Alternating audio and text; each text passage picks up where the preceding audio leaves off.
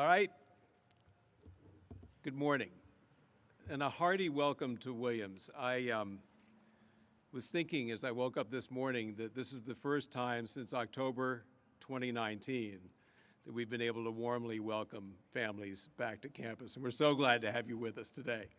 I'm Rob White. I'm the Director of Parent and Family Programs, the man behind the Facebook curtain, and as I tell your students, Dean of your mom and dad. A few quick housekeeping notes. Bathrooms. Today is an outdoor-only event, so most available bathrooms are right there between Bernard Music Center and Hollander Hall. There are also a few bathrooms in the only 2 indoor spaces that are actually open and available today. Sawyer Library right behind me, and the Williams College Museum of Art across Route 2. Right after this presentation, we'll hear from 3 professors about life inside the Williams classroom. And right after that, at 11 o'clock, President Maud Mandel and Dean of the College, Marlene Sandstrom, will share their thoughts and answer your questions at what we're calling the Family Day Assembly. Right after that final morning presentation, lunch will be served until 1:30 under that big tent in front of Presky Center. The lunch buffet actually opens at 11:30. That gives you a 2-hour window, so bide your time and jump in when the lines look shorter. All right. Now, to the business at hand, what happens beyond the Williams classroom.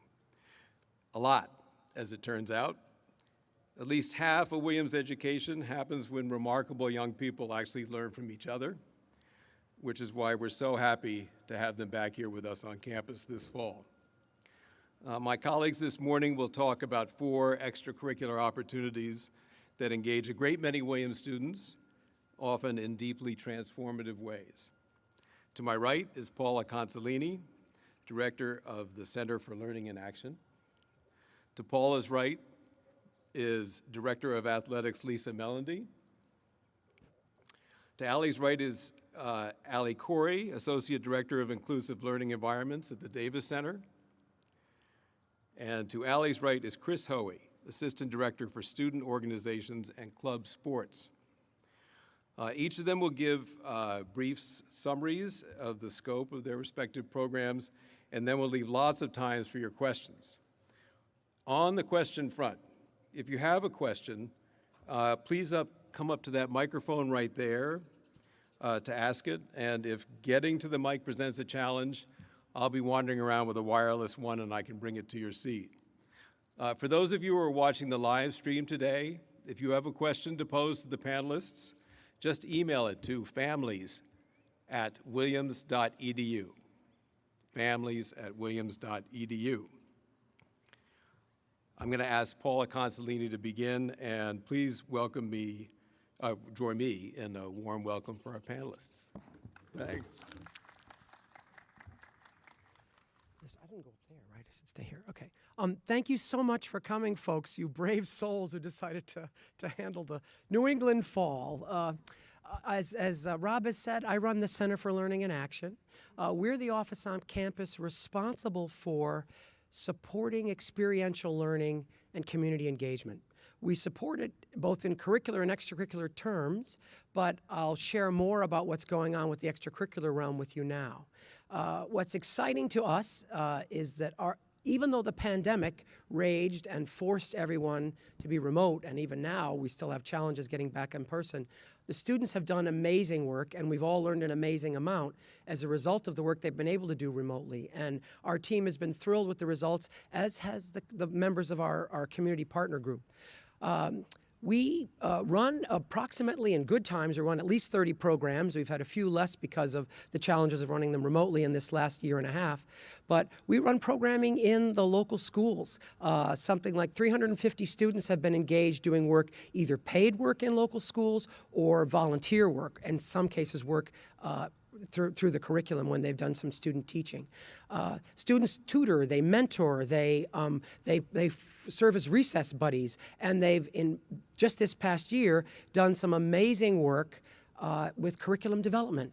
When we realized that the challenges, the community was, and the school systems were up to the challenges of dealing with, or finally beginning to address in more meaningful ways, the huge gaps in the whitewashing of American social studies, we had a student crew of about 18 students step up to completely remotely rewrite curriculum for the local schools, focused primarily on American history, but some amazing project work that's been done. And one of the items that we've handed out and that's available online, and I'll share it with folks just as an image here, is a coloring book that was created in the summer of 2020 by a student who realized, the book is called Coloring American Heroes, by a student who realized that there were very few African-American heroes known to them, certainly known through public schools, and certainly in American culture. So this student came up with this project, created at the end of the summer of 2020, and then when faculty in the local public schools saw this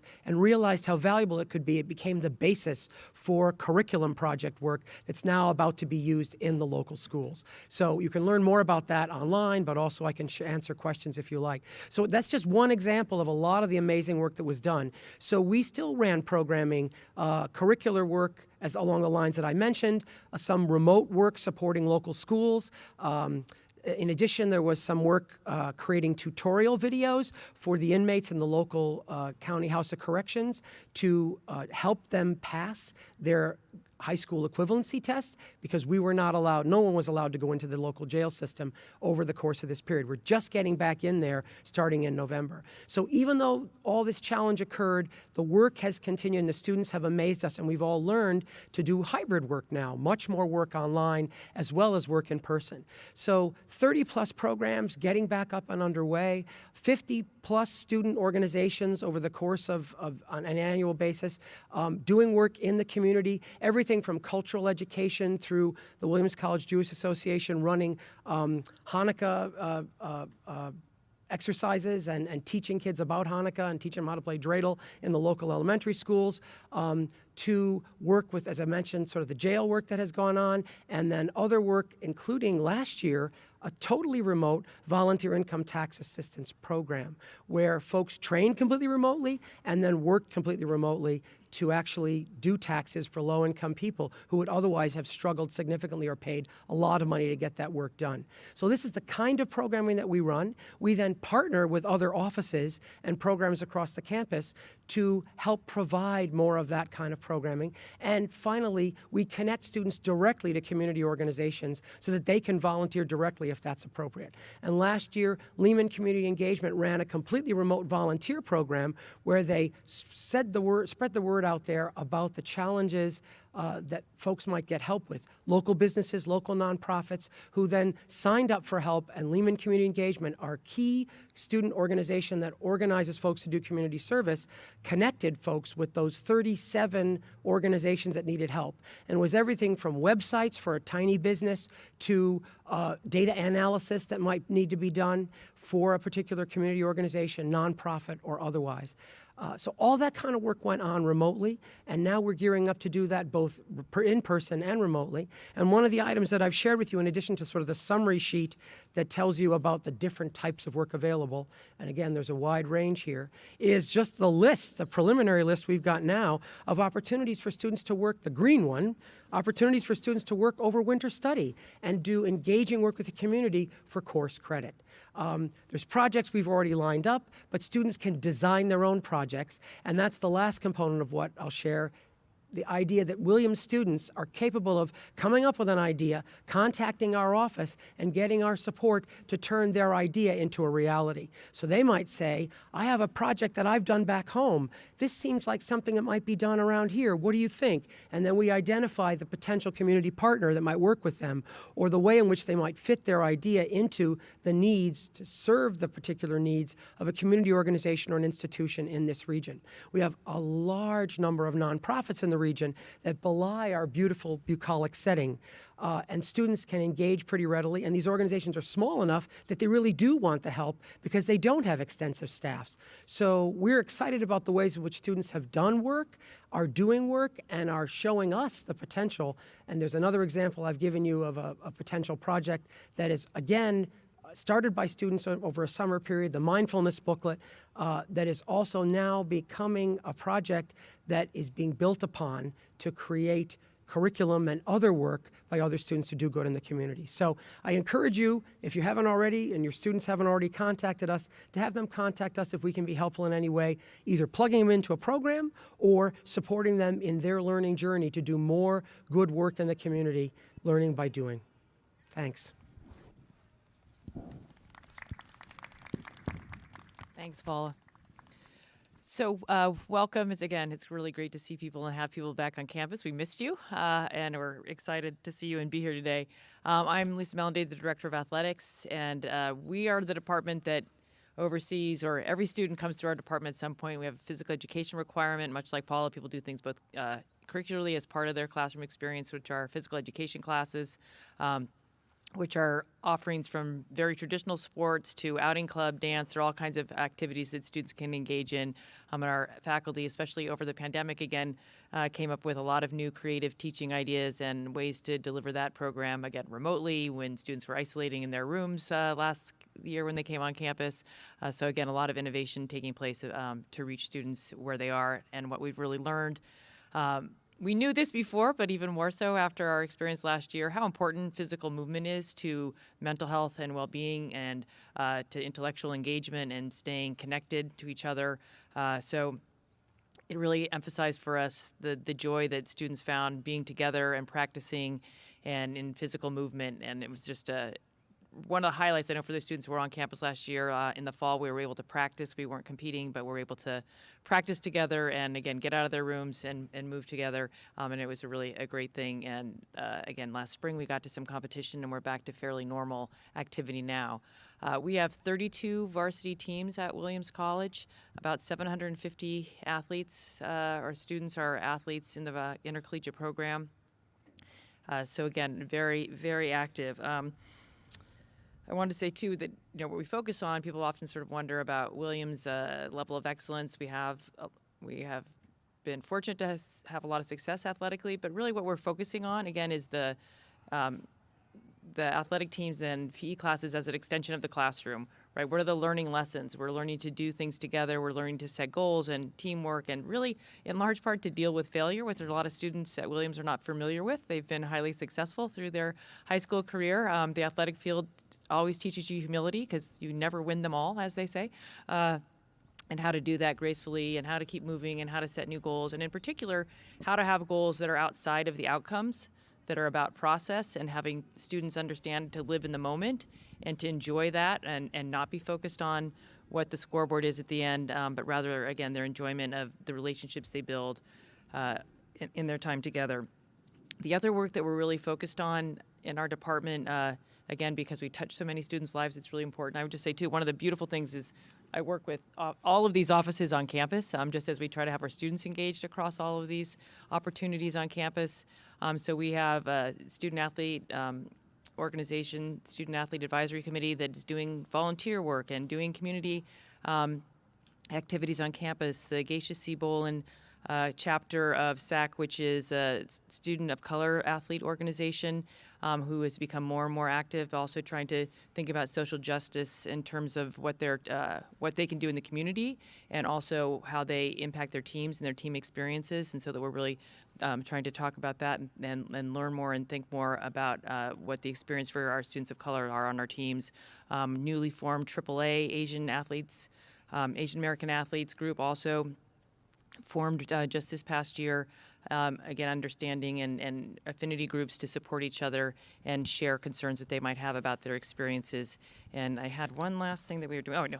Lastly, the other work we're doing, obviously, we're doing a lot of work in supporting the student committee, supporting mental health issues for students, again, across campus, trying to really normalize seeking of help, being able to talk about it more freely, and understand, again, where students are and being able to support each other.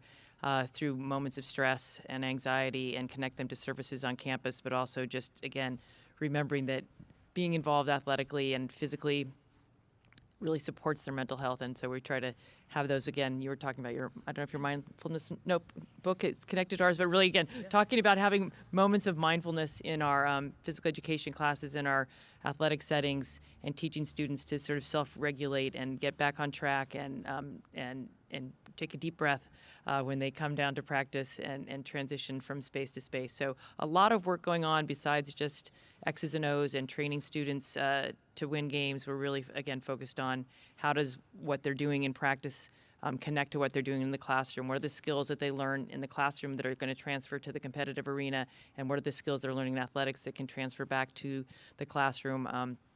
Students learn in all kinds of different ways, and the aha moments happen in surprising places, but those transfer to other areas of their lives and other areas of learning. So that's really the focus of our program. Thank you.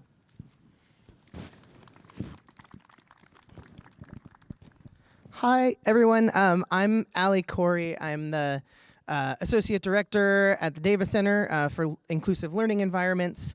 I guess before I get started explaining kind of what the Davis Center is and does, I want to read the Williams's recently adopted institutional land acknowledgement. So we respectfully acknowledge that Williams College stands on the ancestral homelands of the Stockbridge Munsee Mohicans, who are the indigenous peoples of the region now called Williamstown. Following tremendous hardship after being forced from their valued homelands, they continued as a sovereign tribal nation in Wisconsin, which is where they reside today. We pay honor and respect to their ancestors, past and present, as we commit to building a more inclusive and equitable space for all. So I like to keep that in mind always on this land. I work at the Davis Center, and the Davis Center is kind of like a multicultural center plus here. Our motto is lead, educate, support. We are the office and the folks here who lead conversations about complex issues of identity and power. We do that in a variety of different ways, both internally with working with the senior staff and the leadership of the college, and also liaising a lot with students and faculty and other staff. We do a fair amount of education work through workshops and trainings on how to build more inclusive environments. And in that work, we also employ a number of community engagement fellows, student workers who do a substantial amount of this work and really learn and practice their leadership skills as leaders on difficult issues that may arise both in the classroom and routinely outside of the classroom. And then additionally, we support classes, clubs, offices across campus, and we also receive support from other offices across campus in our programming. We are the core support staff for our 22 MINCO groups, which is the Minority Coalition. These are student-run groups, and that are fairly autonomous, usually organized around identity affinities. And so we are the office that supports those groups most directly in their programming, and also in them developing leadership. Again, one of the core things that we see really being important about the various student groups we support is trying to cultivate a sense of social justice and leadership together, working on team dynamics. How do you organize and effectively run a relatively large organization with people in it who have a variety of different interests and hold many different identities and come from many different kinds of places, even as they may share some aspects of themselves. And we also do a fair amount of programming. So we run a social change film series, which we partner with Images Cinema on, and we try to bring together classes with the community, with community members and students to host talkbacks on those films. We host lunch and learns where faculty, staff, and or students might present some of the work that they're doing on issues of social justice. And we host dialogues to discuss difficult issues. We just recently had one on critical race theory and its history, for instance, as that's a topic that's been really important recently in American politics. I'll conclude by saying we have 4 staff members, and most of our programming right now is finally back in person. It is wonderful to be meeting with students in person, to be hosting events, having dialogues in person, and it's wonderful to have you all here on this land. Thank you.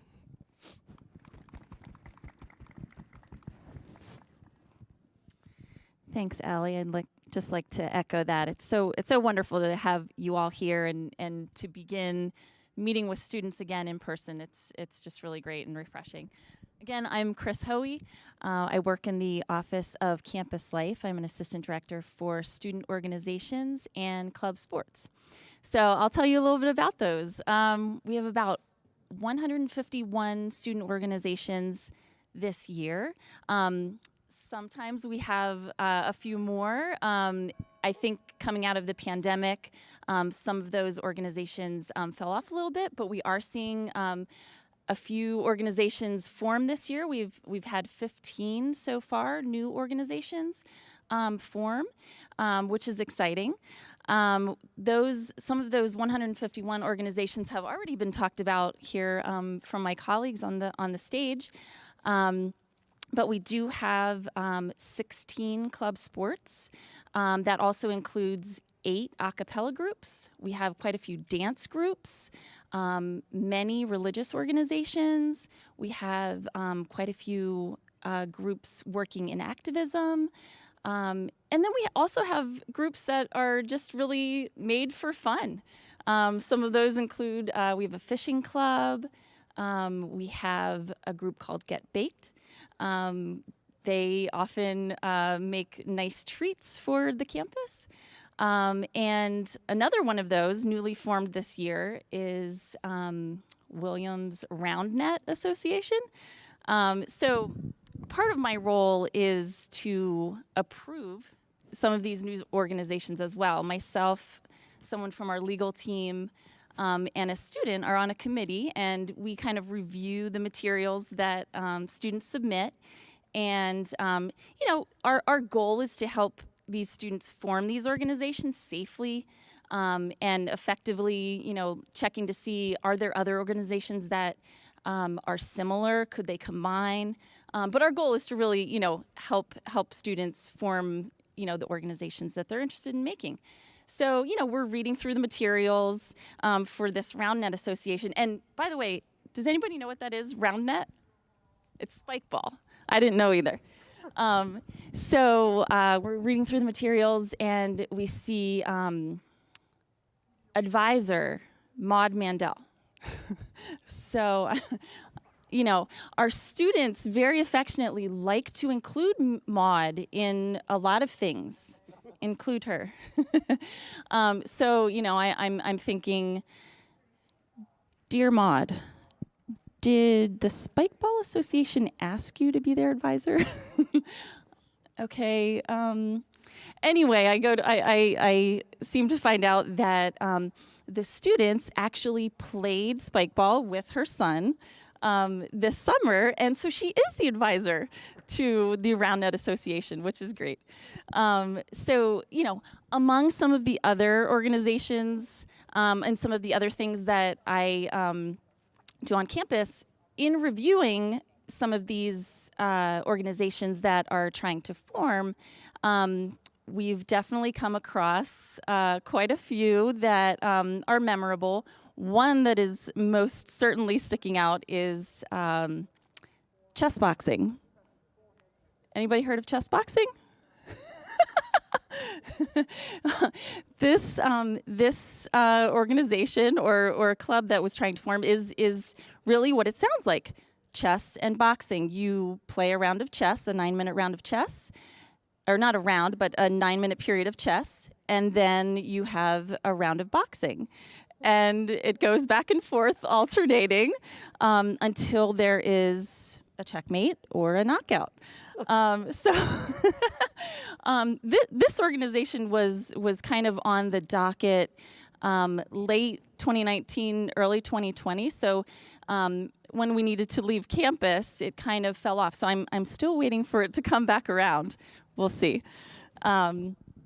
But yes, your students are very bright, very interesting, just excited about a lot of things. So fun things come my way to check out and help them to form these organizations. So encourage them to follow through. Let's see what else. How do students work with their organization? They're going to need funding, right?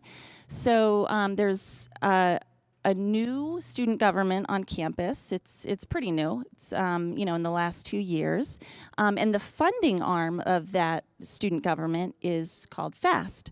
And our student groups go to FAST and request funding for different events. Maybe it's speakers.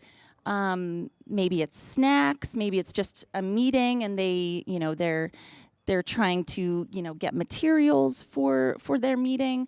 FAST funds all of these kinds of things, and our students have a good relationship with FAST right now, and they're very, very encouraged by the openness that FAST is providing.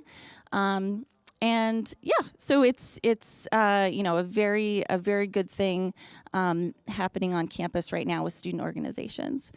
I think now we might be open for questions.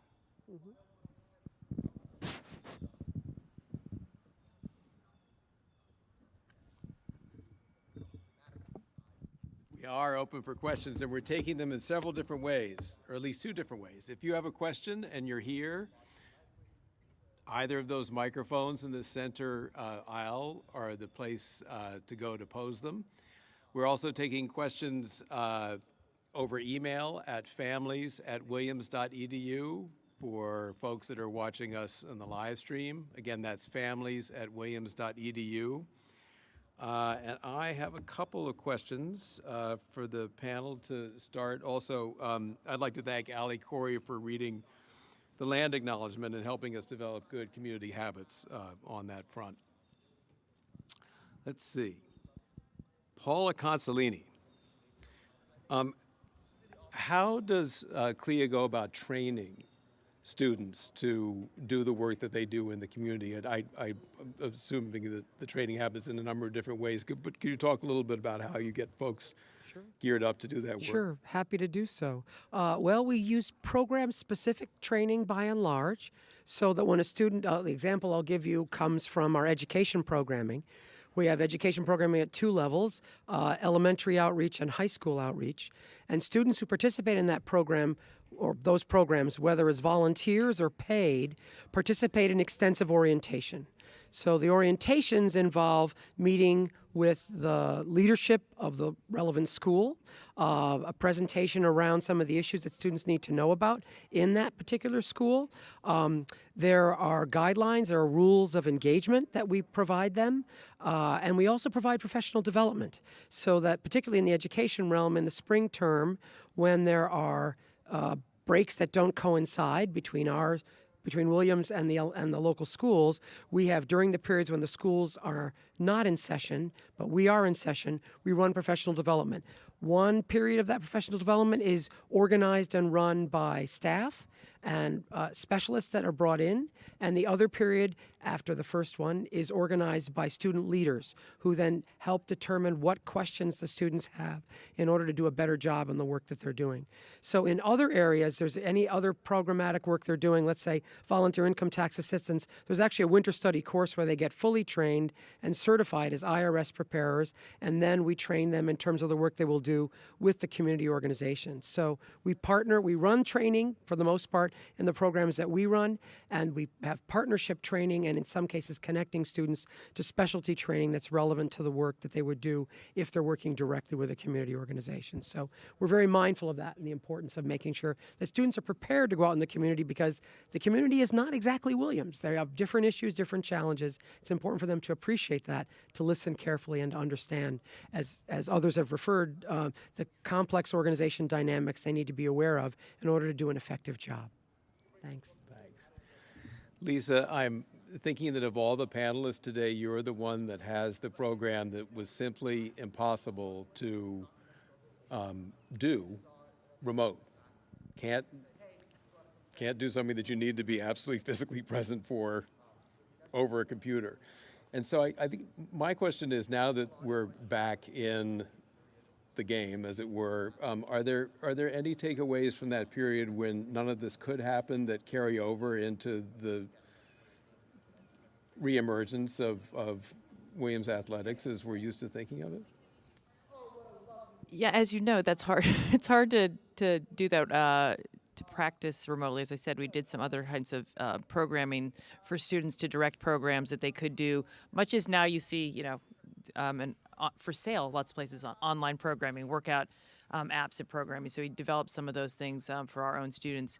But in terms of teams, what really happened was our coaches, I think, learned a lot, because they had to, initially we practiced 6 and 12 feet apart.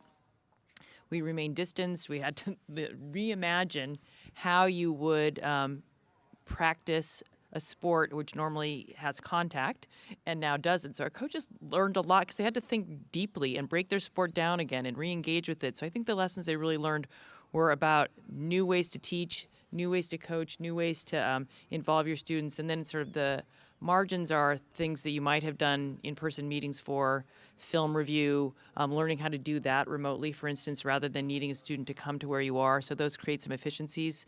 One of the things that we engage in a lot, this isn't, again, not directly to your question, but that Williams students are really busy. Look at beyond their coursework, which is overwhelmingly stressful and time-consuming, all these other great things that they want to be involved with on campus. Efficiency is critical to them. They want the content, they want to learn, they want to get as much as they can. They're only 24 hours in a day. So we learned a lot of efficiencies, I think, about how to deliver content in a more compact time frame. And again, what could we do without them needing to leave their dorm room, much as I said, perhaps breaking down film or having a meeting or building team culture. And I would say the other thing that is probably the biggest takeaway was the last thing I mentioned, building team culture.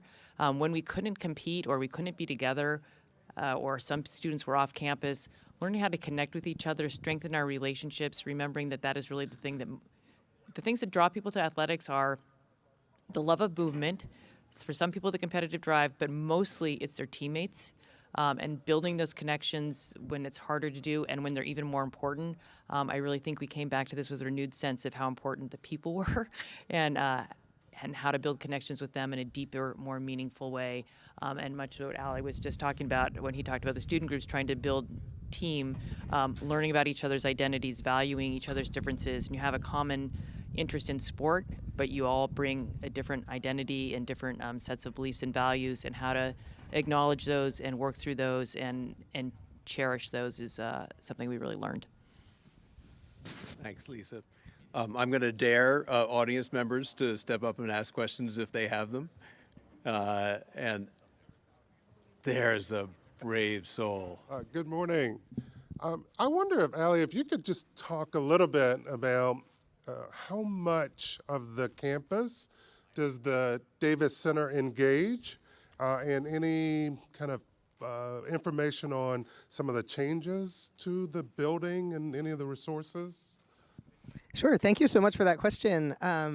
So the first thing I will begin with by saying is I'm relatively new to my position, so I'm currently learning about how, exactly what our reach is and the mechanics of all of our different partnerships. So I don't have like a number. I can't give you a quantitative analysis here, because qualitatively, we engage with I've only been here really since June and being on campus since the beginning of August.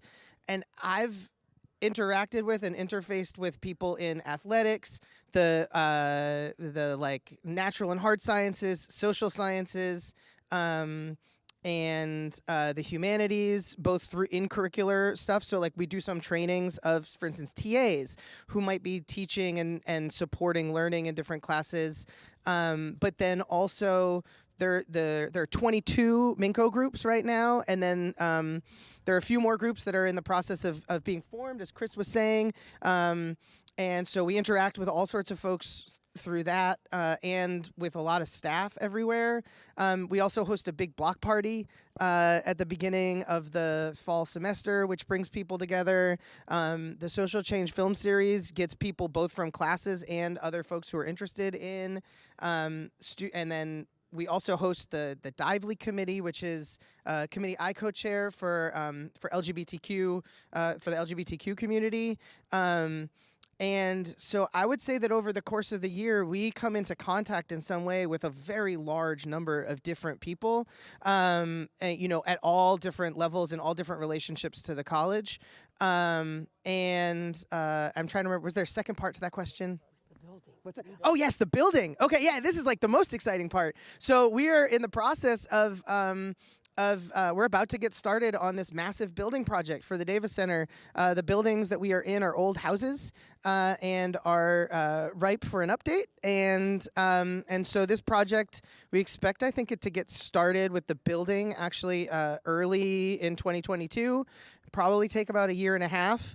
And we're getting a full upgrade in like all the buildings, so they'll be more accessible to folks with various disabilities, and there will be larger meeting spaces. This is one of the things that we're trying to make sure that we can really accommodate in a new building. There's been a lot of attention to the materials that are used, and also the equity practices of contractors and the folks who are doing the work, to try to make sure that our ideals are lived in those relationships, and they're not simply just things that we talk about.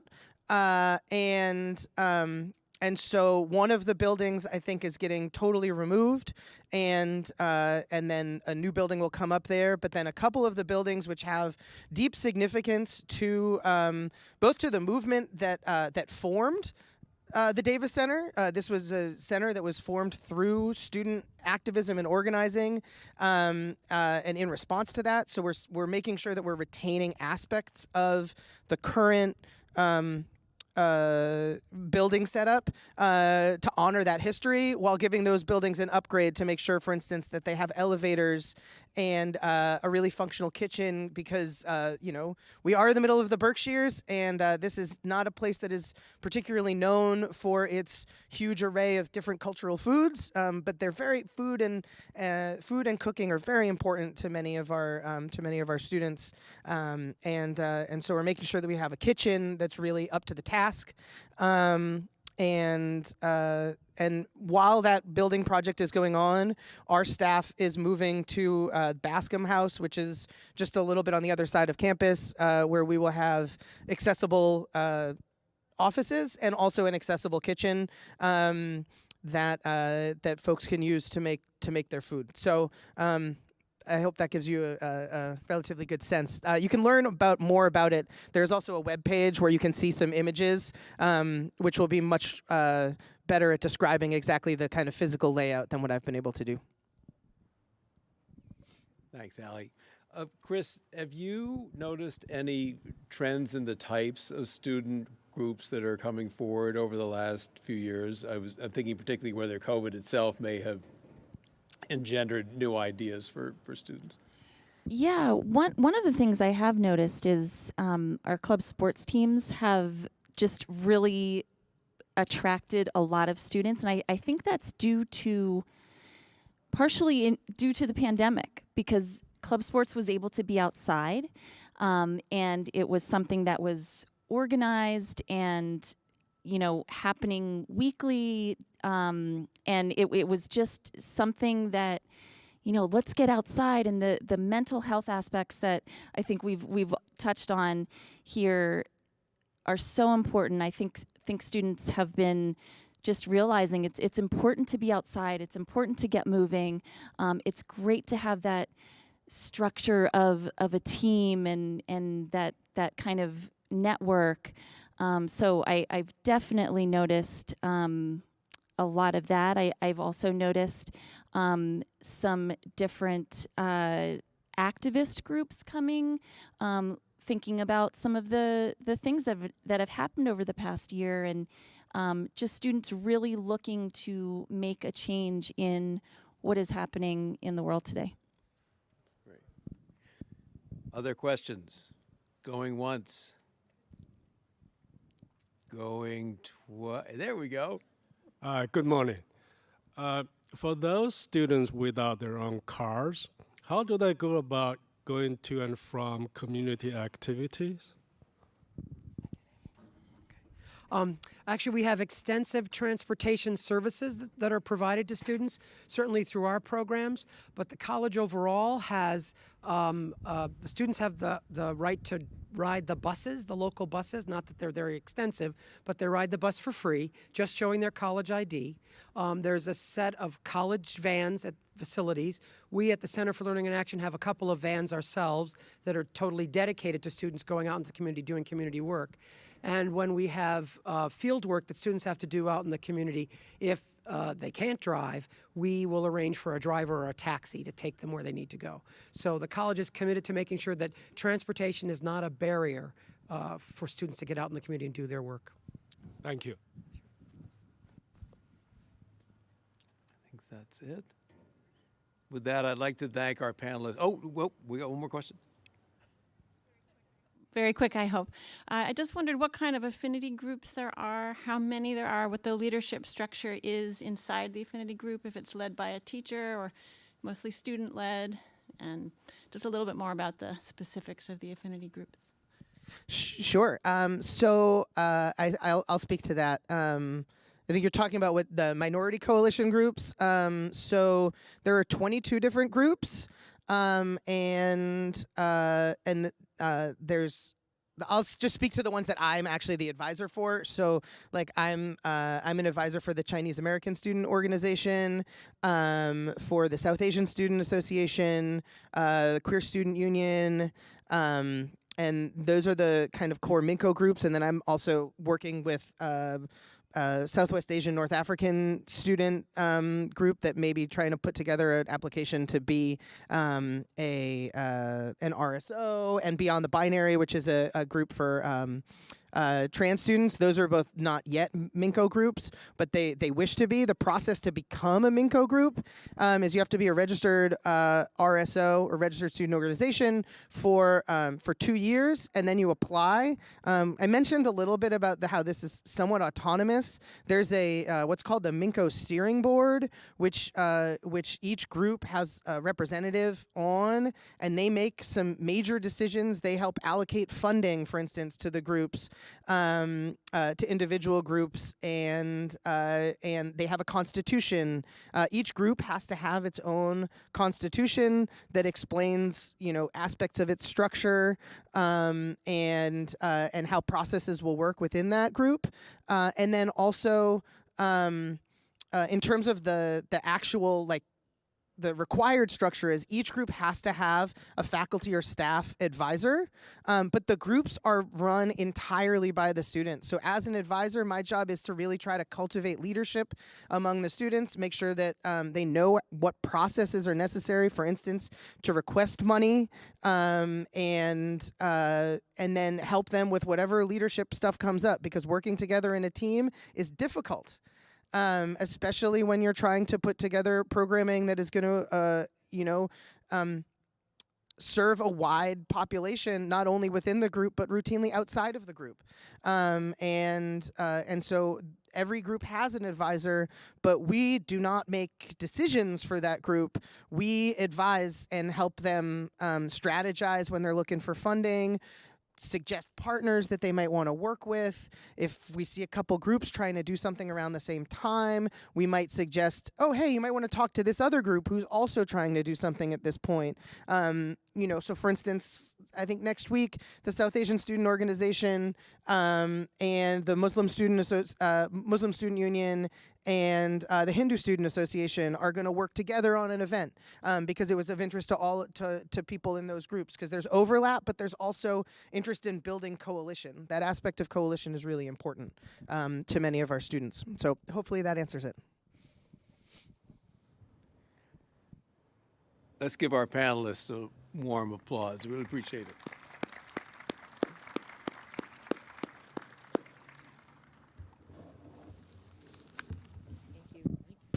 Thank you all.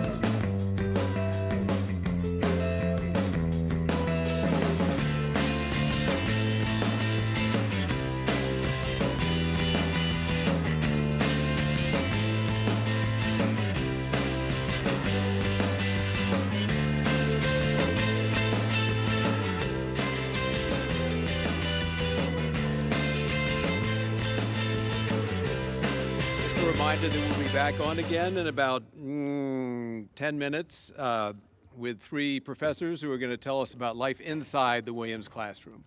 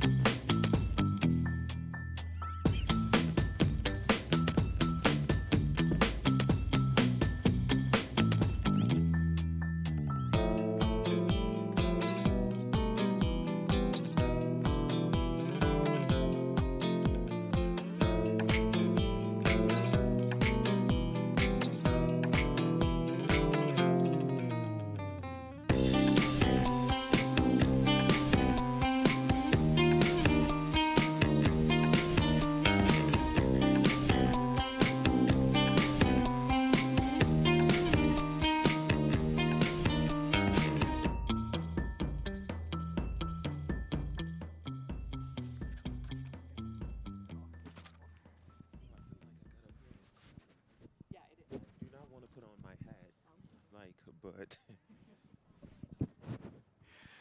Welcome back.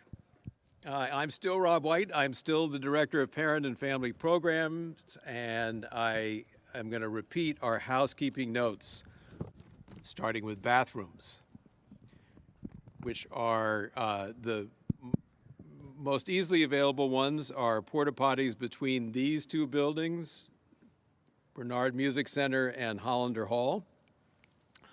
There are a few bathrooms behind me in Sawyer Library, and there are a few more over in the Williams College Museum of Art across Route 2. Right after this panel discussion, we'll be joined here with President Maud Mandel and Dean of the College, Marlene Sandstrom, who will share their thoughts and answer your questions at our Family Days Assembly. And right after that, lunch will be served under that big tent in front of Paresky Center. The lunch buffet actually opens at 11:30. It's a 2-hour window. Lots of hungry people here, so keep an eye out over there and you'll probably find a moment when the line gets shorter. Now we have a chance to hear from people at the heart of the Williams matter, professors who teach your students. To my immediate right is Assistant Professor of Geosciences, Jose Constantine. Jose teaches courses ranging from geomorphology to global warming and environmental change. His research helps unlock the mysteries of how rivers reshape the landscape. And Jose will speak for Division III, Sciences and Mathematics. To Jose's right is Associate Professor of English, Emily Vasilauskas. Emily teaches courses ranging from Renaissance literature to Shakespeare to Dickinson to mysticism. She's published widely in these subjects, and her book, The Skull in the Mirror, Aesthetics in the Age of Shakespeare, is currently under review with Oxford University Press. Today, she's representing all languages and the arts in what we call Division I. To Emily's right is Assistant Professor of History, Tyron Stewart. Tyron teaches political and social history with a primary focus on labor and race politics in the American North, particularly during the early 20th century and the American interwar period. In addition to a host of scholarly articles and reviews on these subjects, Tyron is the author of the forthcoming book, The Benching of Willis Ward, The Making of a Black Conservative in the Jim Crow North. Tyron will speak for his colleagues in Division II, the Social Sciences. Each of our panelists will give a brief overview of their third of the Williams curriculum, and then we'll open it up for questions.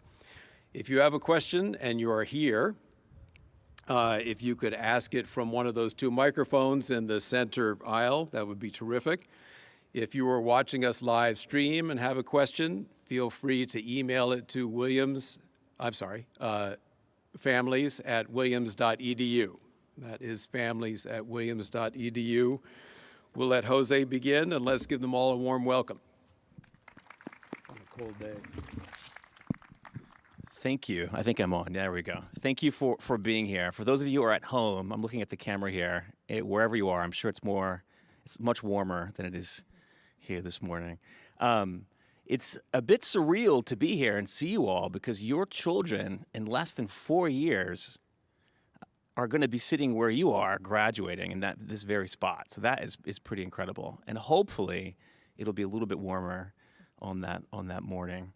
So it's a real privilege to be here with you. We're grateful that you sent your children to us. I'm here to talk about Division III, which is the natural sciences. We're the smallest of the divisions in terms of numbers of majors and professors, but we punch above our weight. Roughly half of students who come to Williams end up majoring.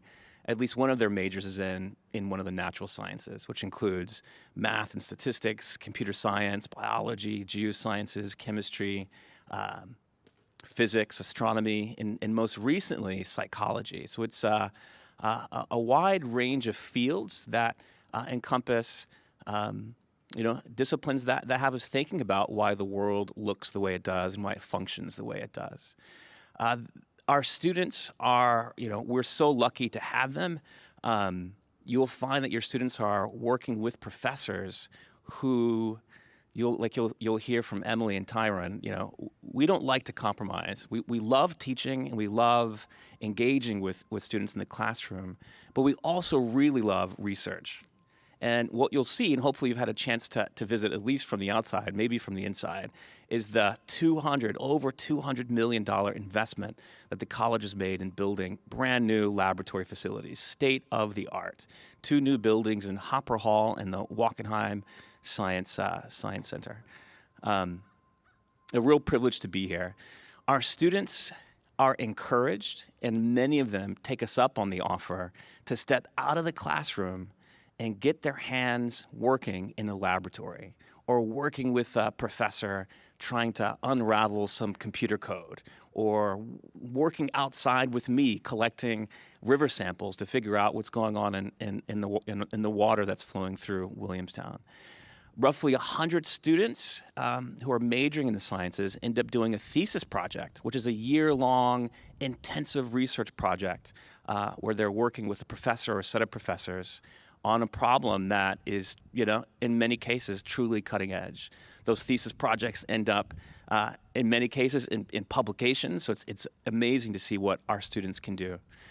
This effort, this value that we place on experiential learning in the sciences holds true through the summer, where roughly 200 students reside on campus to continue their education, to continue their experience in doing science. So if you have a child who is interested in the sciences, please encourage them to reach out to their professors, which I'm sure they've already done, and get them thinking about, you know, ways that they can engage during the school year, either as research assistants during the summer in our summer research program, and eventually as thesis students. I can tell you just briefly as I wind up my end of it, a real privilege, I think, of being a professor here, and I think being a student here, is that we're a small campus. And we're a small campus of people who are a little bit different in how much they care, right? About a subject, about each other, about this world we live in and live on. And we bounce into each other, you know? It's a privilege to be here with Emily and Tyron, and you know, just in the few minutes that we shared before we hopped up on the stage, I was learning about Tyron's work and was getting excited. And that's exactly what happened to me as a geosciences professor. I happened to bump into a wonderful colleague who's become a wonderful friend, an Africana Studies professor, James Manigault Bryant, who, you know, through that interaction changed the course of my research and teaching. And now I'm thinking about how the geosciences can play a role in addressing some of the major environmental problems that we face across the planet. So a lot of my work now is focused on environmental justice. And we're bringing in students who are eager to blur the lines between the divisions, students who have an interest in history, for instance, who are also thinking about, you know, the role of how we've manipulated the landscape and the role that has played in people's lives and the environment. So really excited to be with you this morning. We're grateful that you're here, shivering with us. We have a warm beverage nearby, and I will pass it off to my wonderful colleague, Emily. Hello, can you hear me? Is that working? Great. I can definitely affirm what Jose said about the impressiveness of the new science buildings. You should all go take a look. We're very jealous on our side of campus of these beautiful new buildings, and we have very beautiful buildings of our own, so it's saying something. So I'm Emily Vasilauskis. I teach in the English department, and I want to tell you a little story to start off with. So it's the first day of class this semester. We're all so pleased and, in fact, overjoyed to be back in the classroom. A lot of us were on Zoom for a whole year or more. And I missed a call when I was in class. And it was one of those mysterious missed calls. No caller ID. And I listened to my voicemail, and it was my colleague who just retired, Chris Pye. And he was calling me from literally a Greek island where he spent the summer and early fall, the first summer and early fall of his retirement. And he wanted to know how it went. How did the first day go? How was it? Tell me all about it. So there's something special, right, about the Williams classroom, that it can provoke curiosity and wonder even after 35 years. The first moment when you find yourself not there you want to know how it was. You want to know how it went. Sort of as if I should have been the one sending a postcard from Williamstown rather than him sending a postcard from the Aegean Sea. Wish you were here. So what is so special, so curious, and so wonderful about the Williams classroom? So I'm here to represent Division 1, the humanities, which we're defining as the arts, the languages, and literature. So I became a parent this year. My daughter is 11 months old, and that's given me a new occasion for appreciating all of these subjects. Even though I've devoted my career to literary study, I have this whole new understanding of the arts and humanities and why it is that it's so worth devoting time to. Why it is so fundamental to who we are. So our senses, our capacity for language, our ability to use our understanding and appreciation of form to produce a shared human world, right? This is something that I was doing on the first day of her life with her and that she was doing with me. So just to give you a little example, music. I'm not a musical person, but I sort of spontaneously found myself singing songs to her, just making up goofy songs. Why? Why was I doing that? It makes no, in some ways it's completely illogical, but in other ways, I needed something like music to give us something to share, to be together in and with. And I'm sure all of you, as parents and family members, remember how important those tools were and are. Music, art, words, and stories when your children were very small and when they were not so small. So in some sense, we are picking up where you left off. You taught your children their mother tongue, or perhaps a mother tongue, two mother tongues. And in Division 1, we're helping them learn a second or a third or a fourth language.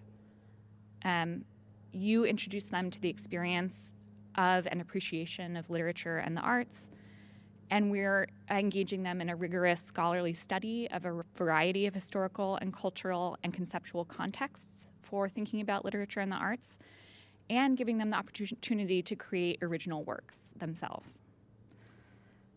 So Division 1 isn't just subject matter, but it's also a set of modes of interaction. So this is true, in fact, I think of all the divisions, but there maybe is something distinctive about what happens in Division 1. So a close and sustained collaboration between students and faculty members. So you may have heard about Williams tutorials. So these are courses that are limited to 10 students and one professor, and the format is that each week a pair of students meets with one professor. One student writes a paper, the other student writes a response, and there's an hour or an hour and 15-minute discussion. So we teach a lot of tutorials in Division 1. But there's one-on-one work that happens in every single course. So in any given week, I'm meeting with 15 students in my office hours, working with them on their papers, working with them on interpretation of texts. And it's a lot of work, but it's very, very joyful work. And all of that effort, it's like the effort of parenting in a lot of ways, over time yields the ability for these students to do sustained, independent work and to collaborate not just with their teachers, but with one another. So just to give you an example, I'm teaching 2 courses this semester. One is a 100-level writing course. So first-year students, their first college course where they're writing essays. My other course is a senior honors colloquium for thesis writers in the English department. So students embarking on projects that will culminate in 100-page original works of scholarship. So really the bookends of Division 1 kind of experience. And my first-year students are doing this incredibly challenging thing, right, of learning how to write in a way that isn't just because they've been given an assignment, but to become a participant in an intellectual conversation, right? And they're not quite on equal footing with the other participants in those intellectual conversations yet, but they're getting there. They're working towards that. And on the other side, my senior thesis writers, there they are. They're really doing original, fascinating, incredible things. And they're teaching one another. I'm sort of just there to let it happen, to facilitate. And so just to give you an example there, 2 students in the honors colloquium, so couldn't be more different on the face of it. So one is working on science fiction, utopianism, and transgender theory. The other is working on medieval devotional literature, right? So really, really different.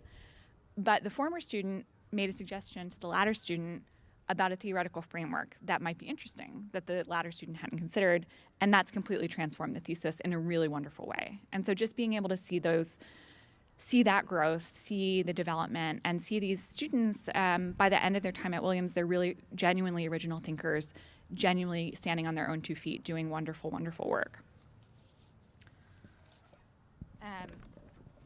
They're learning how to have intellectual conversations. They're also learning how to sustain a life of the mind, alone and with others, once they leave Williams. And so we think about that a lot too. Division I as equipping you for life, everything that life entails, all of its happiness and all of its sadness. And we do send them off into the world, just as you have sent them off into the world by sending them to Williams. So back to that postcard line, wish you were here. So there's a kind of analogy, or maybe a metaphor, to use a Division I word, between my colleague calling to check in on me and you. That's precisely why you're all here now. Somebody sent you a postcard saying, wish you were here.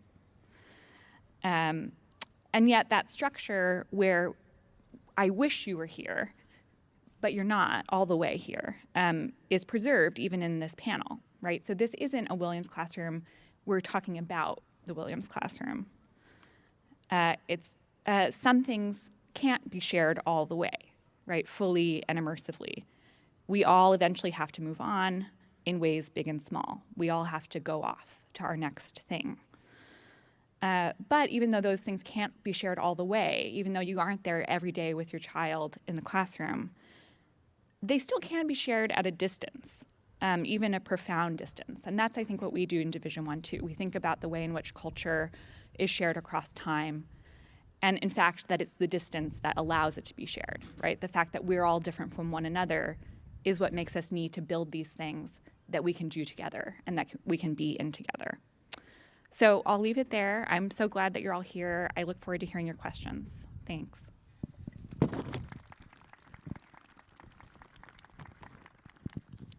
Can everyone hear me well? Good. Good morning. It is such a delight and an honor first to be joined by Emily and Jose, and certainly to welcome you all to Williams on this crisp morning.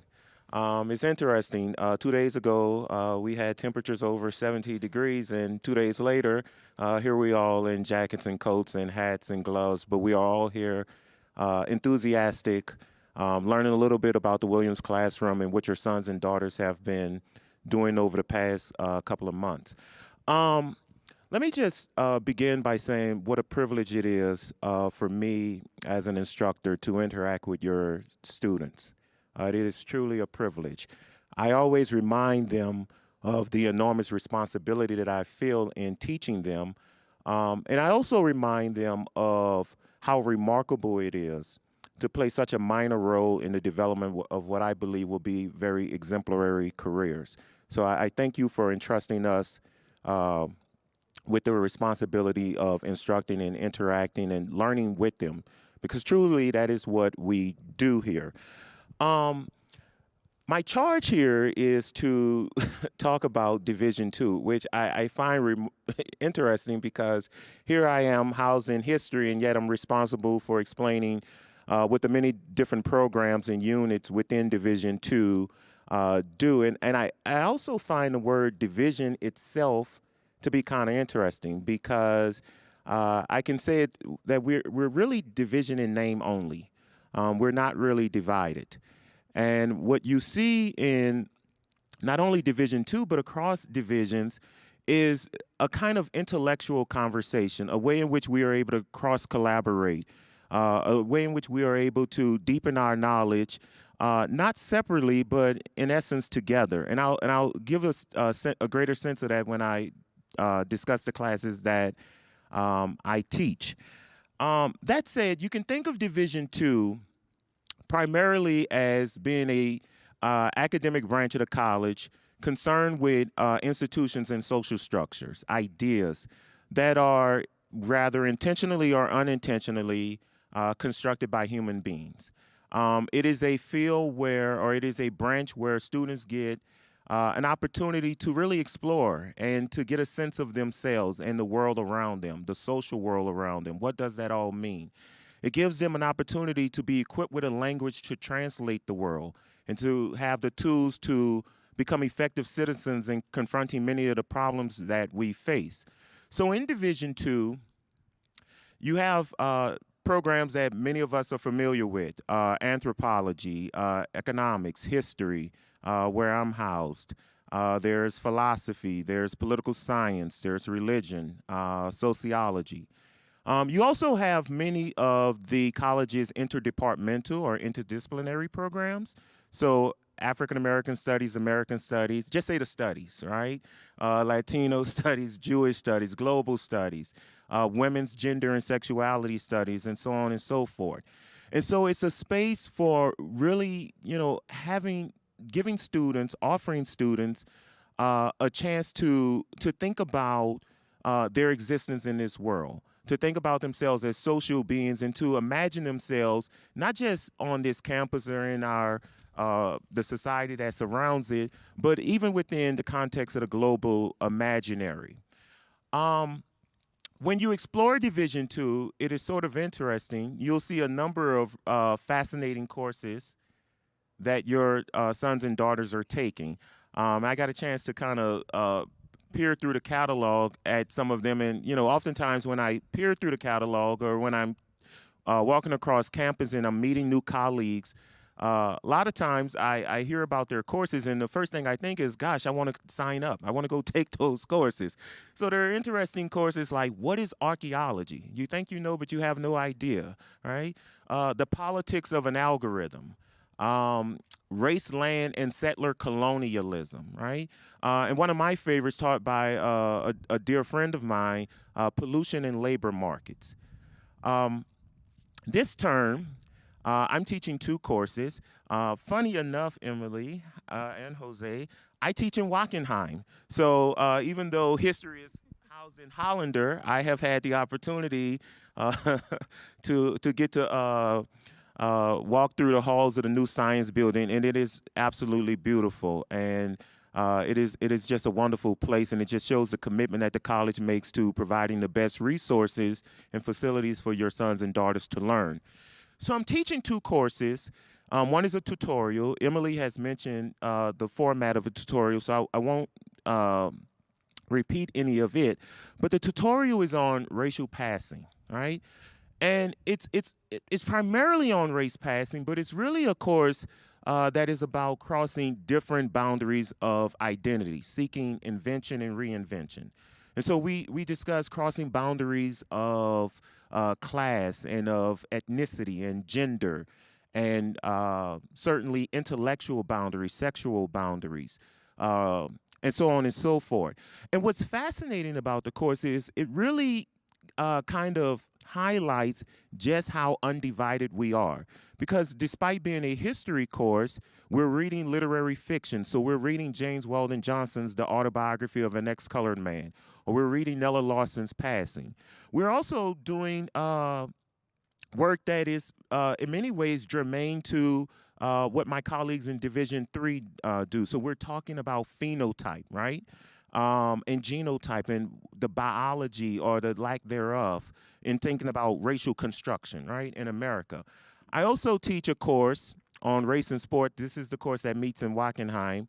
I have 41 students in that class.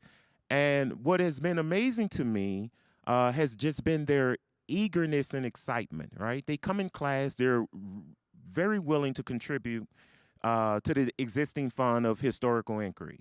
And it's amazing because we're coming off, or we're really still in the pandemic, right? We still wear masks indoors. It is part of the reason why we are outdoors today.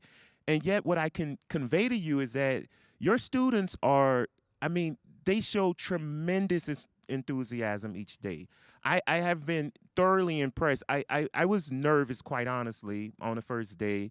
Emily, you recall the first day, and I think back to the first day, I had so much anxiety about what the classroom space would be like.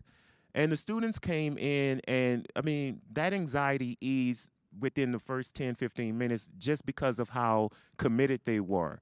And so I think, it's then, inspiring. It becomes an even more wonderful opportunity for us to come into the classroom each day and to learn with them.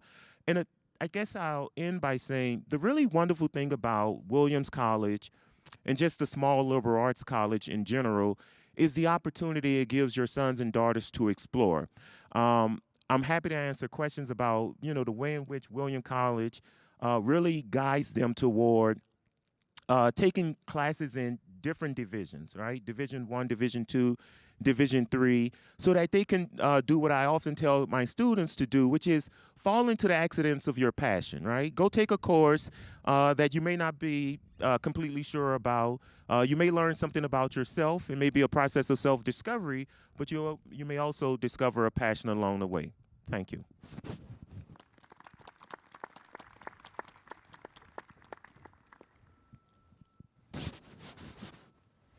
First, I'd like to congratulate all of our panelists for looking as warm and relaxed as they are up there. Tyron, I've got a little hat here if you're... we're on to questions. And if you're here with us and want to ask one, I'd ask you to step to one of those two mics in the center of the audience. And if you are with us on the live stream, just email your question to families@williams.edu.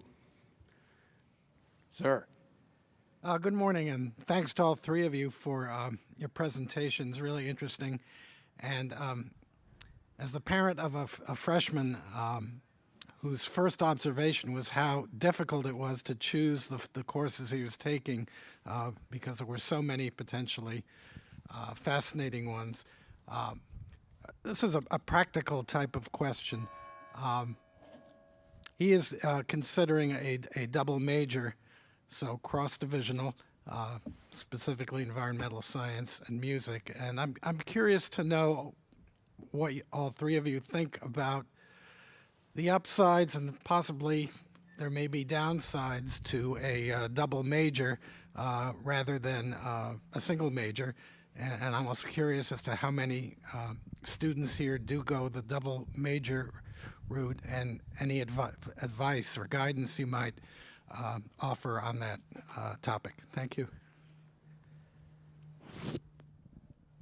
Do one of you want to take this, or?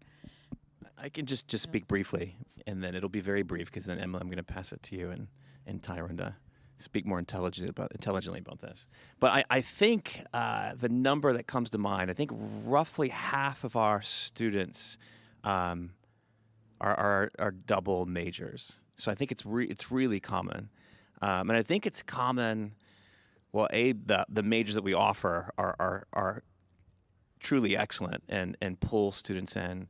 And I think it's also common because the way we structure majors is that there are course requirements, but they don't suck up all the time, right? So it's possible to navigate, the curriculum we offer, to take the breadth of courses that we have that you heard Tyron and Emily speak to, while double majoring. It's not common, but you'll even find students who are triple majoring.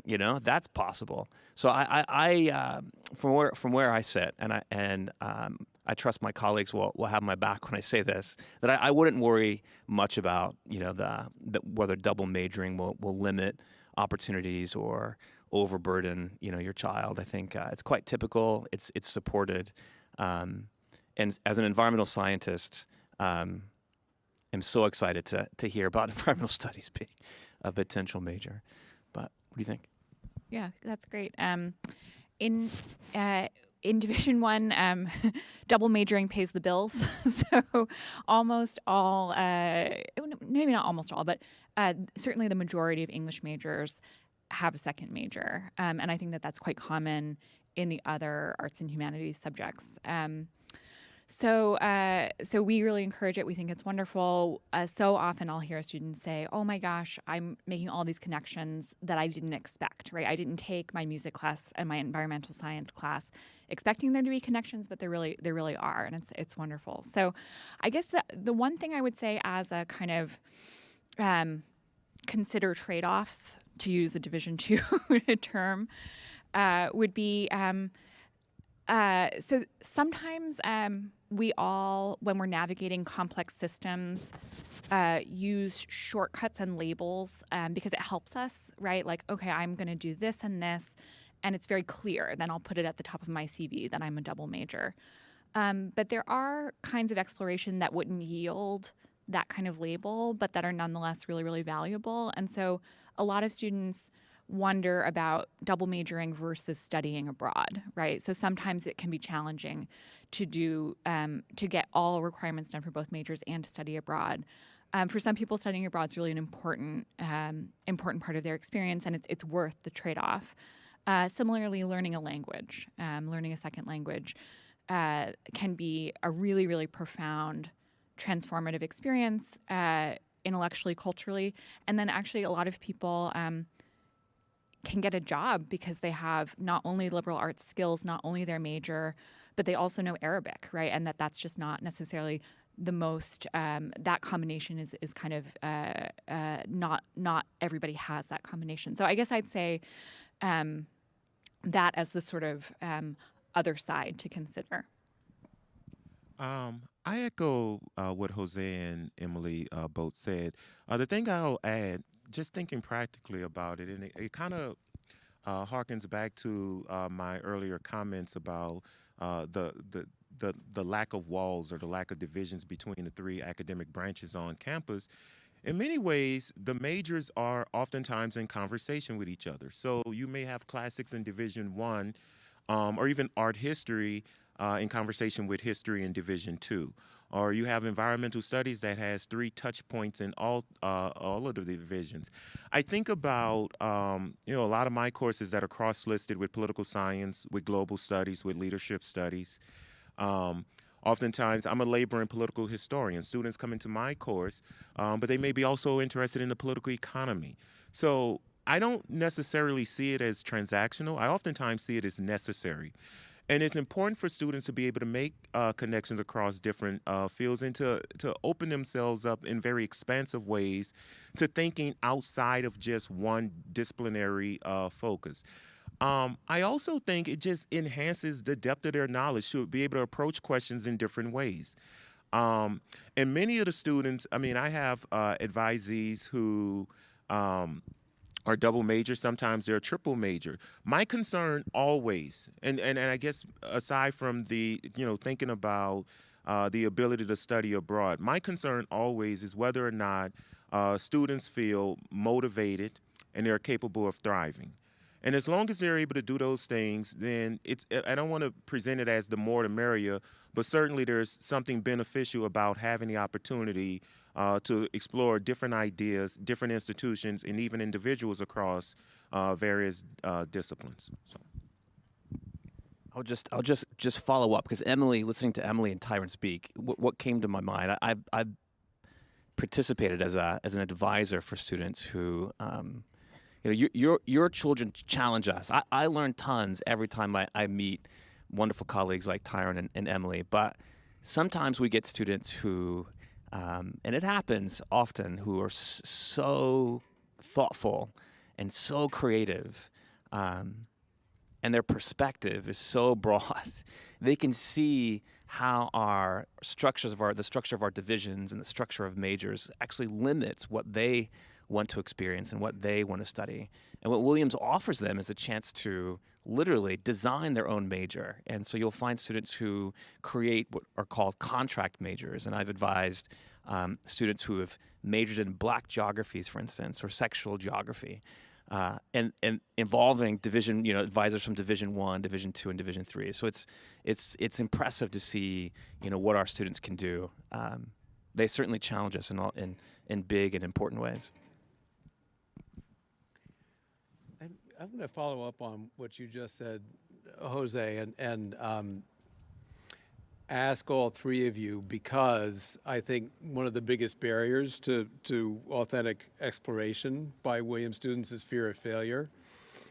If you could each tell us a story about your own moment of undergraduate doubt and how you got past it, because I think if I were a Williams student and I had you teaching me in the class, I would just assume that you had arrived on Earth having solved all those problems because it's so tough to get a tenure track job at Williams.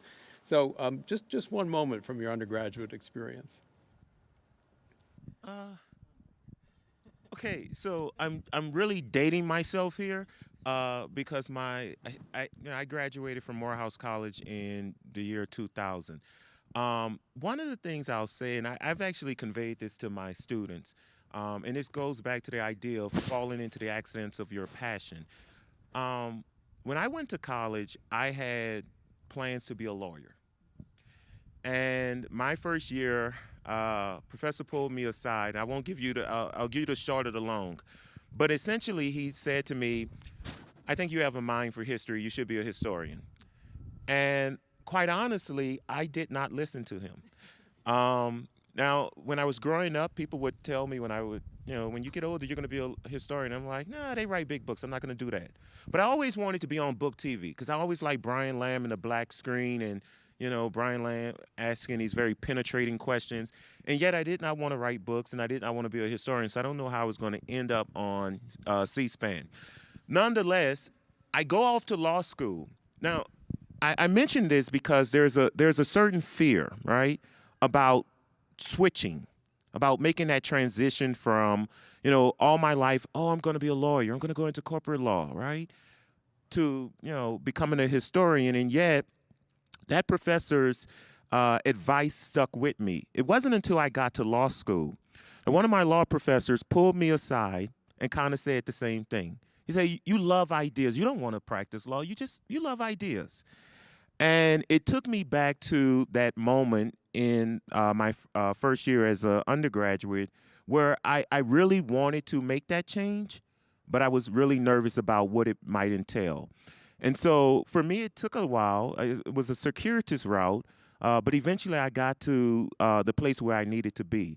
And that's one of the things that I always try to encourage my students to think about, that you may come here with passions, with ideas of what you want to do, your aspirations, and yet having the opportunity to take different courses and to learn not only from us, but from each other may give you a greater sense of what you want to do with your life. And so I guess that would be my story. It's a great one. Yeah, it's a story of failure that involves a lot of people telling you how smart you are. Sorry, just to tease you a tiny bit. No, it's a really interesting story. So okay, I'll give two very small ones. So one is, some of you maybe are already hearing from your students, especially first year students, about this experience, which is very common at lots of undergraduate institutions, which is, Mom, Dad, I tried to get into this club and then I got rejected from it. So I tried to get on the literary magazine. So that happened to me like 6 times in college. And now I'm an English professor, right? So it's kind of weird. But I just said, okay, fine. It doesn't matter. I will find other ways to engage this interest and to do what I want to do. And it doesn't matter, not that it doesn't matter what other people think, but I'm not going to let that determine my course. At the end of college, I was writing a senior thesis. I very dutifully wrote my first chapter. It was completely boring. I knew it was boring, and I just threw it away and started again. So that's the other one, right? Like being able to kind of work at something and realize it's not that great, and then to be courageous enough to say, all right, I'm gonna a bird in the hand is worth 2 in the bush. Maybe not. Maybe this isn't what I want to do. And then I started over, and it was exactly the right decision. So those 2 examples. And I'll keep it brief. You ever have a moment when you hear someone speaking and you get unnerved because it seems like that person got into your head and got into your life experience? That's what happened to me when Tyron was explaining his story, because I'm still have chills, but that's exactly what happened to me. I went to a liberal arts school, the other William and Mary in Virginia. I was the first person in my family to go to college, and I always had this interest in the natural environment. Decided to become a geology major. Was enjoying it, but I didn't. I can't remember how you phrased it, Tyra. I didn't fall into my passions, at least yet. And I thought as I was making my way through this major that, what I wanted to do was to graduate and go to law school and become an environmental lawyer, fight the good fight. And I still have that in me. But, places like Williams, these liberal arts schools, they are truly special. And I want to use another word without you laughing at me. But I think they're precious because they don't have to exist. And why I think they're so special and precious is that these are places where people matter, right? There is no way that your child will not be noticed in our classroom. We will see them every day. We will take note of whether they're having a good or bad day. We'll definitely know if they didn't show up. And we won't let that go without us saying something, right? This is a place where people matter. And when I was an undergraduate, I had a very similar experience to Tyron. I had my professor, a sedimentology professor, Heather McDonald, who saw me in the department one evening and called me into her office. And she reached out, pre-pandemic, and she said, what are you going to do when you graduate? What are you going to be when you grow up? And, I sort of looked uncomfortably, told her about my law school plan. And she goes, but Jose, don't give up. You're so good at science, and that literally reaching out to someone like me was transformed my life. We literally sat down at that very moment and applied. She literally, as I talked, she filled out my application for an internship, a summer internship, and that changed my life. I fell in love with science, and I fell in love with trying to understand how we, through our behaviors as a society, affect the environment. And I'm not sure that answers your question, but Tyron inspired me to follow it with my own story. So encourage your child. Yeah, reach out to us, get involved, take a chance, fall into their passions, and see where this journey is going to take them. It's quite exciting. Such great answers, and I've just decided that I'm going to apply to law school. Now, There are a couple spots apparently. I'm going to dare people in the audience to step up to the mics and ask questions. Hi, thanks. I'm going to ask two related questions, if that's okay. The first is simpler, mostly for Professor Constantine, about the array of research opportunities, both during semesters, winter session, and summer, I think. Is there a good way to navigate that for students, and can parents help? Because I know there's some things we don't necessarily have access to in seeing the whole array. And I'll just ask the second question, which is related because it's also about access to things, about getting into classes. Now, I don't know, my daughter's a first year. I don't only ask this because she really wanted to be in your temptation class, Professor Veselowski. Uh-oh. Not in it. That's the department, it's not you. And Professor Constantine, she probably needs to be in your GIS, Mastering GIS class. But not just for that reason. But, we saw slowly that a lot of classes call for reaching out to professors. It's not just at some schools, it's kind of thing, well, if you don't get into a class, call the professor up so you can get in. It's more like it's part of the process, especially, I think, winter session.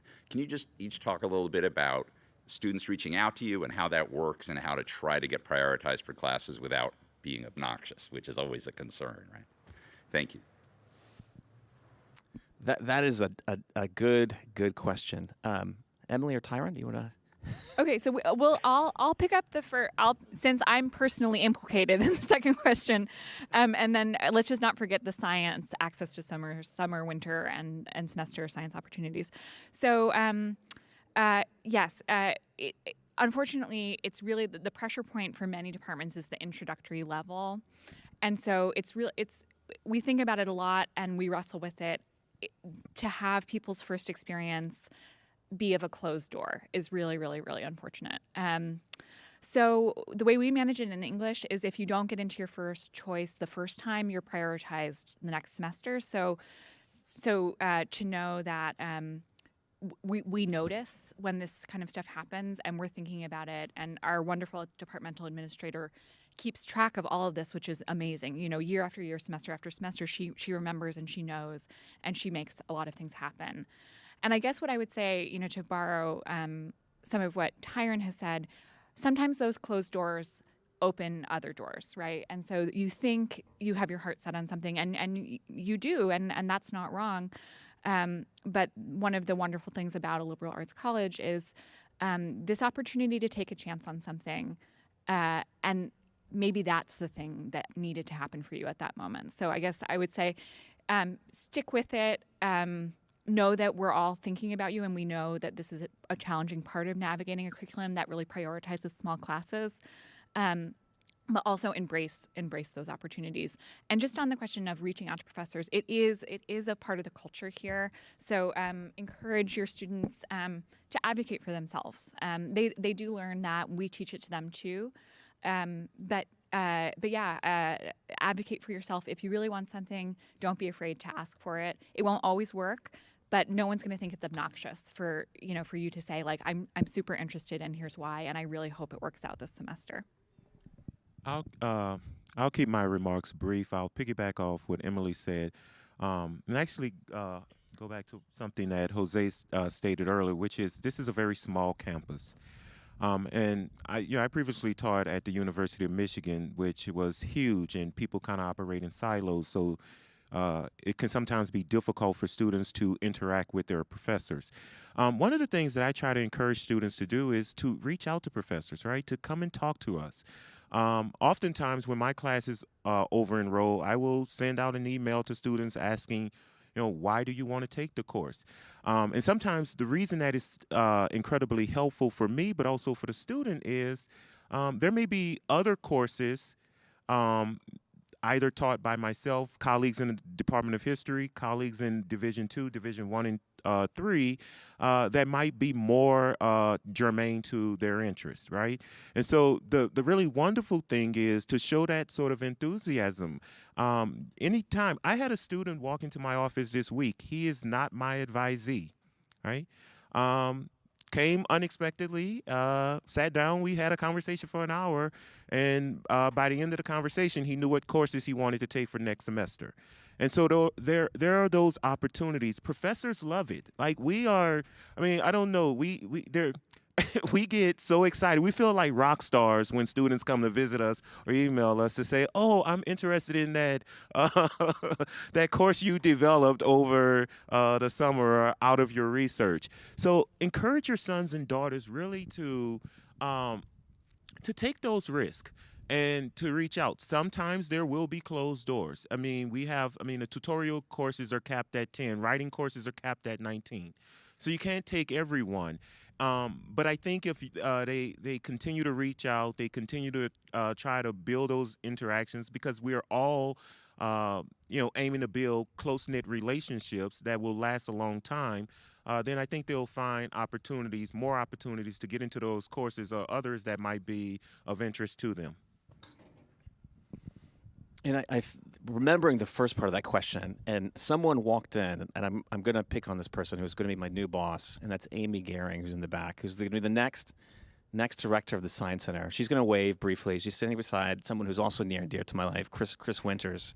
And I'm going to pledge the Science Center to do some things, and Amy, hold Amy to it when I say no. But in all seriousness, we are very lucky, very blessed, very privileged to have funds available to support students in a variety of ways. And in the Division III, through the Science Center, we have funds that allow students to work and gain experience, as you mentioned, during the semester as a research assistant.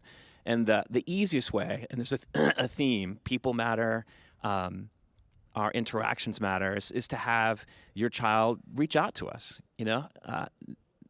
I can guarantee every professor who gets reached out, just as Tyron says, gets excited that someone's interested in their research and wants to learn more about it and wants to gain experience in it. And gratefully, we have funds to support students to do just that. During our winter study period, we also offer students an opportunity to continue working as research assistants or to sink their teeth into an independent study, a project that they can take on over the course of a month. And that is just incredible. You find students who arrive from semester one, and you see their progression as scholars. It's just wonderful to see. The summer program that we offer, where we host, and hopefully, if the pandemic does what it should and disappears eventually, we'll host students up to 200 on campus. And, it's a situation that I think most students have have access to that. I'm looking at Amy here. If a student wants to stay here for the summer and do research, they can. Yes, we're going to hold Amy to it. We've got the funds. We're going to make it happen. So in short, it's incredible. I think, but it all starts with, your child finding and exploring their interests, which will change, which will evolve, which is what is supposed to happen, which is what makes this place and their journey so exciting. Get in touch, and the sooner those conversations start, the more exciting I think that journey can be. Hopefully, I answer that question. Okay, and your child's getting to GIS. You can hold me that too. Hold it. I think we have time for one more question.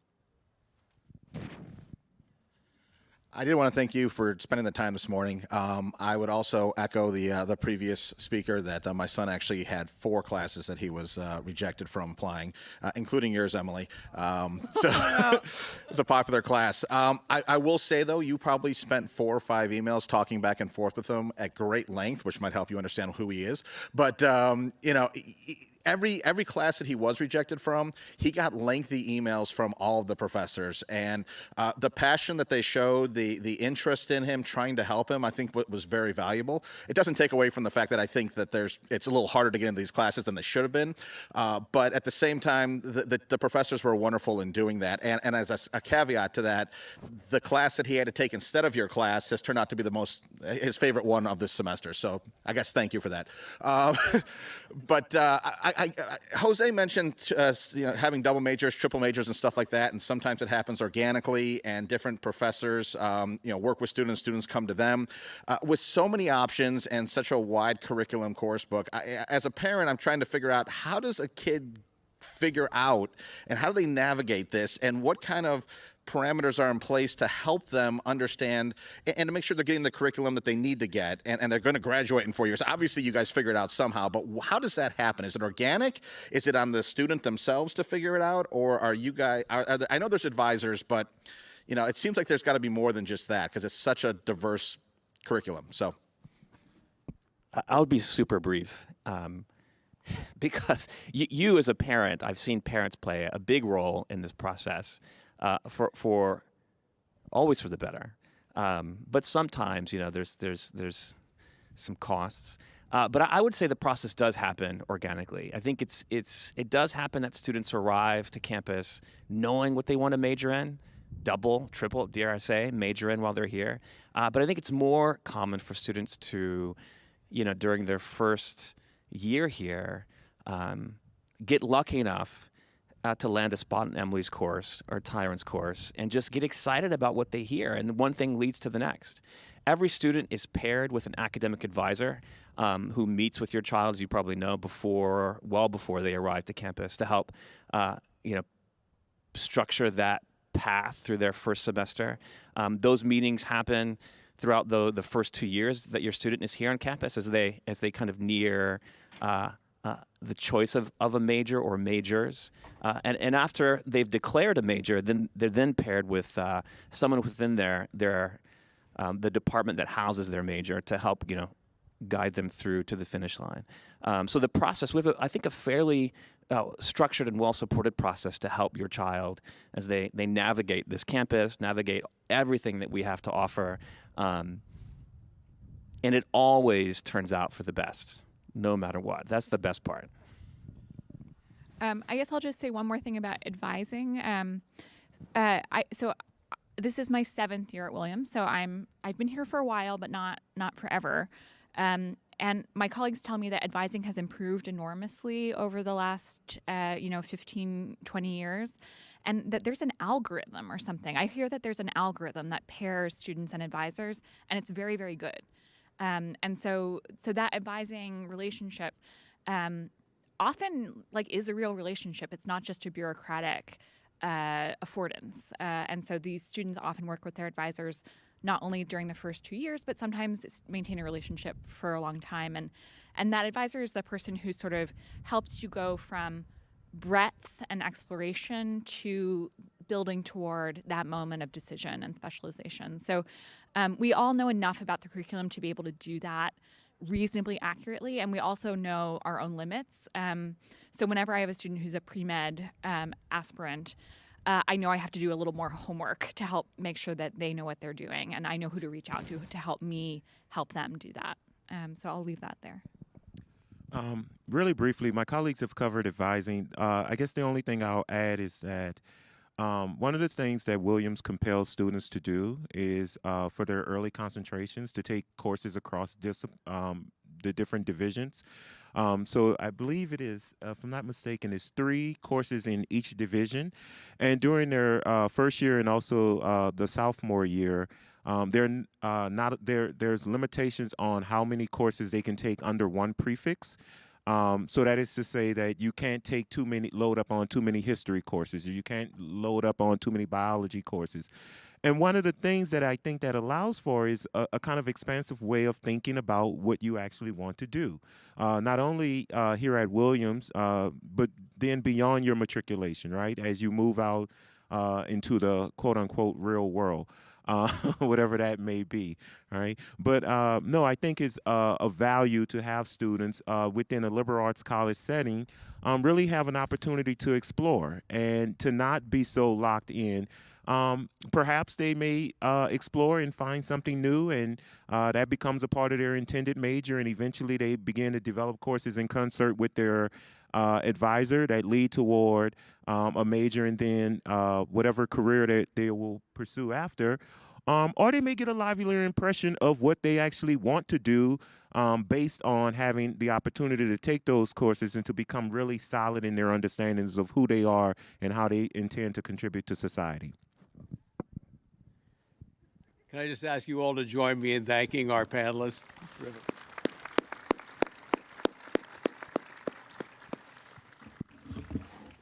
Thank you. Of course we did.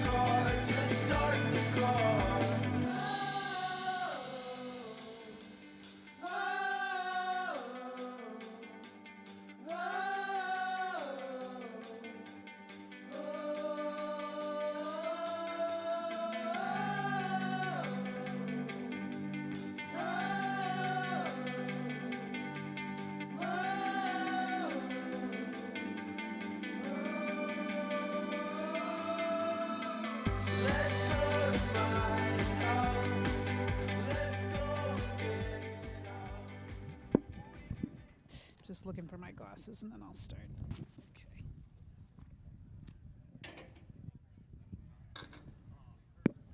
Okay. Good morning. Good to see you. Can everyone hear me? Wave in the back if you can hear me. Oh, perfect. Wonderful. Okay. It's really wonderful to see everybody. Welcome to Williams. Welcome back. Welcome for the first time. It's a little chillier than most of our Family Day gatherings of this particular program, and we thank you for bearing with us as we try to meet the spirit of our COVID precautions while having all of you here on campus. It's really so exciting to see so many families here with us again, and has made me very happy this morning. I'm Maud Mandel. I'm the president of Williams College. I'm joined on the stage by Marlene Sandstrom, who's the dean of the college and the Hales Professor of Psychology. And in the back, we have the lovely organizer of the events. I've lost sight of him, Rob White, wherever he is, but the head of our family programs in the yellow hat. You've probably been seeing him around and at various programs. Thanks to him and to the whole team here who has helped rethink from the ground up our family weekend to be able to do all this programming in a way that would work. Each of the plan this morning is Marlene and I are each going to speak for a couple of minutes about life here at Williams this year and more generally, and then we'll open it up to questions from folks in the audience. This is also being live streamed, and if anybody who's watching who isn't here who would like to ask a question, you can email family at Williams. Families at Williams. Yes. Okay. Thank you. So, and if you have a question, and those questions will go to Rob White, who will get them up to us. So feel free to do that as well. Let me just begin by introducing myself to those of you who I haven't met. So as I said, my name is Maud. I'm the 18th president of Williams. I'm a professor of history and Judaic studies, and I'm entering what I like to call my senior year here at Williams. It's my fourth year, and what a ride it has been. Quite unexpected in many ways, but it has been thrilling, even as it has been challenging, thanks to things going on in the larger world. As I start this, the other thing I just wanted to say about, I think both myself and Marlene, we both have children in college right now, and we both have children in the midst of applying to college. So we speak to you not only as people who are running the institution where your own students are enrolled, but as empathetic parents who actually, despite you would think we'd know a lot about this whole process and sort of have more information that would keep us settled throughout. But actually, we speak empathetically as parents who've watched students navigate COVID through high school, start college careers, get moved to remote, move physically new places unexpectedly. Just as we were sending students home here in March 2020, my own children were being sent home. I mean, so we've been there. And I think I can say that because of that, I think we not only are happy to answer your questions, but really feel them deeply ourselves in our own experiences. I also just wanted to say by way of introduction that last year, when Family Days was all remote, and I remember talking in the remarks that we filmed and sent out to families, and I was just reading over those notes today as I was preparing for this one. I remember saying, this is a year unlike all others. It's an unprecedented year. That was last year. The truth is this year is also unprecedented in lots of ways. It is neither like last year, nor is it like any other year prior to it. It's much more like a normal Williams year in many ways, in many of the important ways, I think. But there are ways in which COVID and its long tail has continued to affect the campus, things that many of you know about and some that are less visible, some that have been salutary, actually, just watching people sort of invent new ways of doing things and thinking about how to learn in an ever-changing environment, and others where we really just can't wait for to go back to the way things were. But Family Days is one of those things where a lot of sort of innovation and work went into rethinking systems and ways of doing things. And so I never waste an opportunity to thank the community that has worked together over this period to make this happen. And I don't just mean this day, but the faculty who redesigned courses on the fly last year and then have had to think about new ways of doing things this year. The staff, the amount of work, you cannot imagine the amount of work that has had to go into running a campus of this size safely over the stretch of time we've all been doing this, and we just couldn't do it without the incredible facilities and campus security, safety and security folks, and dining hall workers, and all the many administrative staff who have put work into doing this, and then your students who have absolutely evolved with the times to be supportive of community and who've understood the broad, I think, lesson that we've all been talking about over these last 2 years, which is this isn't about individual safety, it's about communal safety. And so how can we live safely together and make sacrifices for each other so that everyone in the community is able to participate as much and as fully as possible. And so I'm really just grateful to everyone for that work. With that said, I'm not actually going to spend any more time on my remarks talking about COVID. I'm happy to answer questions about that if you'd like when we get to questions. I really actually wanted to spend the bulk of my time talking about things going on at Williams that have nothing to do with that and that have continued to move forward despite and in conjunction with some of the upheavals over the last few years. And I can't possibly, in my brief remarks, in fact, cover all of that, because one of the things that's really tremendous about this place it is vibrant. And constantly in motion. And so the way we have focused that energy over the last few years since I've gotten here is to engage in a collective strategic planning exercise that's been focused on the future of Williams and the direction we want to take the institution. I'm not going to talk too much about that. If you're interested in the long-term future, you can take a look at our webpage where the strategic plan is posted. But I did want to highlight some of the things that are going on right now that are already an outgrowth of those commitments. That will influence your students' experience while they're here and going into the future. So there are a couple of areas I wanted to focus. The first is there's a commitment in the strategic plan to a couple of academic initiatives that we are going to be continuing to build and foster over the years ahead. One is in the space of technology and the liberal arts. So and this is really because I think of Williams as the very best generalist liberal arts education in the country. That is the core commitment that we maintain over decades. That's the unchanging commitment. But the students the world that our students are graduating into does change, and we want to position them to be successful into that world they're graduating into. So what are the skills and capacities that they need to know to be successful in this moment and in the decades to come?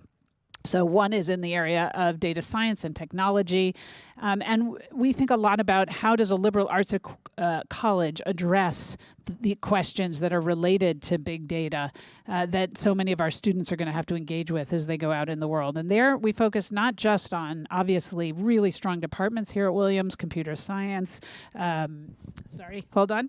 Just put that down. Computer science, statistics, mathematics, but also science and technology studies. That is, what are the humanistic and social science skills that students need to have to think about engaging responsibly and ethically with the technological questions that are going to influence our society, how to engage with the ethical questions around AI, around genetic engineering, around using data responsibly. As you're looking for cures for global pandemics, how do you think about the social and historical inequities to access to care? These are the kinds of things that a liberal arts college can do in addition to building up strong resources in teaching about in data and science. So this is one area of strategic focus. Another area of strategic focus is in the creative arts. And I want to just take a moment to take a 35,000-foot moment to say why that's been so important to me as we've moved the strategic plan forward. When you think about the core competencies we hope all undergraduates get better at in college, we think of things like writing, solving problems, analyzing data, communication, These are skills we hope your students are going to get better in here while they're here, no matter what they study. So we want them to get better at writing by taking English courses and history courses, but also by taking biology courses, right? We teach writing across the curriculum. We teach research across the curriculum. The assumption isn't that the students who graduate are going into the academy. It's that they're taking these skills out of these classes with them wherever they go, and they're using the content here to get better at these skills. Another skill that we want them to get better at is creative thinking, being creative. There is no professional path they take where they won't need to do research and analyze data and write. There's also no next path where they won't have to think deeply and creatively. And we teach that across the curriculum too, right? We teach that in all areas that we teach.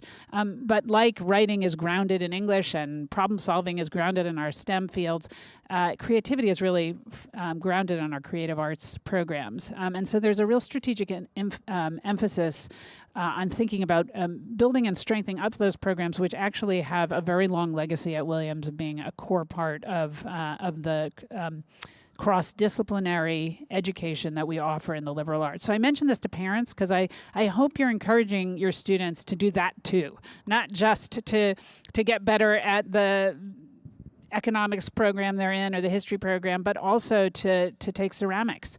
To do performance work, to expand their thinking through acting. I will tell you, without naming names, one of our most famous alumni who went on to do very important, famous, highly visible work in the world of finance was a theater major at Williams. And when I've talked to him about it, he has talked about what he learned about taking risks and speaking publicly and honestly, getting out there and seeing what happens when you try to launch something like that in public. So all of that's part of the education here. So I wanted to mention that. In addition, I wanted to mention the focus and work we're doing in the co-curricular space. Marlene and I can both talk about this in the question and answer period, but we're doing a lot of thinking about our residential life program and the support for integrative well-being on campus.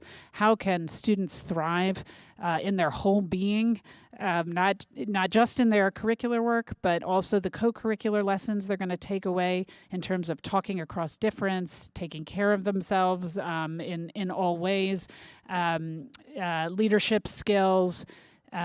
These are some of the cross-cutting out-of-classroom lessons you get at a residential liberal arts college that we're trying to give some shape and form to over the next few years so that students are prepared for some of the challenges that I think we all need to be getting better at, in fact, which I think we've learned a lot over these last few years, that in addition to our cross-cutting academic skills, we also want to be really, really culturally adept at talking to different kinds of people, to taking care of ourselves in stressful circumstances and the like. And so there's really an emphasis in our future thinking on building up those programs.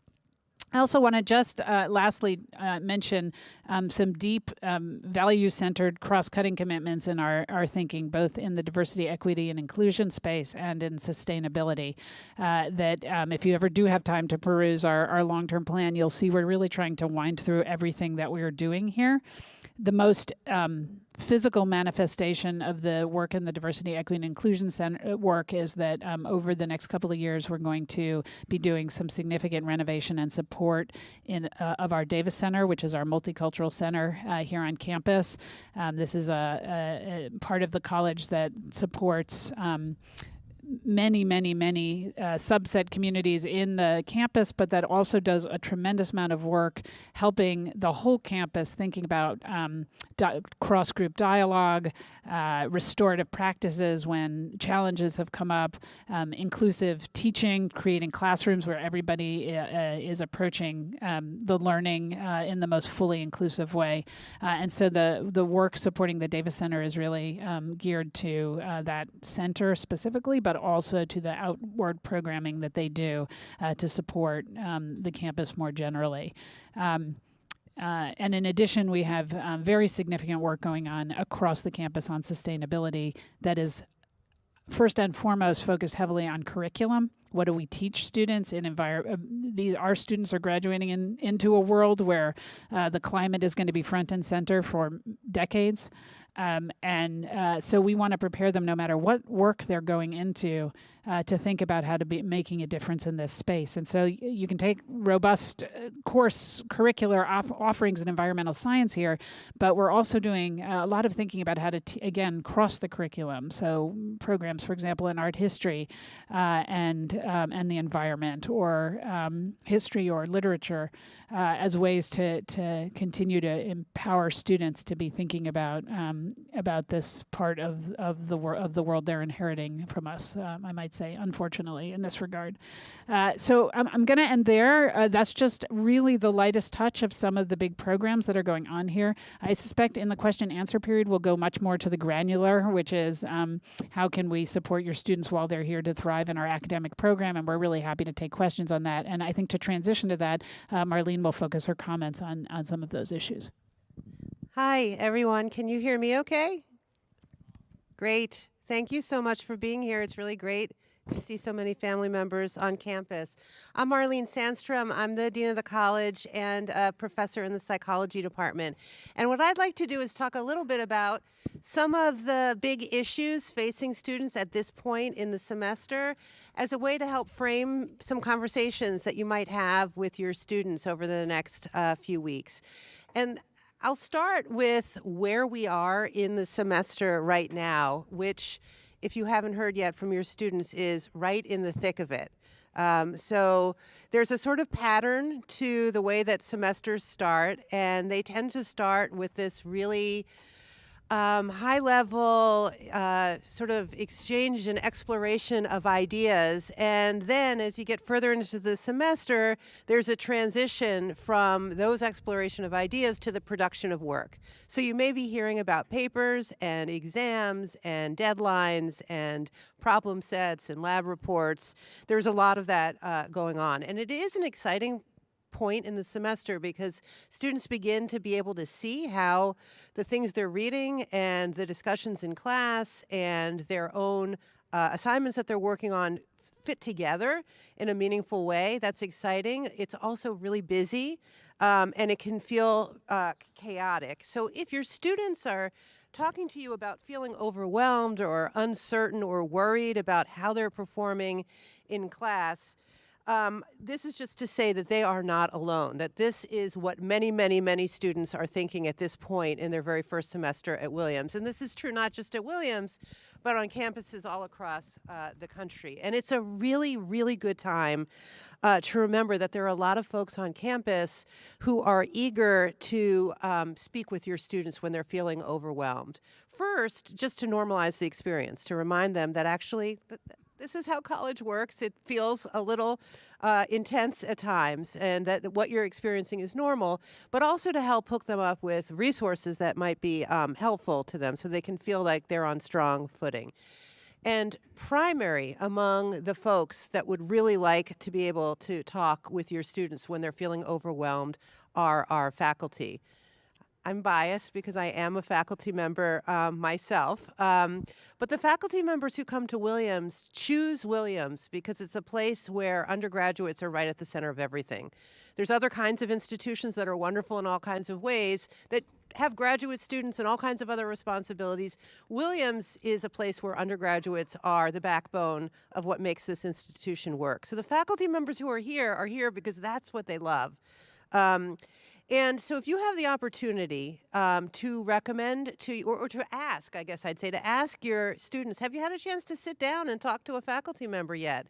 That would be a great question to ask. And particularly when students are struggling or feeling overwhelmed, that's the right time to do it. And it seems like a simple recommendation, but for many students that feels hard because, let's face it, students who are here at Williams are here because they have succeeded at just about everything they've done on every dimension up until now. And so feeling overwhelmed can feel uncomfortable. It's different. It might not be a familiar feeling. It might feel a little alarming. And sometimes what students do is they then not only feel a little overwhelmed, but then they're disappointed in themselves for feeling overwhelmed, which adds a whole other layer. And then they worry that maybe they're disappointing their faculty members. They kind of want to put their best face forward. So they tell themselves things like, it might be helpful to talk to my professor, but I'd rather wait until I have a better grasp on the material and then I'll do it. Or I'd rather just wait till I feel a little bit more confident and comfortable, then I'll talk to my professor. But of course, that kind of thinking leads to avoidance of the thing that would actually really help them feel more confident and comfortable, which is to sit down and have those conversations. So one take-home message is to encourage your students to talk to one of the greatest resources we have on campus, which is our faculty members. I want to mention a sort of related issue, which has to do with the first academic bump. And some of you may already know what I mean, and your students may have already talked to you about the first academic bump. I say first because there's going to be many academic bumps. Life is full of bumps, and college is no different. So it could be an exam that didn't go well, a paper that had tons of, helpful comments in the margin, or a deadline that students couldn't meet on time. And it's really, really important for students to know that that first bump is really, really, really not a predictor of what they should or should not pursue moving forward. I really can't think of anything that could happen in the first 7 or 8 weeks of college that students should take as a sign that this is not the right discipline for me. Or I guess I'm just not a physics person, for example. That's not what the first bump means. The first bump is a really normal thing to happen. It happens to everyone. It doesn't happen to everyone at exactly the same time, but it will. So the bump is not a good predictor of what you should pursue or not pursue. What it is an opportunity to start to practice the skills of managing a challenge, right? That's what it's good for. It's good for helping students learn how to manage when they are feeling a little stuck. It's a good time for students to think about how to use resources on campus. And when students first come to campus and we have our orientation program, our first days program, it's a 9-day-long extravaganza. It's a lot of fun. It's also a fire hose of information about resources. And I think it's important to do it. We want students to know and be familiar with those resources. But it's not really until students are in a situation where it's relevant that it then becomes meaningful. So the bump is that moment. The bump is the moment where they should be reminding themselves, oh yeah, I remember during orientation we heard about the writing workshop or the Math Science Resource Center. Yeah, there's an Office of Accessible Education. We have a Center for Integrative Wellness. That's the time. It makes more sense now when they're experiencing a bump to figure out which of those they might want to try. So reconnecting students with the idea of thinking about resources is a fabulous thing to do around this point in the semester. And I'd also say we're really excited. We have a brand new Dean of First-Year Students, Christina Walsh.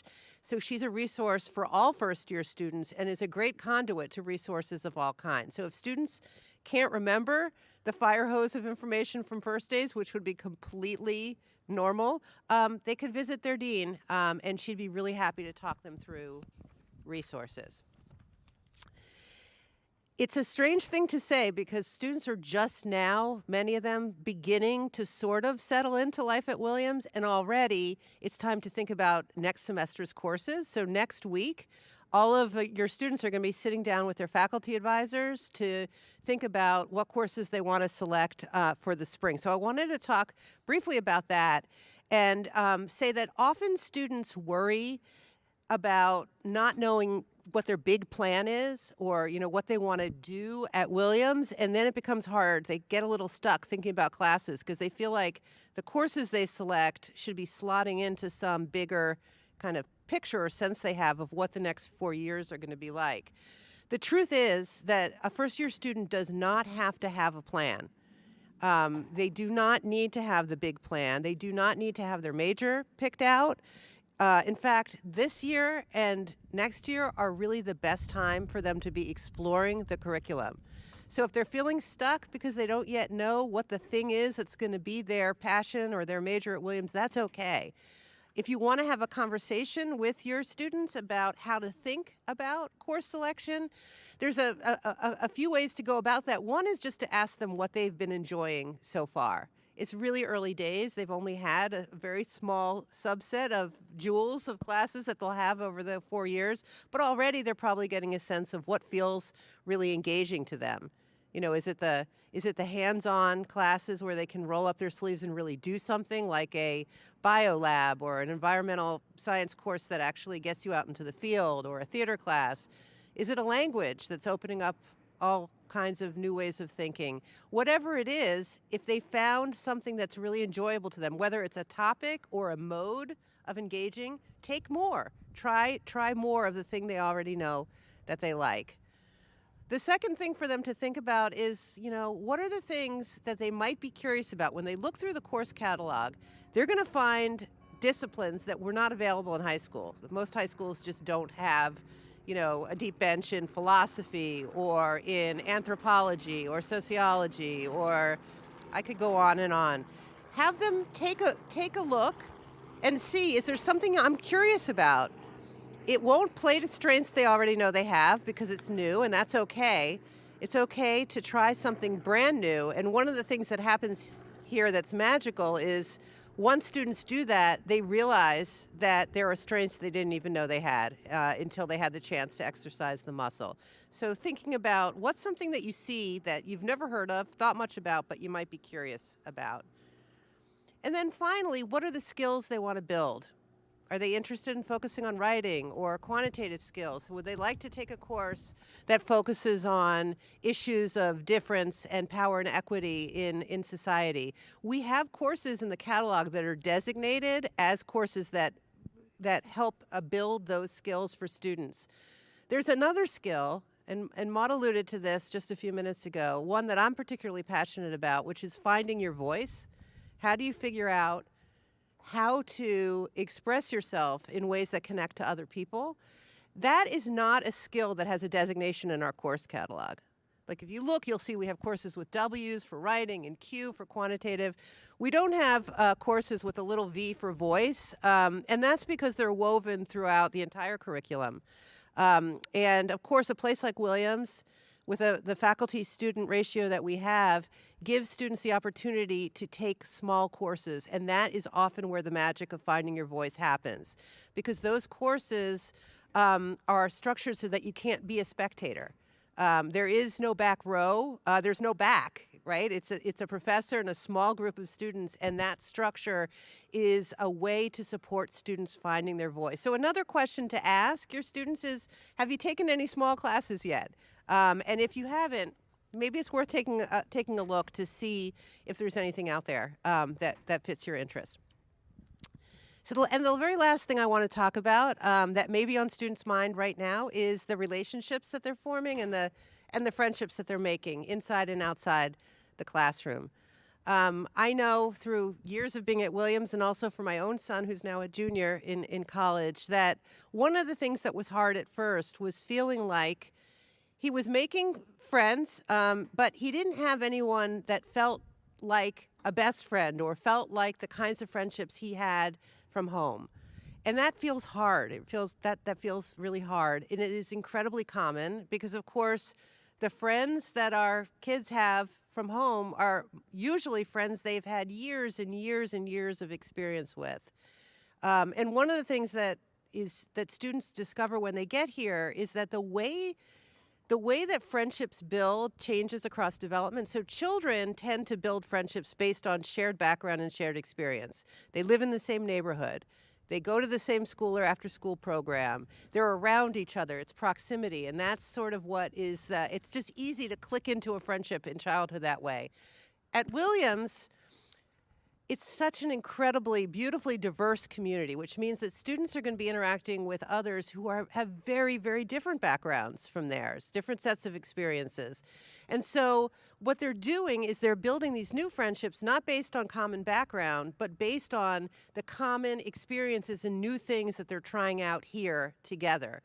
And it's harder. It takes more time to build relationships that aren't built on the ease of familiarity and shared background, but are really built on finding commonality among difference, doing exciting things together. So a reminder to students is just, it'll come. It takes time, and that the skills that you develop in building those relationships. And in fact, the relationships themselves are going to last not just through Williams, but through a lifetime. And it's worth waiting for and having some patience in that regard. So we're going to move to the question answer period. So there are mics in the middle we'd ask you to use if you have questions for us. I'm going to actually ask the first question of us because I heard it came up at the last session, and it always comes up at this session every year. But I want to argue with the speakers from the last session, so I'm going to use the mic to do that. So the question was, how do we feel about double majoring at Williams? And I gather the last panel of my esteemed colleagues, who I deeply respect, suggested that was a great thing to do. And I'm just going to argue the other side of that. There's nothing wrong with doing that. And to be clear, something like 60% of Williams students double major. So they're in excellent company if they choose to do that, and there literally is nothing wrong with it. So you don't have to talk your student out of double majoring. But I do want to, I think Marlene and I share a point of view on the other side of that. I think it's worth hearing, which is there's also no reason to double major. There's actually zero reason to double major. So I'm going to get, some of you have heard me say this before, but it bears repeating. I want to tell you what a major is, why we require one, and then why sometimes students pick two, and what's another way to think about it. So bear with me. This is going to be my 3-minute speech on double majoring. So Williams requires breadth and depth as part of a college education. The breadth is in those distribution requirements, modest that they are, but we ask students to sample across the curriculum. And we do that to introduce them, and note the verb there, introduce them to the breadth of human knowledge. Of course, in 32 courses, you don't learn the breadth of human knowledge. I hope none of you have yet mastered the breadth of human knowledge, but it's to introduce them to the concept of things that are out there that they don't know anything about. And it's one half of the humility of a college education, right? Like, oh my God, I took 32 courses on this wide range of things and I still don't know very much about anything. That's one of the big lessons you learn in college. On the other side, we ask students to do some depth, a major. Why do we do that? A major is an introduction to how to become an expert in something. Now, I phrase this and I say this over and over, so again, some of you have heard me say it, but the choice of language is very specific. It's an introduction to how to become an expert in something. You don't become an expert in something by studying 10 courses, right? You're introduced to the beginning of that process. Why do we do that? Because we want our students to understand no matter what they go, they're going to become experts in something. Probably not something we're teaching here. They're going to go off and do something else entirely. You're experts in something.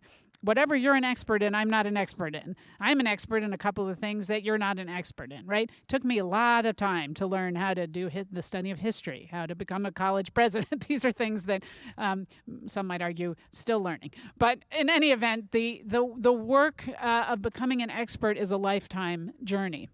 So a major is a guided path into a discipline of study where the faculty have come together and said, here are 10 courses we think are the right path for you to begin to understand what it might take to become an expert in something. If it works, by the end of those 10 courses, what the students really learned is, wow, I have so much more to learn to become an expert in this thing. It will just take so much work to know what it takes to know, to do one footnote in one biology paper in order to take a step towards curing a major disease or, say, finding a vaccine for a major global pandemic, right? That takes a lot of work.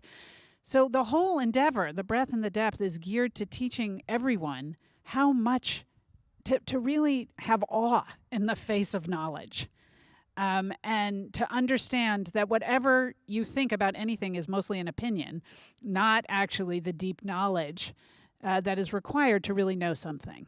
Okay, so that's really an important lesson to learn in college, I think. It might be the most valuable thing we teach in addition to all those competencies.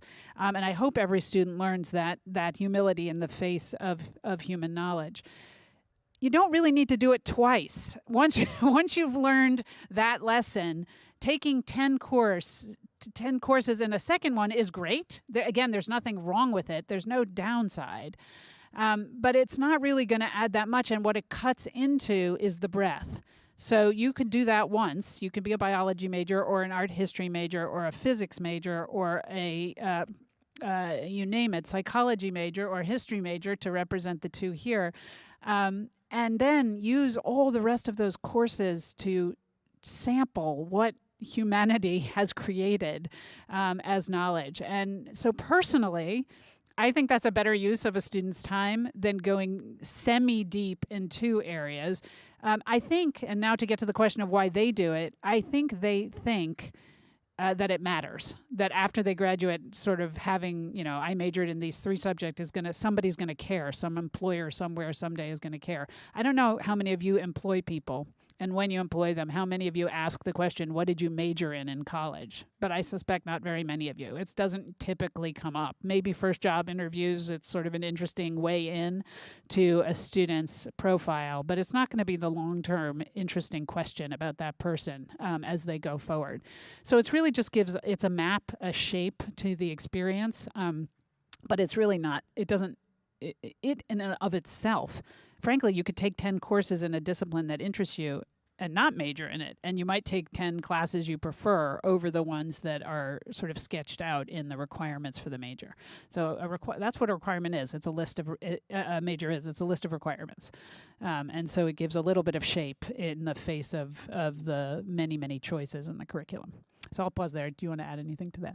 I would just say that what I tell students is that for a second major, the only reason they should consider it is if every single class that would be required is a class they'd really love to take. Exactly. So questions to you now. What would you like to know? No question for me. I'm just modeling brave behavior by standing up in front of the microphone and inviting anybody who's in the audience to do so after I move aside. And just to remind folks that are watching the live stream, if you send me your question at families@williams.edu, I will channel it into this microphone. So please take advantage of the moment. There's no question that we're not happy to answer. Crazy things you hear about higher education, head-scratching comments from your students, things you've always wanted to ask a dean and a college president.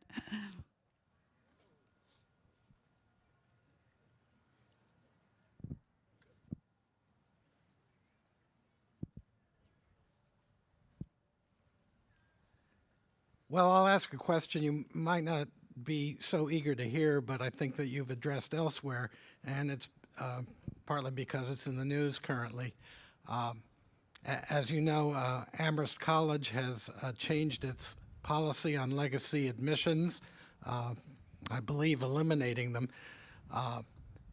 And in response to that, a number of other liberal arts colleges in the Northeast, including Williams, have been quoted with their current thinking on that subject. So I'd like to take the opportunity to ask both of you where you see Williams evolving or maybe standing its ground on legacy admissions, because there's definitely some pros involved with it, as well as current thinking that might be critical of it. Yeah, thanks for the question. I'm actually eager to have the question because it is in the news, and I know that a lot of people are wondering and thinking about it. So I should note that the Amherst announcement was about 2 things. It was about legacy admissions, and it was about certain supports in the financial aid arena. And I say this, I'm not supposed to express a love of a fellow institution, but I do want to note that that was a really important part of the announcement too, the leaning into access and affordability, which that school believes in and which we believe in very deeply as well. So Amherst chose to follow a strategy they felt was right for them. We certainly support them in doing that. At Williams, we do think that the legacy focus misses the underlying problem of social capital. So I just want to note, for the purposes of this conversation, that if you don't admit a legacy student under the current system of the way admissions works, chances are that spot's going to be filled by a child of alumni from another elite school. And I say that because our legacy students, and it's really, really important that I make this clear, are superb students. nobody is coming in with any look at that legacy status that's getting bumped in over a lesser student. They are extraordinary students, which means they're applying to other institutions too, and they're going to get, so they'll go to Amherst. Now Amherst has no legacy. They can take more Williams children of Williams alumni, and that will be very good for Amherst. So I just want to note that there's more going on here. It's a little more complicated than it reads in the headlines, and that's why the financial aid piece is so important. Because what Amherst is trying to achieve, and Williams is also trying to achieve, is to open up the doors of access and opportunity to as many well-deserving applicants as we can by leaning into our final aid package. There, I think you'll see if you look at both schools, we have very robust financial aid packages that focus on, here at Williams, has been really a leader in this, not just in need-blind admissions and in need-seeking admissions, but in providing some of the most robust financial aid packages in the country that include a book grant for students so that they can cover their book purchasing, that covers health insurance, emergency financial support for all students, and many other aspects. We actually made an adjustment that Amherst is announcing this year, we made last year, to the way we calculate family income that has in fact reduced the amount that families in the middle income bracket have had, in certain circumstances, have had to pay in. So that's in some ways the big news. Specifically, since you asked about legacy, I'll note that Williams has had a fairly consistent legacy population of about 11% over many years. It is one thing we look at when we look at the holistic application process of our student applicants. As I say, we never take a student who isn't equipped and in fact deserving of being here. And I worry sometimes when this conversation moves into the press the way it has, that there is some suggestion that those students are not of the equivalent stature and strength as other students, and that's just simply not the case. So we want to be really careful, whatever you think about this. And the last thing I'll say, and there's probably a whole range of parents here with very strong points of view about this, if my inbox is any indication, and I thank the president of Amherst for making my week a very interesting week, if my inbox is any indication, there are very strong points of view about this. You all probably disagree with each other about it. It is a topic that's on the minds of many people in higher ed these days. I suspect the conversation will continue to be a robust one over time. But as you take it forward and read those pithy headlines, just remember how extraordinary every student is. Every single student here at Williams is, no matter what their background is and where they came from. Thank you. Looks like there's a question at the back. Hi, thank you both, and also to the professors on the prior panel. I love the comment about helping our students fall into the accident of their passions. I'm wondering, how much do you sense the students wrestling with choosing pathways and professions that are highly compensated versus maybe following passions that might be less so? And how do you help that conversation? I'll dig in, and then you can answer as well. So first of all, I want to actually just pause on the word passion for a moment. I actually often urge parents and students not to worry even too much about passions yet. So this isn't your question, but I just wanted to say this as well. When you're 18, you may not know what your passion is. Some of you may be still trying to figure out what your passion is. I think it's really important to encourage them to study things they're curious in learning about. And that might take them to a passion, or they might have come with a passion and in a year have a new passion and might be changing their minds, and that's okay too. So let's focus on curiosity and learning, I think, over passion. Not quite your question, but just using my moment in the sun here or in the freezing cold to say that. The other thing I'll say, though, specifically on your question to careers. So the center, the place on campus where we guide students in careers is aptly named the Center for Career Exploration, and we call it. I would like to focus your attention. I seem to be interested in words today, not on the word career, but on exploration. So while they're here, what we're hoping they're doing, and frankly, we hope the first years are stepping foot into the Center for Career Exploration, because we want them to be less focused on careers and more focused on the advising capacity of that office to talk to students about how to think about life after college. Life after college, for some, will be guided by a desire to make a big salary. And there are students who really need and want that, in part because they come from backgrounds where actually that is a necessary priority. And we don't want to discourage them from doing that if that's something their families and communities and they themselves feel is important. There are many students here who want to go out in the world and make a difference. And making a difference, you can do that also through that first path over time, probably. But there's some who want to roll up their sleeves and do it right away. And we hope you'll encourage them to do that if they want to do it. But what I want to say most importantly is whatever they do first, that focus on exploration is probably not what they're going to do in the big picture. I'm going to do a little thought experiment with you that I always do on this. Raise your hand if the thing you're doing now relates directly to the very first thing you did the very first job when you graduated college. Okay, look around. Very, very, very few of you. That will be true for these students, even more true. Some of the things they are going to end up doing have not yet been invented, the jobs. That's the pace at which change is going on in the world of employment. So it actually doesn't matter what they do first. That's what you should have learned from that little experiment. It doesn't matter because it's a journey and it's about the exploration. So encourage them over their summers and in their winter study to try stuff, because it's only through trying stuff, just like they're trying history classes and psychology classes and physics classes here to figure out what they're good at and what they're interested in. The career exploration is the same thing. It's just part of the journey that's going to take them to figure out what they do. I don't know what you did. My first year out of college, I worked in refugee resettlement. You can draw a line from what I did to what I'm doing now. Actually, there is an intellectual path that went into my doctoral work, and that took me, right? But wow, I didn't know college president when I stepped into that basically assistant to a social worker job, which was my first job. What was your first job? I was working in a pain management program in a hospital. Okay, there too, you can see a direct line to psychology graduate student, dean, and my goodness, pain management.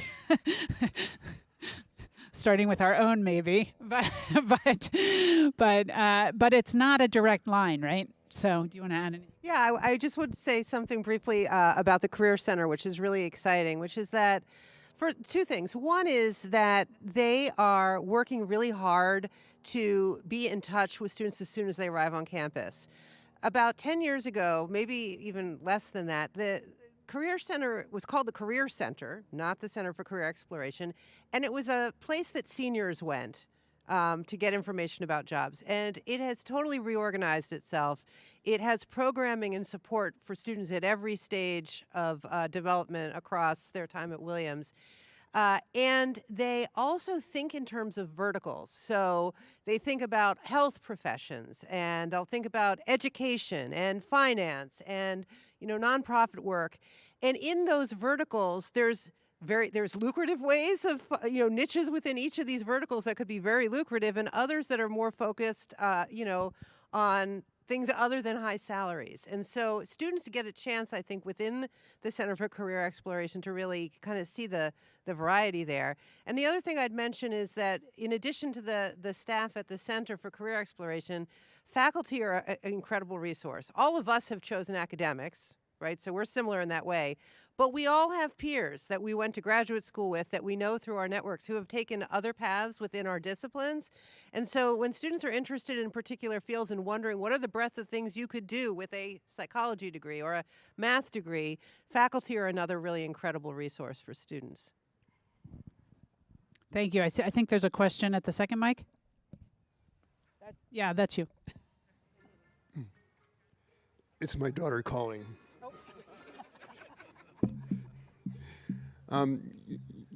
There is a zeitgeist in the air over all American universities and colleges that has to do with identity cultural identity, ethnic identity, political, ideological. These are very strong forces that are very present.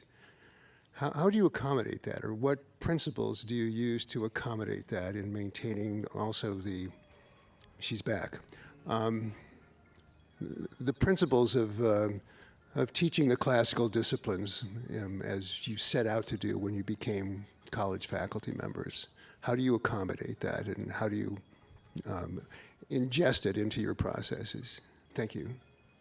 Thank you. So the question is about how are we considering questions of identity and fostering and accommodating all the difference that is not just on the campus, but I think training and students to go out into a world where this is, as I mentioned at the beginning, increasingly a part of their lives is going to be thinking about how to navigate across difference of all kinds.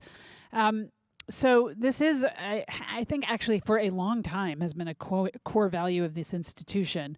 One of the answers to your questions very specifically is simply the diversity of the population we bring here. This is an extraordinarily diverse campus, and just simply by being here, taking classes, living in the dormitories, being on athletic fields and in performances and in various clubs of various kinds, students are constantly navigating across all kinds of differences all the time. And honestly, to your point about the zeitgeist in American society or global society, but our students are doing this more than any of us are doing it because they're on a campus that has valued that, and it means that right from the day they get here in their very first room with their first roommate, they're living with somebody Marlene alluded to this in her remarks, from a vastly different background right away. So with no skills, right? In you go. There you go. Go to your room, meet your roommate or your suite mate and figure it out. So some of that's happening in the sort of wound into the DNA of the experience of going to college. In addition, though, I do think, to your question about how are we accommodating it, we have a fairly significant emphasis on building communities of belonging and inclusiveness. And I should note that this is work in progress. And we're not going to get it right all the time, which is why you read about college campuses in the news when you'll hear stories where something has gone terribly wrong on this front. But I actually think it makes the news, in a sense, because it's rare when it goes wrong, and then it's newsworthy. In fact, we're navigating these differences every day, and we're doing it hugely successfully. I mentioned that our Davis Center, Multicultural Center, is focused on programming to support students and faculty and staff for thinking about the very question that you just mentioned. We've been talking a lot with faculty over years around building communities of engaged inclusivity in classrooms. That is, how do you navigate those very conversations you just raised in the classroom when you can be talking about things that are highly charged and where people disagree. And there are lots of examples here of courses where faculty are doing this all the time, every day. So that's another space in the classroom where these conversations happen. But we have staff members now whose really expertise is in helping the campus navigate these questions, and that's another way that we do that work. Marlene, do you want to add anything? Yeah, I would just add that the other really incredible thing that it has been a steady drumbeat over 25 years is diversifying our faculty, not just our students, but our faculty. The reservoir of skill that our faculty have on thinking about inclusive education and how you have a vibrant, genuine discussion in class that actually allows people to feel like they belong and they're in the room and they're safe in the room and they're getting something really incredible out of that conversation. That takes skill. And we're particularly our new faculty, as they come in, they're being trained in graduate programs that emphasize that. So we're seeing more and more faculty who, this is a very core part of who they are as teachers. And we are really excited about the development in early stages of a center for teaching on campus where faculty are going to be able to share their expertise with other faculty on some of the skills that help them do the incredible work that they do. Thank you. So I think we have time for one more question, and we have somebody at the first microphone. Okay, so good morning. And I just wanted to take a moment as a parent to thank both of you for your incredible leadership My daughter is a sophomore, and last year during the midst of the pandemic, just your level of concern, the way you kept us informed, was just so reassuring. In many ways, I felt safer sending her here than even having her with us at home, just because of your tremendous leadership. I was sad to see that the dean will be, I guess, going back to faculty, I think I read, and I noticed that you have a different process for selecting your dean. So I hope the next dean will be as caring as you have been and will communicate in a way that has been so wonderful. Thank you. Thank you so much. So actually, this gives me a wonderful opportunity to publicly thank Marlene for so many years of service to the Office of the Dean of the College. As she reminded me the other day, I'm still here. I have a whole year left. So you can keep asking her your questions and being in touch. Probably get more emails from me. Yes. And thank you so much for your kind remarks. It really is meaningful. It has been, as I noted at the beginning, an extraordinary 4 years, but working with the incredible senior staff colleagues and so many colleagues across this institution has made it a truly amazing experience. So thank you. And thanks to all of you for your support, engagement, and questions. We're, I believe, heading to lunch now, and I'll be wandering around there as well. So if you want to come up and ask questions you didn't feel like asking into a microphone, I'm happy to chat with you there as well. Thanks so much. Have fun. Thanks, Maud and Marlene. Thank you, Rob. As you said, lunch is right behind us here in front of Presky, and at 1:15 we'll reconvene for a panel on career exploration.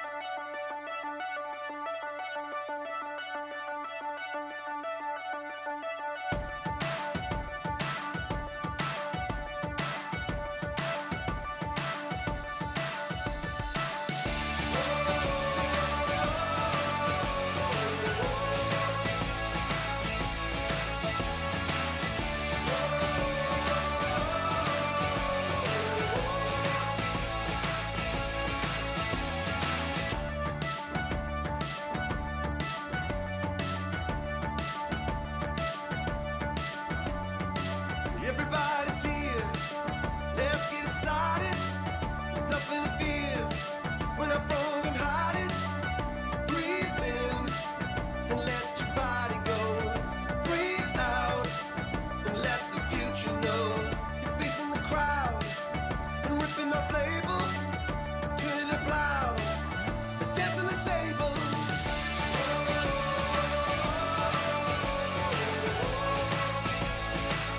And having the time of your life.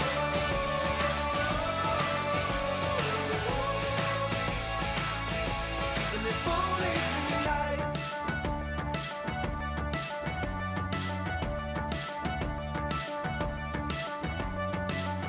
When you're with me, you don't have to grow up. I'll give you a key. You just have to show up.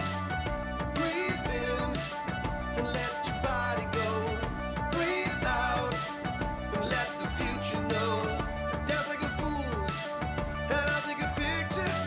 Don't try to be cool, 'cause you know that I kissed you.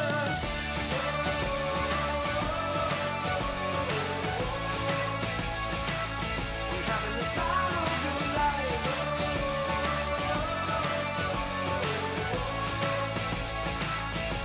And if only tonight.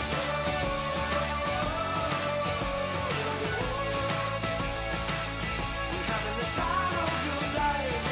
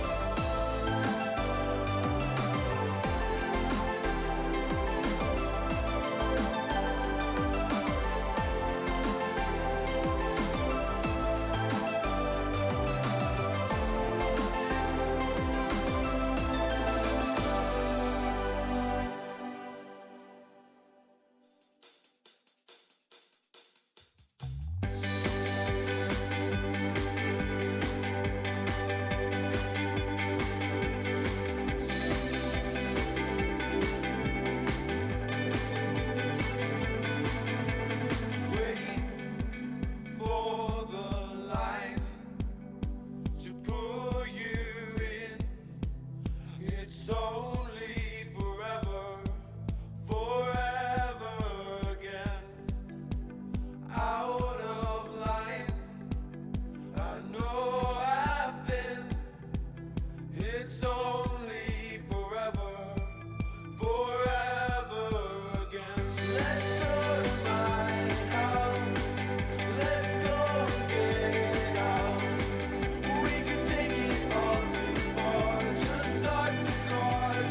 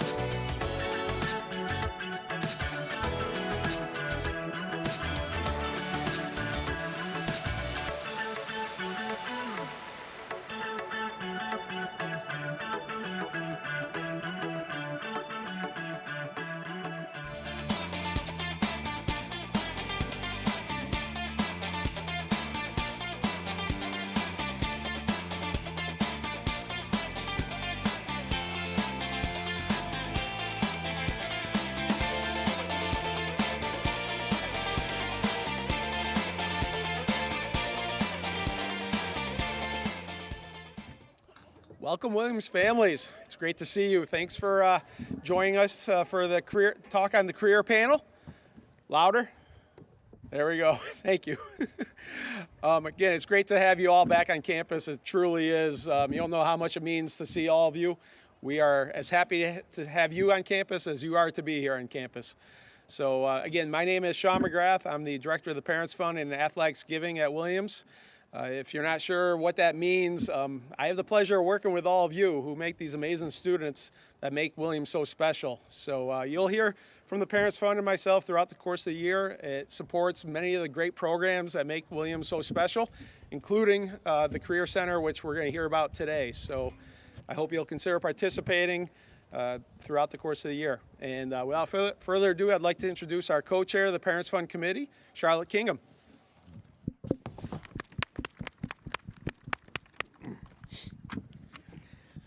Good afternoon, everyone. Thank you for joining us. I know it's a wee bit chilly out here.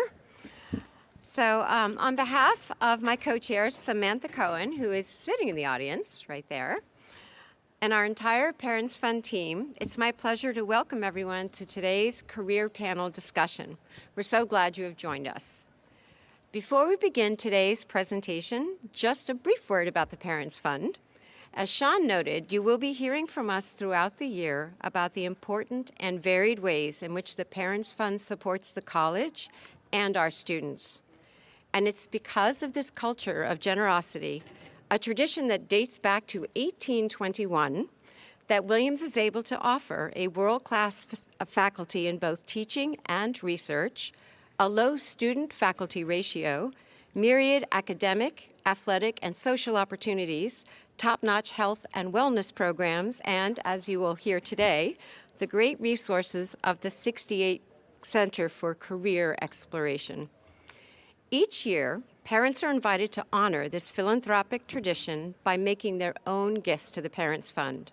Approximately 60 families also volunteer to serve on the Parents Fund Committee, engaging with families and helping to build community. As the parent of two EIFs and a longstanding member of the Parents Fund Committee, I can speak from personal experience when I tell you that participation in the Parents Fund is a great way to enrich your own Williams experience. So we hope that you will consider joining over 1,000 of your fellow EIF families in supporting this year's Parents Fund. Please feel free to reach out to me, to my co-chair Samantha, or to Sean, should you have any questions about our work or wish to consider joining our team. So before I introduce the panel, I just want to point out that we have a standing microphone in the center aisle there. So after we hear from our panelists, we'll have about 30 minutes for questions. So if you'd like to ask a question, just please feel free to line up by the microphones. So we are pleased to have with us today Anthony Purnell-McGee, who is Director of Inclusive Career Exploration at the 68 Center, and Lee Sylvia, the Center's Director of Operations and External Relations. In his role at the Career Center, Anthony advises students who are interested in careers with social impact. He also serves as the Center's Diversity, Equity, and Inclusion Liaison, working with BIPOC and first-generation students, and is the Center's pre-law advisor. Lee oversees the Center's Operations and External Relations team, which includes employer relations, the student internship program, and the very popular EIF-Link mentoring community. Anthony and Lee are joined today by our three terrific and very busy student panelists, Abdu Donka, who is at the end, Sunny Hu, and Essence Perry. Abdu is a senior majoring in history. He is a member of the cycling team, and his favorite course thus far has been Zen and the Art of American Literature. Abdu's summer internships have included Bank of America, Cushman & Wakefield, and Bain & Company. Upon graduation, Abdu will be joining Bain's New York office as an associate consultant. Sunny Hu is a second-year student planning to double major in American Studies and Women's Gender and Sexuality Studies. Her favorite class thus far has been Introduction to Asian American Studies. Sunny is co-chair of the college's Chinese American Students Organization, a social impact peer advisor at the Career Center, and she has interned at Project Rousseau, a nonprofit organization empowering students in need, and she has worked at the Davis Center and at CLIA this past summer. And Essence is a senior majoring in economics. At Williams, she has participated in the College Dems group, works for the Career Center, is student chair of the Committee on Community and Diversity, and in her spare time has started a podcast. Her favorite course thus far has been Sexual Economies. Essence has interned at the Clean Water Action Group, worked as a research assistant for a Williams professor, and interned at Bain & Company. Following graduation, Essence will join Bain as an associate consultant in their Boston office. So welcome to our busy and accomplished panelists, and take it away, Lee and Anthony. Thank you so much. Good to see everyone this afternoon. So I figured where I'd start would be to give you sort of an overview of the services and the resources that we offer Williams students, to give you a kind of a heads up, and that will sort of preview probably more of the things that you're going to hear about from the other panelists. So to start, I really did want to start with quoting our mission, because it really is a foundational baseline for everything that we do. So our mission at the 68 Center is to prepare Williams students to explore and pursue their goals through comprehensive, individualized career education. We encourage all students to discover their interests, skills, and values so they can lead fulfilling and impactful lives. And again, this is something that we really genuinely believe, and it supports all of the work that we do. And this is something that we start from day one when students get to Williams. We want all students to feel that the Career Center is a place that they can go no matter where they are in their career exploration or self-discovery journey when it comes to planning for life during and after Williams. So as far as some of the things that we offer in our office, one of the core foundational things is one-on-one advising appointments, which my colleague Anthony will speak to a little bit more. As far as our career education team is concerned, they organize programming and things as well for our students, but the one-on-one interaction is really core to the work that we do. As far as other things, experiential learning opportunities. So opportunities for students to physically, say, be in the workspace, either through career treks that we've done. This year they were more virtual, but taking students to physical spaces, traveling outside of Williamstown to meet employers, often many which of alums, to learn about different industries and career options. We also do meetups, career meetups that are broken down by industry as well for students to get acquainted with what options they might have for during and after Williams. In addition to sort of these experiential learning opportunities, we also have funding programs through our office. So if students are, say, secure unpaid internships or are actually just looking to secure funds for, say, career-related activities such as traveling to interviews or things along those lines, they can actually apply for funding through our office as well. And last but certainly not least, we also have sort of our main core platforms, software platforms that we use in our office to really help students build relationships with employers and alumni. So those two things include our Handshake platform, and that's really where students, that's like their one-stop shop for like if they're everything from, say, scheduling appointments with our advisors, but also learning about the variety of career events that we have happening in our office, whether they're career education skill building workshops led by our advising team or employer info sessions where employers come and sort of share a little bit about their industries. But that's also where students can apply to jobs and internships. And then in addition to that is our eFlink platform, which was mentioned, and that's our mentoring community where students and alums can build relationships and connect with each other and talk about, their experiences at Williams and after Williams and can connect via industry or identity interest and build those relationships and learn more about what opportunities could look like for students. And so that's kind of an overview, and that's really high level because it feels like there's so much that's happening out of our office on the day-to-day. But I'll turn it over to my colleague, Anthony, who'll talk a little bit more to the career education and career community element. Thank you, Lee. Welcome to Family Day. So how do we prepare your students to find that career that is meaningful and impactful? So we have various programs. At the Career Center, we use a career community model.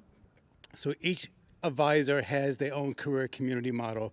And this allows for the student to access the webpage platform to access the resources and the services from each of the career communities.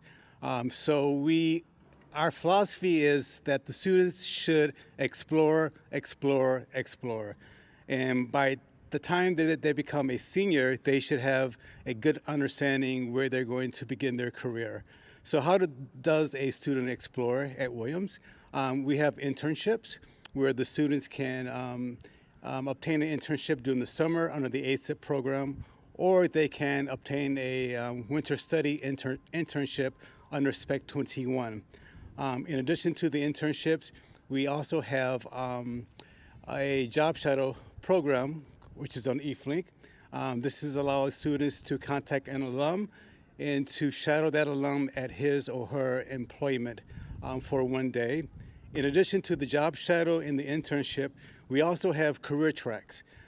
Each year we take a bunch of students to various cities to explore careers. For example, I took students to New York City and DC on the International and Foreign Affairs career track, where they met alums at the State Department and various other organizations. In addition to the career tracks, we have a series of alumni panels where alums will come on campus and to talk about their career journey and provide the students with those critical skills that are needed for that particular career. In addition to that, we allow our students to conduct informational interviews with alums, which is a reverse interview where they are asking the alum about their career journey, about their graduate school programs, and their day-to-day activities on their job. So our goal is to allow them to explore, and to provide them with the resources and the services to help them do that exploration. I have the honor to work with the BIPOC students in Williams First. I'm a first-gen student as well, and so I do lots of programming with the Dean's Office to provide that extra support for BIPOC students in Williams First. So it's an honor to work with those students. And then I serve as the pre-law advisor, and I advise students and alums about law school and legal careers. So I'll be happy to answer any questions later on in the programming. I'm going to pass it on to Essence. Essence is our peer advisor. We met when she was a sophomore. She's been with us for the past 2 years. She's graduating this year. But she's an awesome person, and she's going to share her experience as a student and as a peer advisor in our office. Thank you. So despite my title after graduation, I would like to say that I definitely did not think I was going to go into consulting, and I still don't know what I want to do when I grow up. But that's all to say that I do have a goal of wanting to do social justice work, specifically criminal justice reform and anti-poverty work. But I didn't know how I wanted to do that. And so my only goal for my 4 years were to do something in a different industry every summer. So my first summer, I did academic research, and I worked with a professor here who was doing really interesting research on sex work and sex trafficking and some of the misnomers that lead to really bad policy.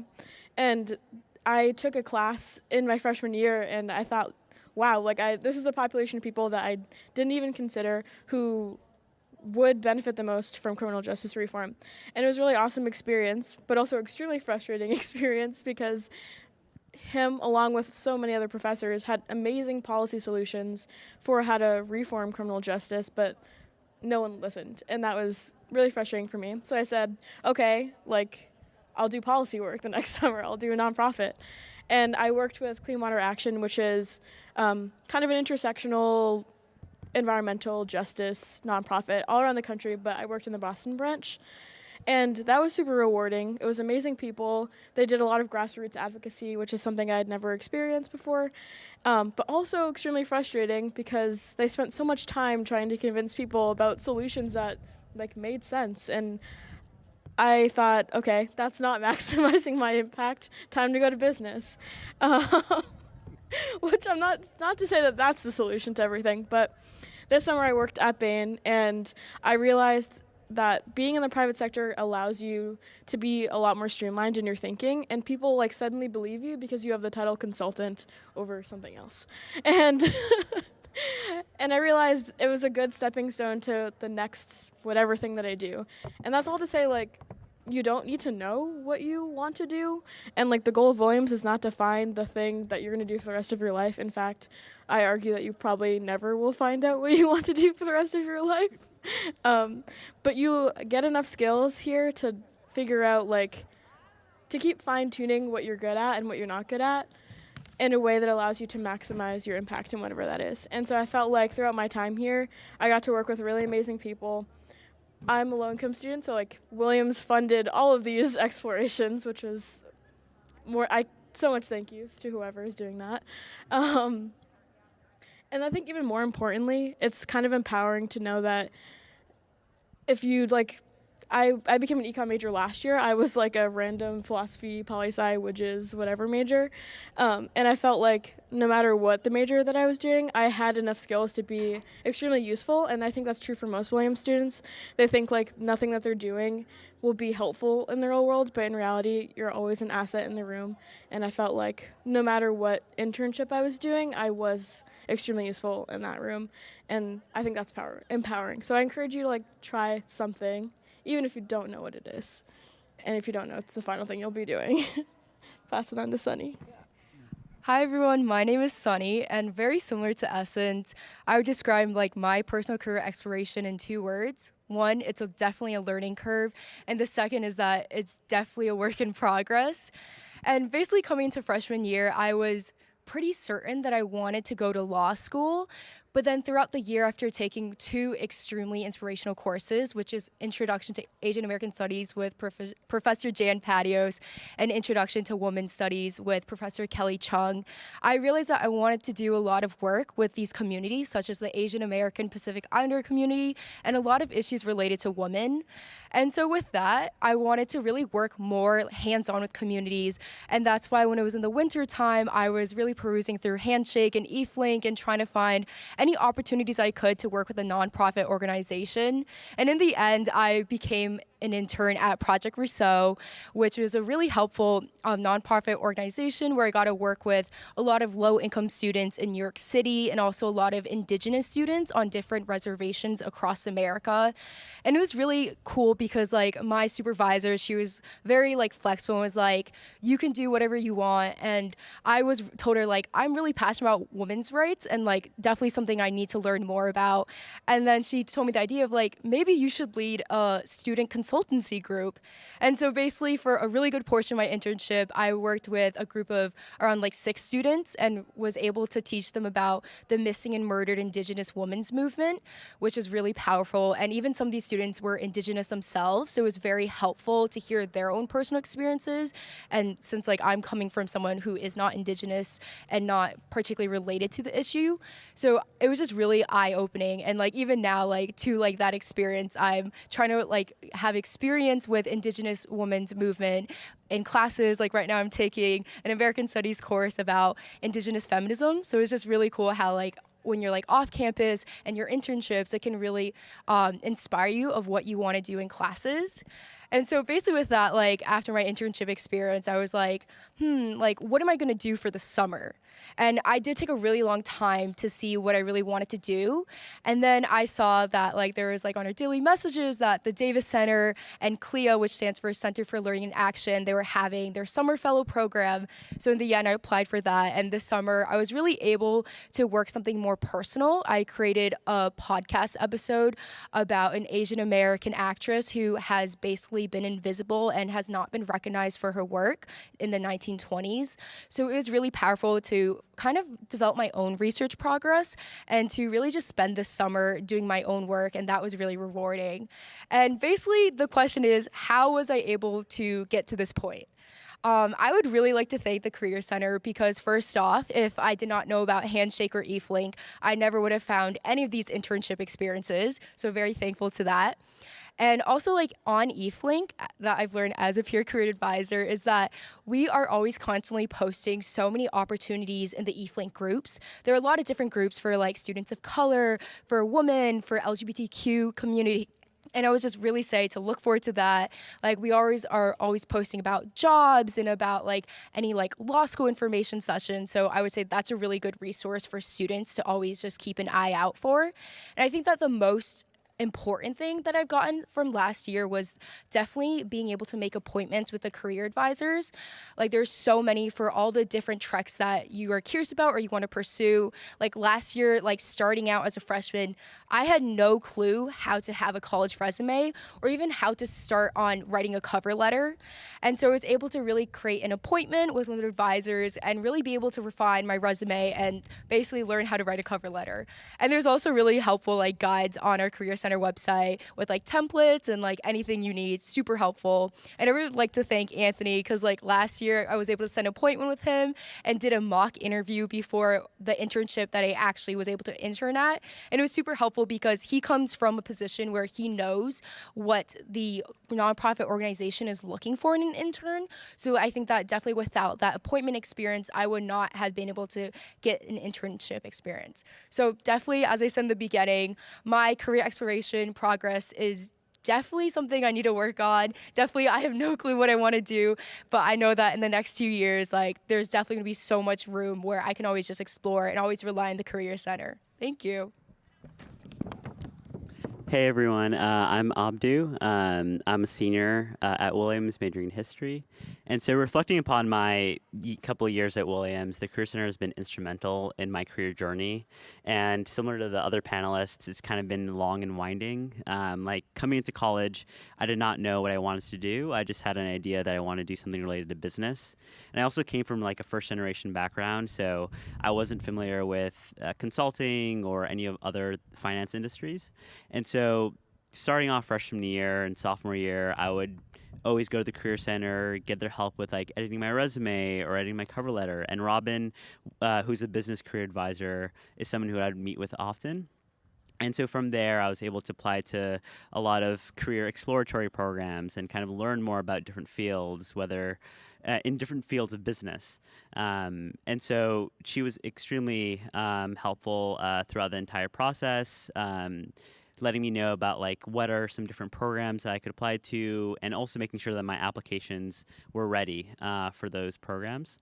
And then, you know, doing my internships over the past couple summers, I kind of was able to realize what I liked and what I didn't like about different fields of business. So I first interned in commercial real estate, which was interesting, but I just found out that I would want something a bit more focused on whether it's like working with companies or working with markets.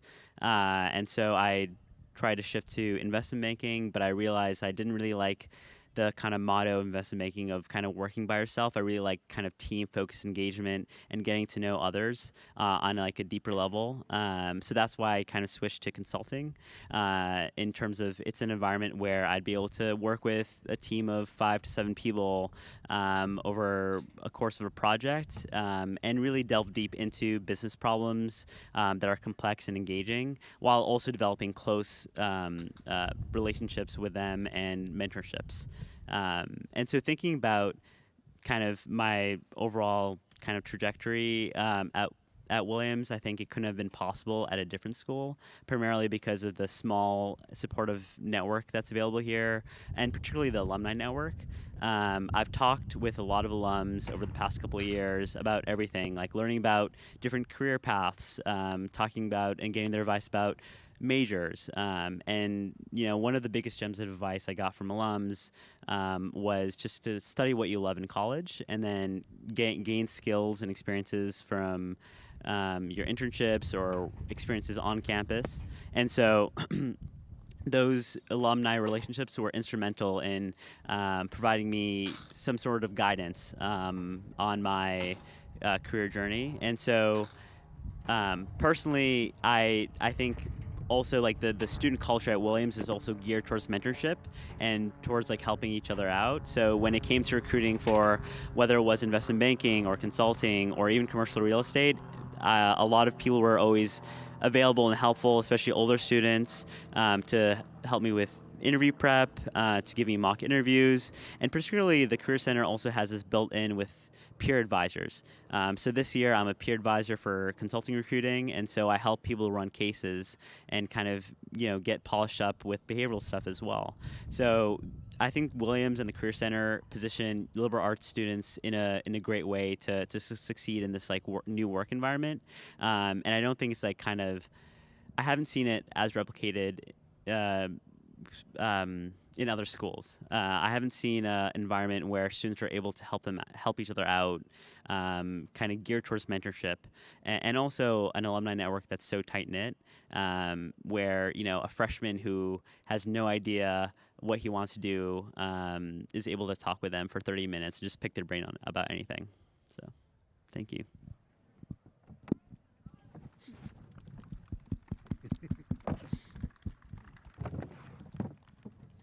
And so I think now we're opening up to questions from you all. If anyone has them, you can go to the microphones in the middle and the center there.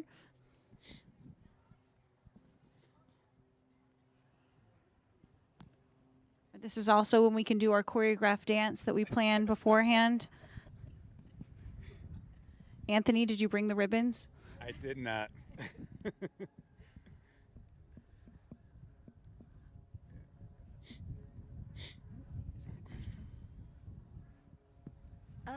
Hi, so I'm a freshman student, and I know that the general advice that we've been given is like, oh, your major isn't indicative of what you want to do in the future and things like that. But I guess personally, I still feel like there's a certain impact that you get from your major that leads into what you want to do as a career in the future. And so for the panelists up there who have had experience with, their major and now having a future career, how is your relationship between the two? I'm not really sure what you're interested in, but if it's Div 3, I have no advice there. But if it's not, cool. I'd say don't approach it as one major will provide you all the information that you need to know. That's false. Whoever tells you that, they're lying to you. What's helpful is having a certain amount of types of skills. So perhaps taking an intro-level econ course, taking stats, taking things that give you both analytical skills and also writing skills, and that's generally the advice. Can you communicate effectively? Can you do basic analytical reasoning? Can you basically convince someone with logic, mathematical evidence and writing evidence of your point? And any kind of classes that help you do that, that's the more helpful part than being an econ major or being a math major or being a widgets major. That's not the important part. It's the skills that underlie those majors, which you can get from a variety of courses. Yeah, I'd say I agree with everything that Essence said. And also for me, for my own personal experiences, when I came here as a freshman, I was really undecided about what I wanted to major in. I first started off thinking I wanted to do comp sci or econ. And then sophomore year, I kind of switched to humanities with sociology and history. But in my own experiences, I've seen that major, especially coming from a liberal arts background, does not really factor much into what type of career choices you'd want to make in the future. For example, there are people I was working with this past summer at Bain who majored in chemistry, and that's not really business related at all. So you can really major in. I think one of the best things about liberal arts colleges is that you can really major in whatever you want and kind of just use the different skills you gained either through internships or specific classes to kind of leverage that and to get future opportunities. And honestly, my own personal perspective is, you're only in college once, so you want to enjoy what you study. And so that's something I've taken to heart because you won't be in a learning environment like this again. The only thing that I'm going to add is that there are the 7 core competency that you will obtain by having a degree from Williams. And those 7 core competencies are what the employers are looking for. So critical thinking, communication skills, technology, being able to work on a team with other people, culture diversity, competency is really important as well when you're working in a global market. So when you graduate from Williams, you will have all the core skills to be very successful in any career that you pursue. Did you have a question? Yeah, I'm curious, either the administrators or the students could comment on thoughts about how early career choices impact or may be impacted by thoughts about pursuing graduate school at some point down the road, how those two things dovetail together or diverge. I will start. Okay. I would start the discussion with the answer. I think it's important. I advise alums and students for law school. I think it's important for students to work first in the workforce for at least a couple years. This will allow them to assess what is needed to advance their career. So if you work for 2 years and then go to graduate school, then you'll be more successful. I've known graduates who have 2 or 3 masters, which means that they did not take time out to work for 2 or 3 years before going to graduate school. So I try to encourage students to at least work for 2 years and then decide what graduate degree is going to advance your career. Yeah, and I think just to dovetail into that too, like statistically speaking, I mean, on a given year, like looking at our graduating classes, like sometimes we see anywhere from like 10% to like last year, 14.5% of the graduating class chose to go on to continue their education. And I think that had a lot to do also to the circumstances that we were in at that point. And we had about 10% of the class that had lost jobs due to COVID. And so I think that also weighed into some decisions that people were making. And so it also does kind of vary as far as sort of that first, as far as the year and that being the first choice right after Williams. Any other questions?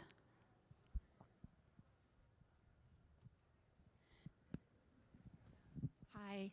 I am a parent of a freshman. I was just curious, is the alumni network in effect just for the first job, or is it more of a lifelong type network? Like, how does that work in terms of maintaining those connections? Thank you.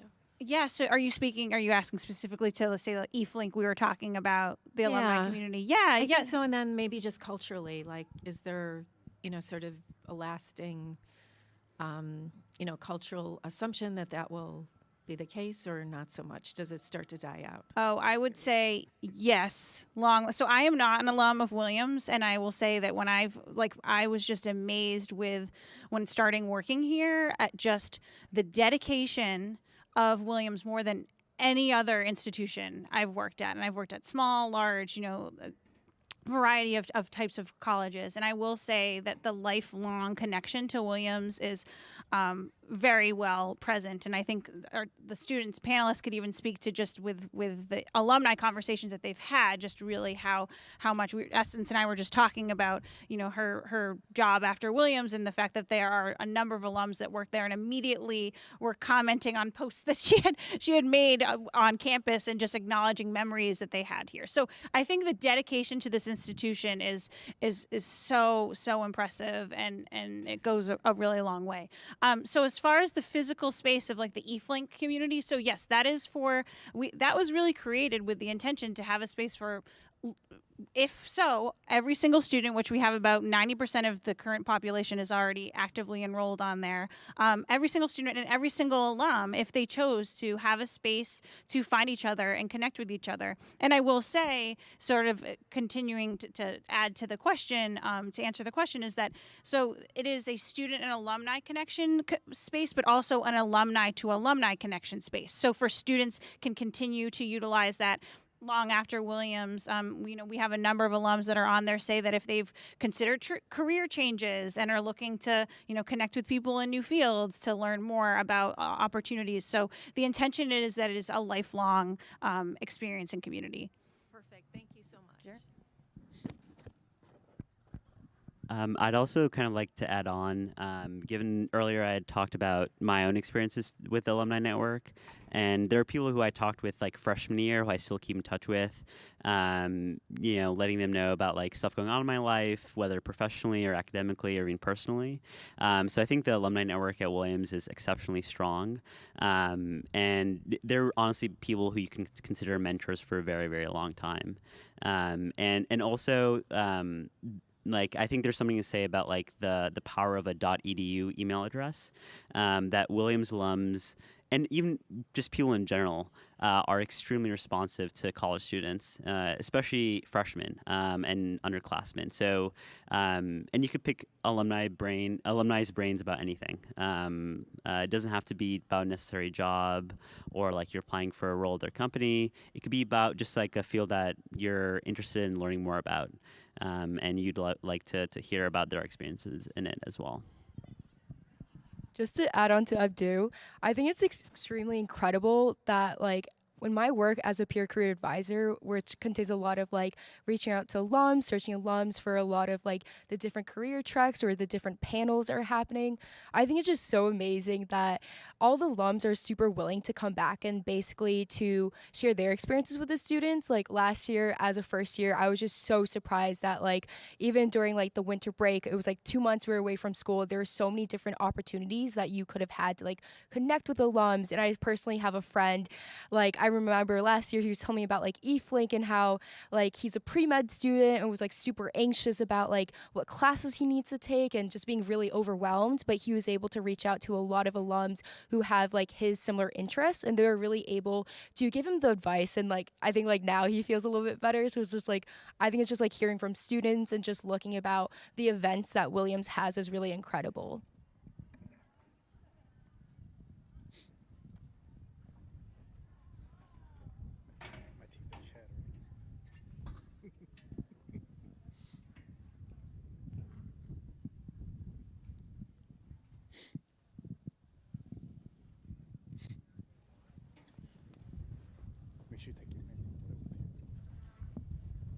Just one last chance before I close it out. Any other questions?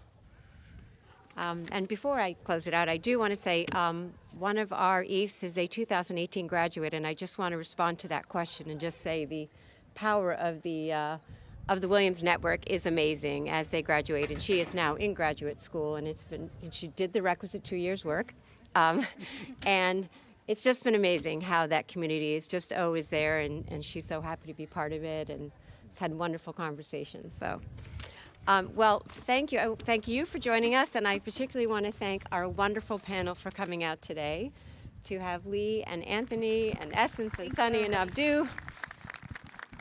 Thank you so much. And I know we have a gift for our 3 student panelists when I find Sean. Oh, Sean has a gift to deliver.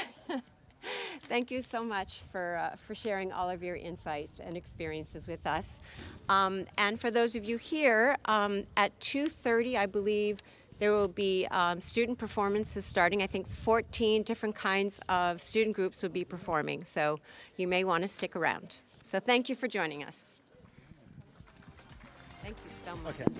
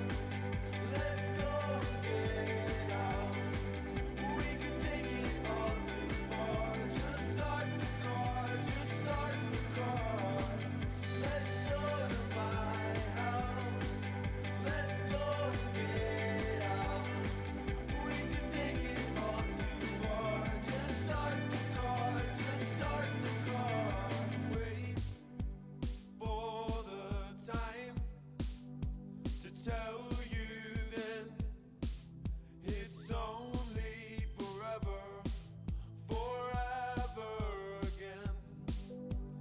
Out of line, I know I've been. It's only forever, forever again. Let's go to my house. Let's go and get out. We can take it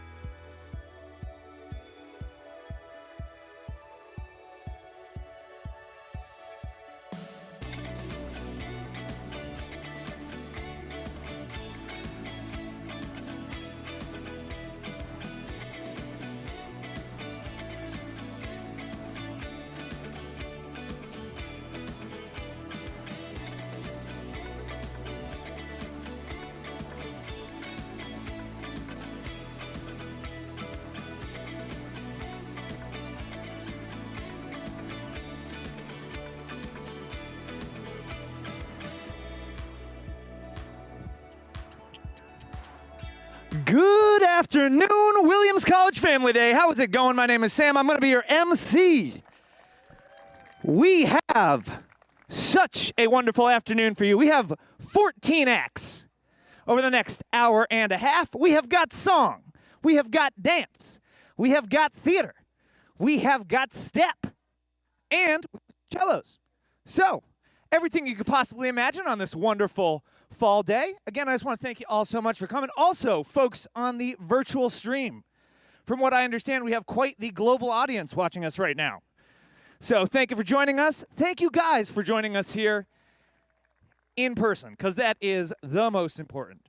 I'll say I'm going to be giving you some fun. I'm going to be doing some intros throughout the afternoon. But the point of this is not to have me talk up on stage.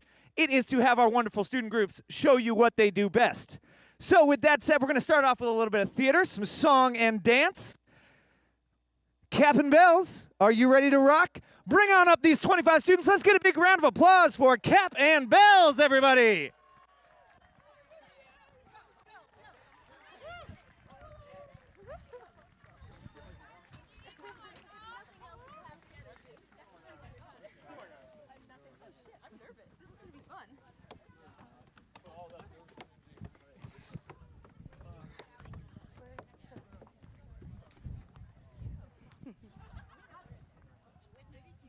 Hi, everybody. We're the cast of Mamma Mia. We'll be performing Dancing Queen for you today. Feel free to sing along if you know it.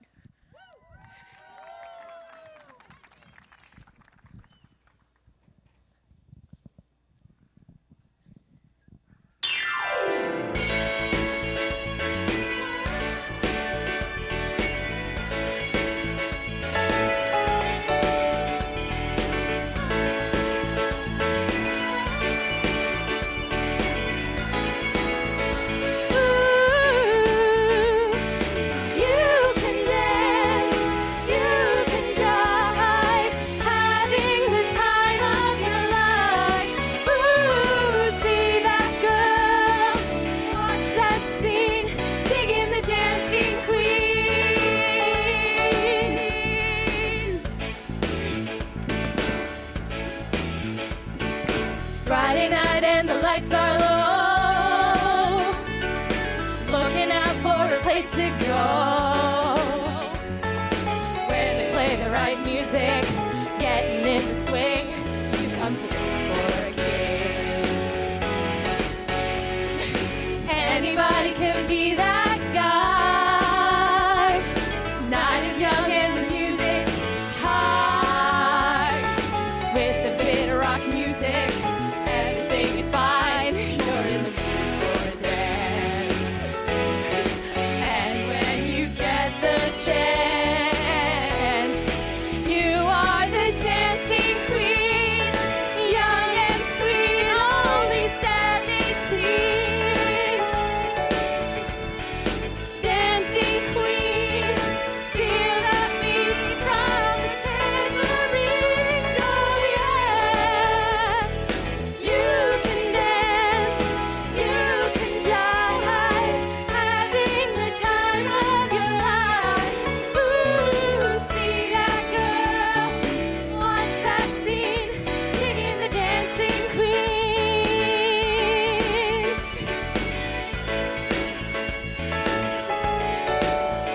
Singing the dancing queen.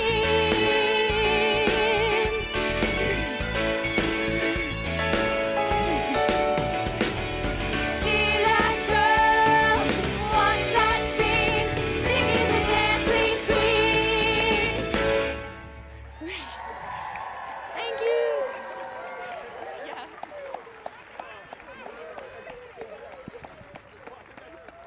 Keep it going. Check, check, check, check, check, check. That was quite the rendition. Thank you so much, Cap and Bells. If you guys aren't bopping along in your seats after ABBA comes on at this time of day, fear not, because we've got plenty of great stuff coming. But that should have got you a little bit feeling it. All right, as I said, I've got some fun facts. You've got your first two right now. These are, in fact, these are more a trivia question. I'll take a yelled out answer from the audience if you want. on both of these while we fill before we got our step team in. First question. How many languages are spoken by current Williams students? Any number. I got a 25. It's a lot more than that. 50. It's more than that. 75. You're getting close. The correct answer is 80. We have a only 2,000 person student body, 80 different languages. That is quite impressive. I will say that. And I had a second fact, but the correct answer. Oh, just kidding. I remembered it. All right. We've got students from 49 different states. We're missing one. What's that state? What, did you write the question? I see you on campus. That should not have happened. That is all right. It is, in fact, North Dakota. We were expecting Alaska. We were expecting Hawaii. In fact, it's North Dakota. But, as I said, this is all about the students. It is time to bring on the iconic Williams Step team, Sankofa. Come on up, guys.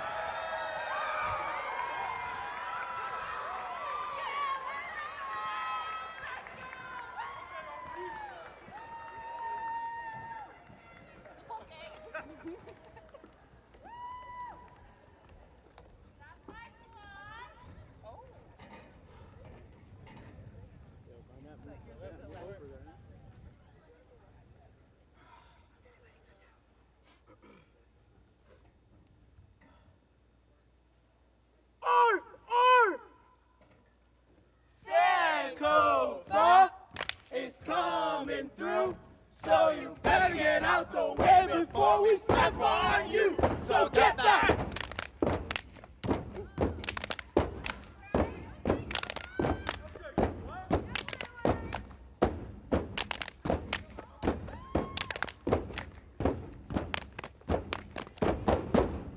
That's my squad.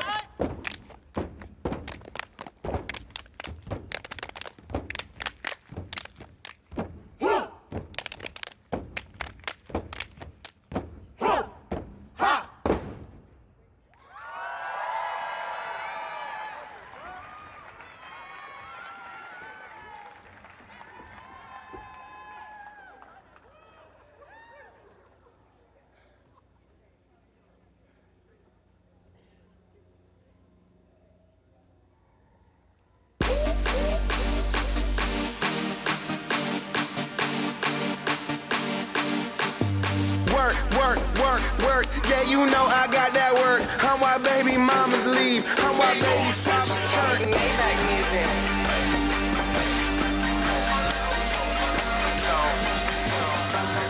Made it big for go-go, and I made it with that dough flow. This one right here for DC, this one right here for Polo.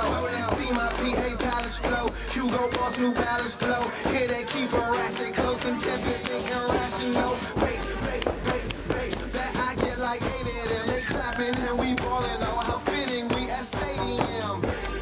BOA, Lil G, Mo Cobain and straight. Flossy said that wins this game, so close I can get flip a play. Work. Sankofa, we got that work.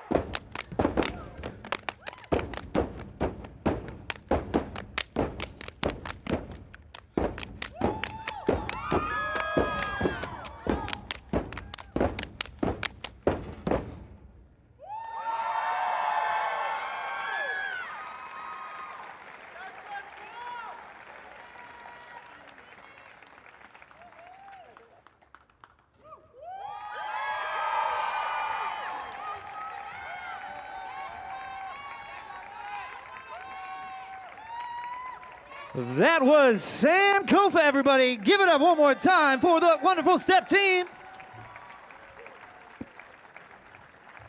Now, it is time for your first of a number of a cappella acts. Are you possibly a Williams graduate? If that's the case, you are more than aware we just love to sing at this college. So many groups, it might as well be a sport. I believe we have 7 or 8 a cappella groups at this point in time. Now I'm going to give you your first fun fact associated with this group. So, you know, we've had bands, successful bands, that have come and gone from Williams. For example, the band Darlingside, I believe, may be making an appearance during Homecoming. I don't know if I was supposed to let that go, but I did. I will say, the rock band, the geek rock band, if you want to call it that, Fountains of Wayne, they are alum. How is that relevant? They had a smashing hit, Stacy's Mom. Why is that relevant? Because of these two tracks that you're about to see by the Williams Octet. One of them is, in fact, that smash hit from Fountains of Wayne. So with that, let us bring the Octet up on stage. Gentlemen, here we go. Give it up, everybody, for the Williams Octet.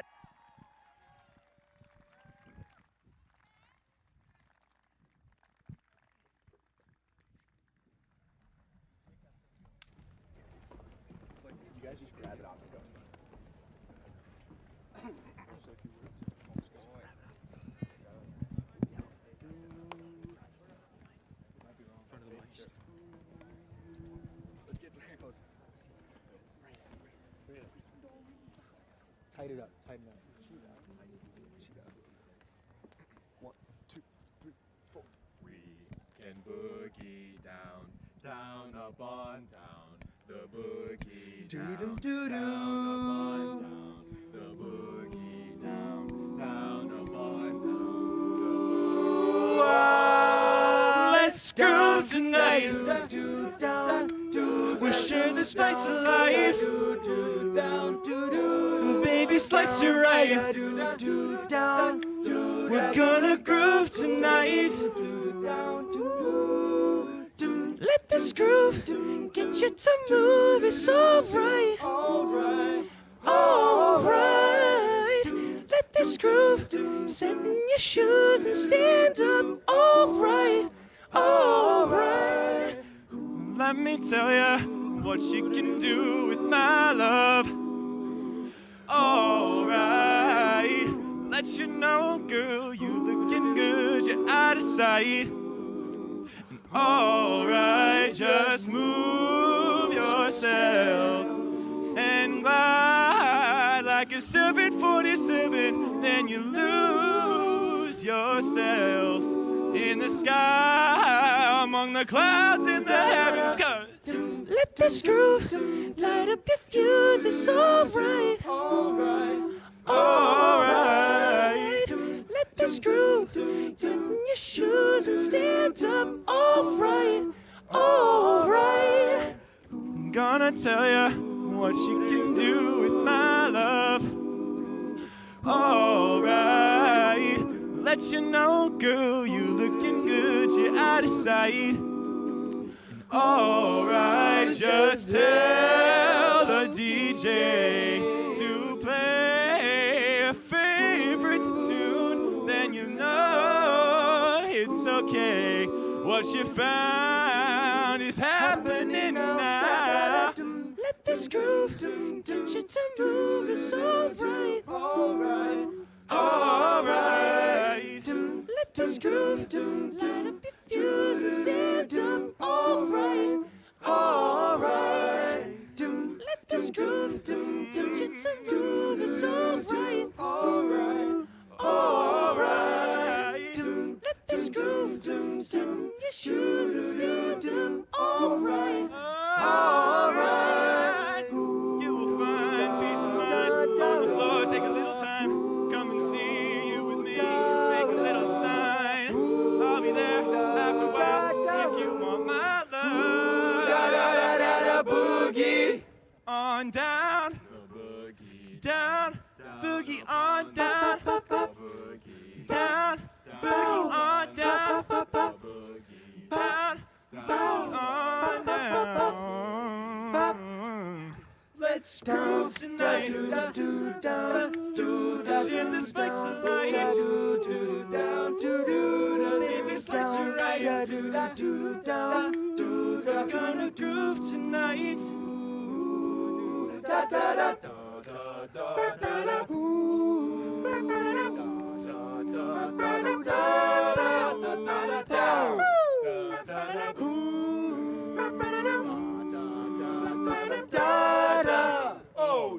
Let this groove get you to move, it's alright. Alright.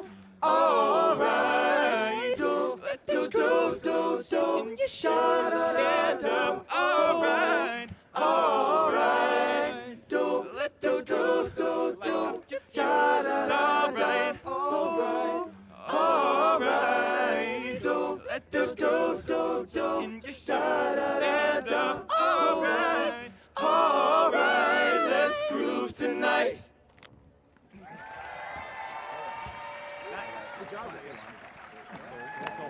It's a cold. You can pop it back on. Just pop it back on.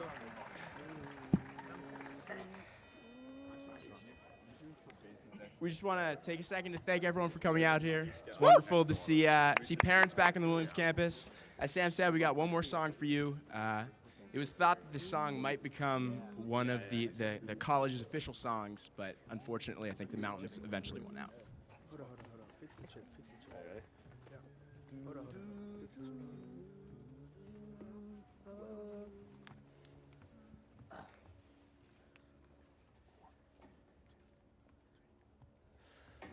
It might be wrong, but she has got it going on.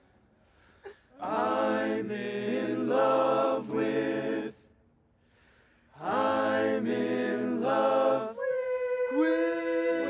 Stacy.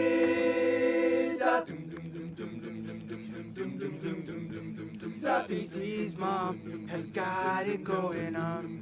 Stacy's mom has got it going on. Stacy's mom has got it going on. Stacy's mom has got it going on. Stacy, can I come over after school? After school, we can hang around by the by the pool. Did your mom get back from your business trip? Is she there, or is she trying to give me the slip? Give me the slip, you know I'm da da da da da da da da da da. Stacy's mom, she's got it going on. She's all I want, and I'm waiting so long. Stacy, you're not for me. I know it might Stacy's mom has got it going on. Stacy's mom has got it going on. Stacy, do you remember when I mowed your lawn? Mowed your lawn. Your mom came out with just a towel on. I could tell she liked me from the way she stared. The way she stared. The way she said, I think you missed a spot over there. Spot over there, you know And I know that you think since your dad walked out, you're not gonna use a guy like me. Stacy's mom, she's got it going on. She's all I want, and I've waited so long. Stacy, can't you see you're not for me? I know it, but I'm in love with Stacy's mom. Wow, now, now, now, now, now, now, now, now, now,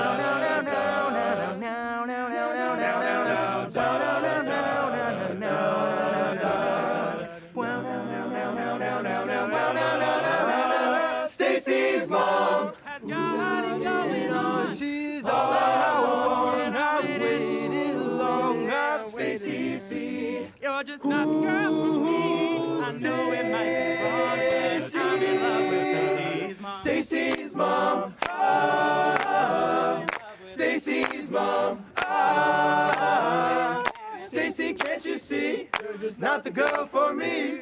I know it might be wrong, but Williams moms. And that.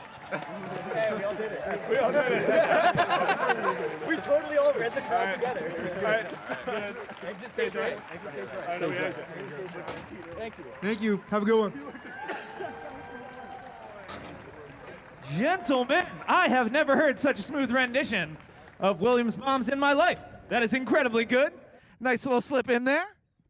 That being said, I have nothing much to throw you. It's a little song section of our jamboree right now. You may have had some Earth, Wind, and Fire. You may have had some Fountains of Wayne. We're going to bring it a little bit newer. I'm going to bring on Euphoria with a cover of Traitor by Olivia Rodrigo. Come on, y'all.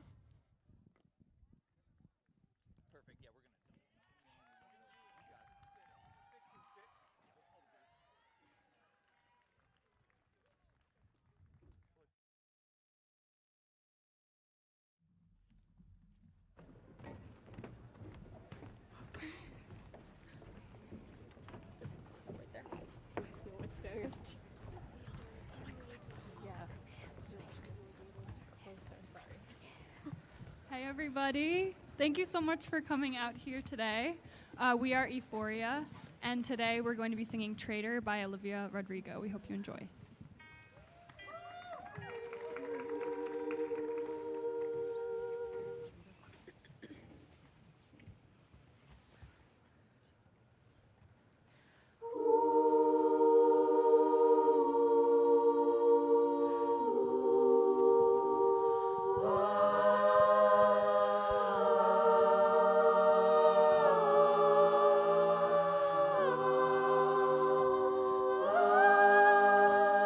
Brown guilty eyes and a little white lies. Yeah, I played dumb, but I always knew that you talked to her, maybe did even worse. I kept quiet so I could keep you. Ain't it funny? Oh, you ran to her the second that we called it quits. Ain't it funny?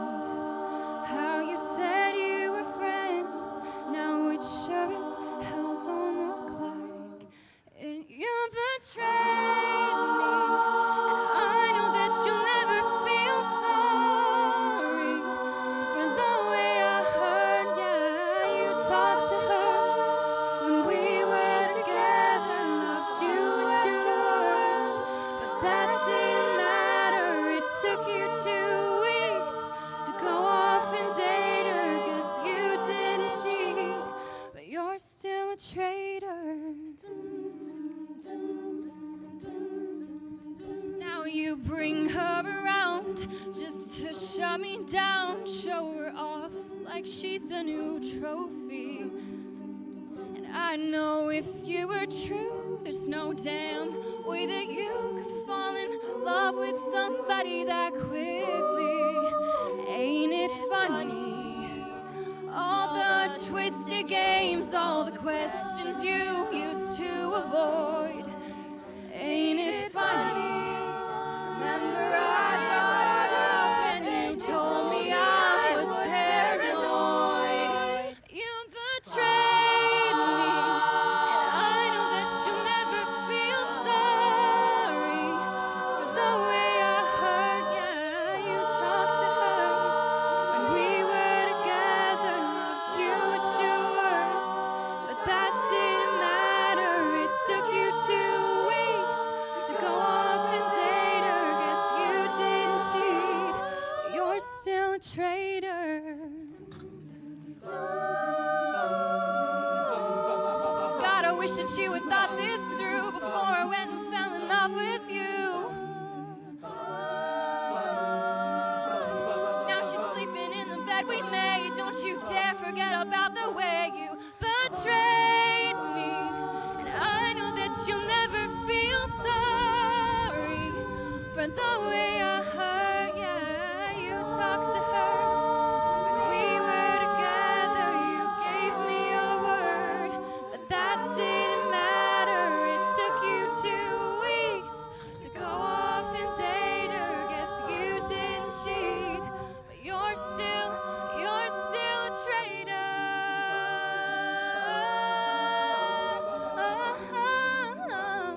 Yeah, you're still a traitor. God, I wish that you had thought this through before I went and fell in love with you.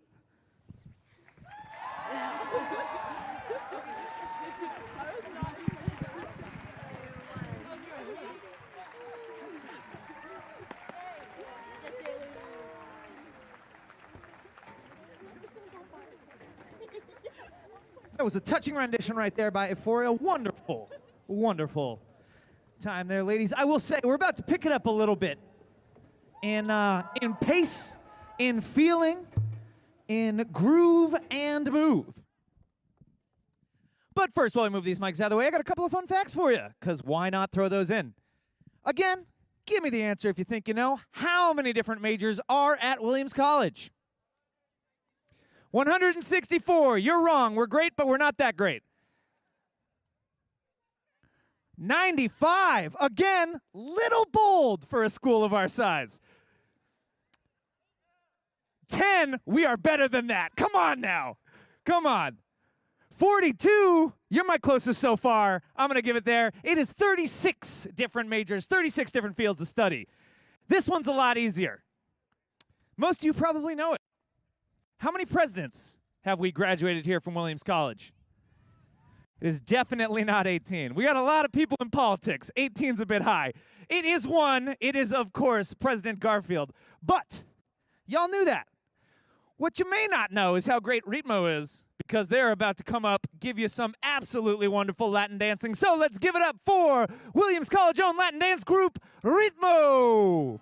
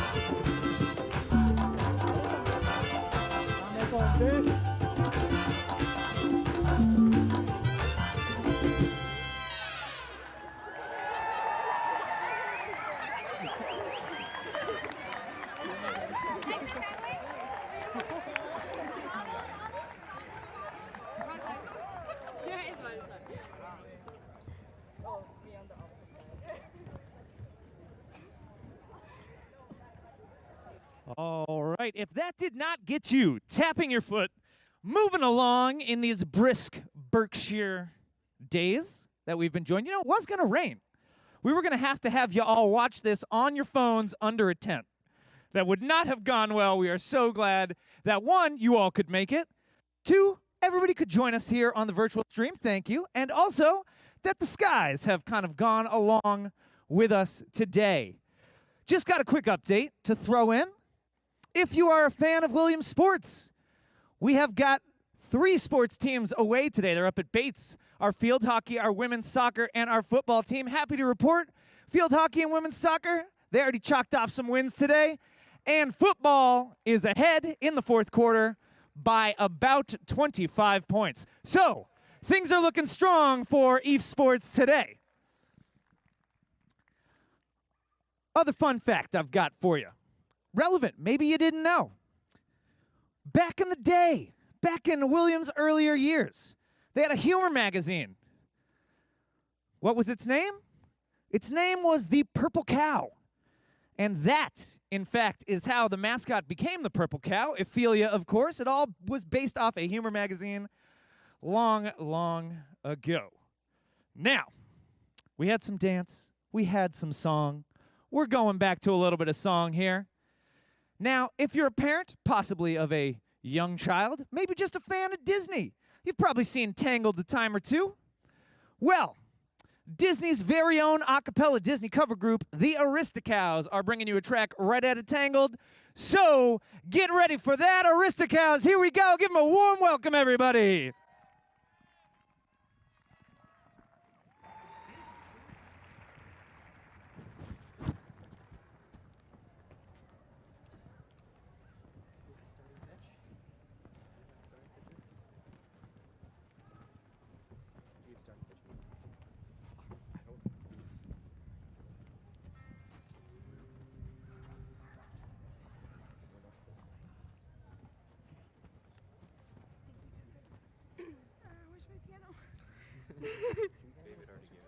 Okay.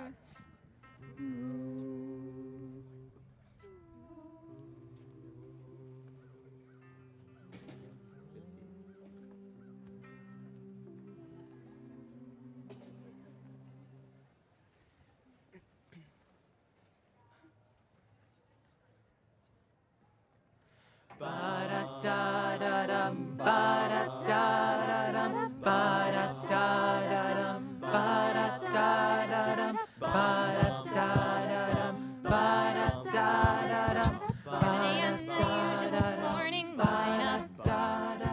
Start the chores and sweep till the floor's all clean. Wash and wax, do laundry and mop and shine up. Sweep the bin and by then it's like 7:15, and so I'll read a book, or maybe 2 or 3. I'll add a few new paintings to my gallery. Play guitar and knit and cook, and basically just wonder when will my life begin.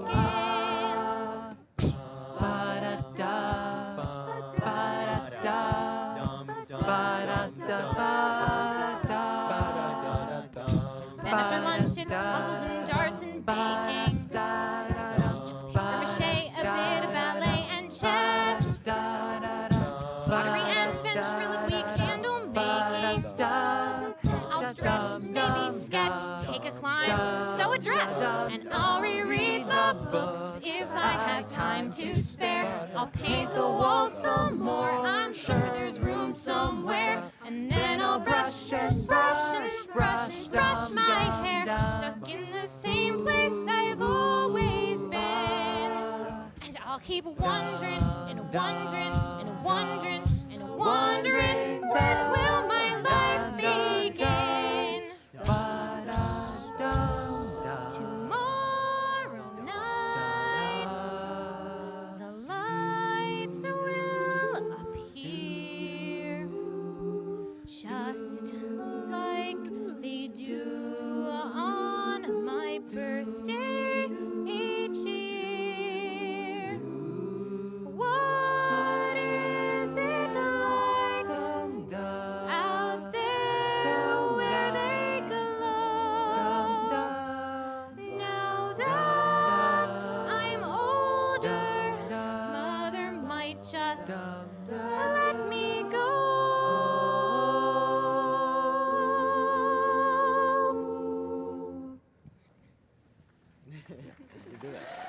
we bow? So, I got we bow? Nice, yeah. We shouldn't bow.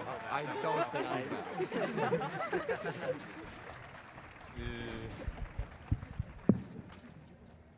You.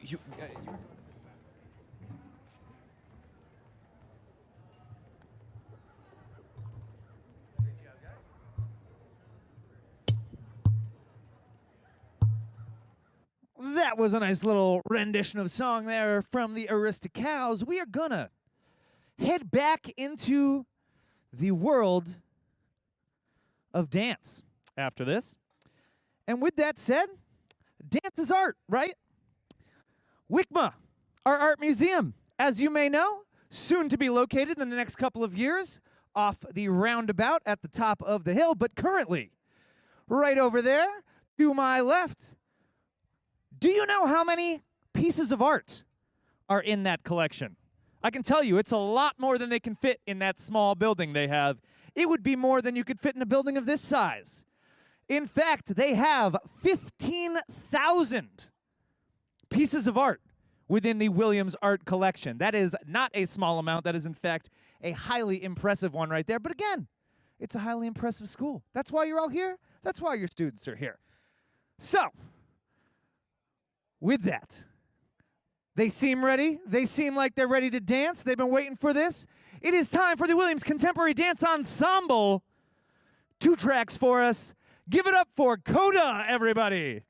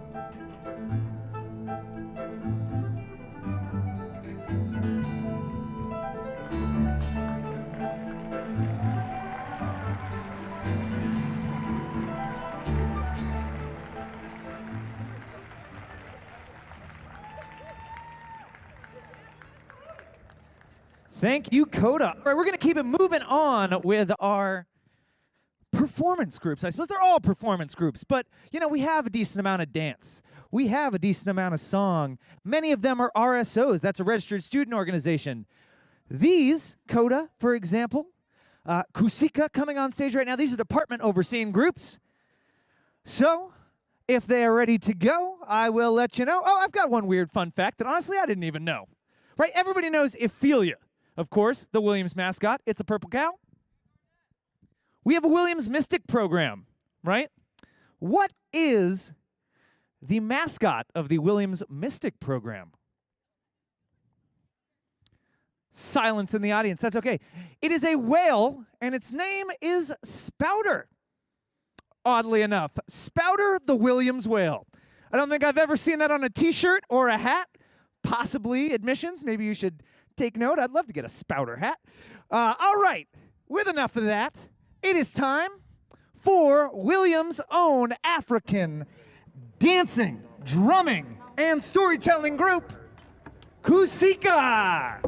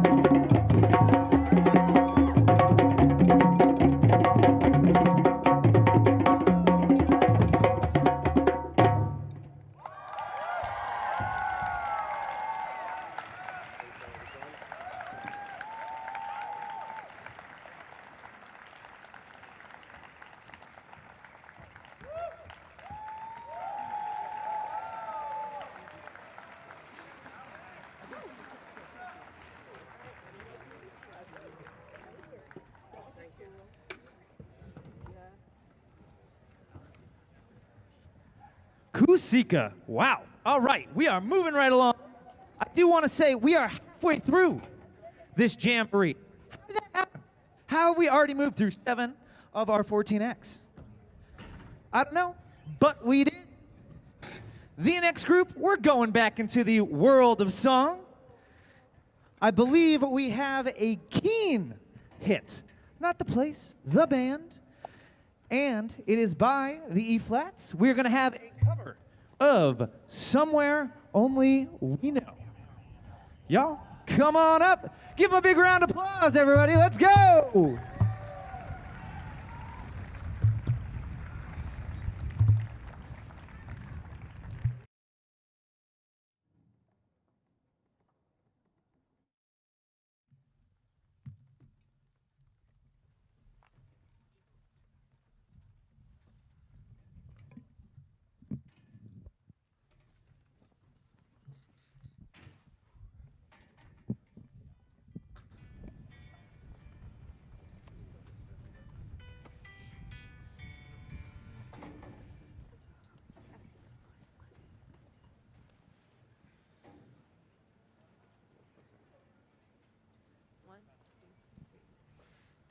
walked across an empty land.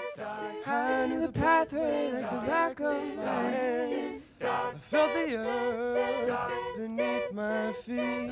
Sat by the river and it made me complete. A simple thing, where have you gone? I'm getting old and I need something to rely on. So tell me when you're gonna let me in.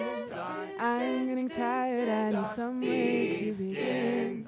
Came across a fallen tree.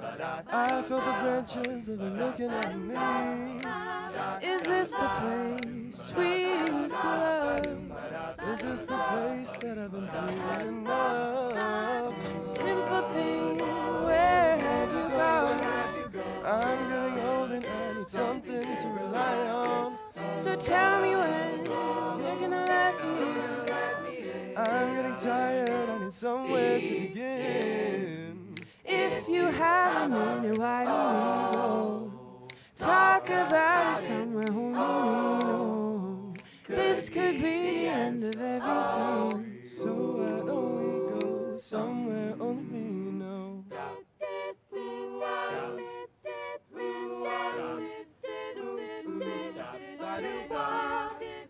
I walked across an empty land. I knew the pathway like the back of my hand. Is this the place we used to love? Is this the place that I've been dreaming of? A simple thing, where have you gone? I'm getting old and I need something to rely on. So tell me when you're gonna let me in. I'm getting tired, I need somewhere to begin. If you have a minute, why don't we go? Talk about it somewhere only we know. This could be the end of everything. So why don't we go somewhere only we know?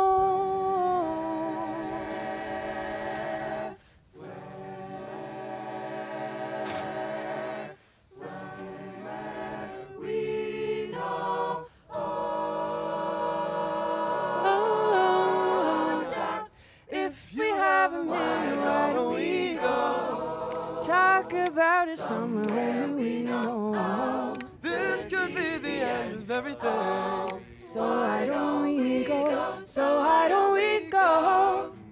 If you have a minute, why don't we go? Talk about it somewhere only we know. This could be the end of everything. So why don't we go somewhere Somewhere only we know.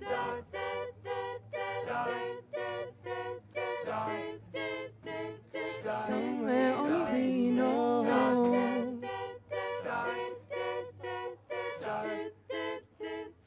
Somewhere only we know.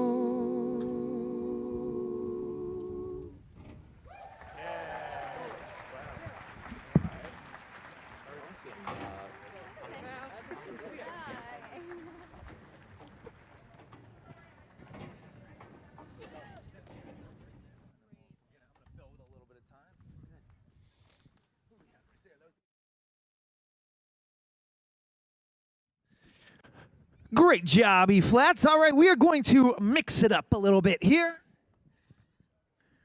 We have got, this is a decently new student group, I will say. Maybe a handful of years at most. When they first began, they had 4 performers in this group. Now, I believe we are upwards of 20 or something close to that. So they have grown 4 times their size, or 5 times even, in, what, a couple of years? That's actually quite impressive. I will say it does take a little bit of a setup, so you got to hear me blab for a couple of more minutes. I will say we're about halfway through. I want to thank you guys for joining us again. The sun has come out. The breeze has lifted. Life is good for you guys at home watching on the stream. Of course, you're probably on your couch, and it's not an issue. But for everybody out here, I thank you for enjoying here in this wonderful Berkshire day. So, some fun facts to fill the air. I'm going to go a little athletic for a second, right? In Div 3 sports, there is this cup. It's called the Director's Cup. It is given to the winningest team. There have only been 23 Director's Cups. Anybody know how many Williams has won? It could be 22, but my sheet says 21. So I believe we have won every but 2. That means every year, practically, the winningest team in Div 3. That is incredibly impressive. Some weird fun facts here. You know, some of you may have visited the wonderful Takana Golf Course while you were here for the weekend, right? Students play there, alum play there, on the 14th tee there. Whose name is engraved due to scoring a hole-in-one on that hole? Hey, somebody played there recently. It is, in fact, Jack Nicklaus. That is crazy, but also true. Speaking of very, successful athletes that have played here in Williamstown, who hit the longest home run ever out of Weston Field in Williamstown? Man, somebody back there is a man of sports knowledge. It is, in fact, Lou Gehrig. That is great. I don't know what to say about that. I'm getting all my questions answered up here. I've got some other fun ones, but I mean, generally speaking, I have a feeling they might be answered by the audience. So, with that, cello shots. Would you like to come up and take your seats? It's going to take a little while here, but this is Williams' very own cello performance group. They have got a mashup. They've got a medley. They've got you for the next couple of minutes. Come on up, y'all. Let's keep it going for the Williams cello shots.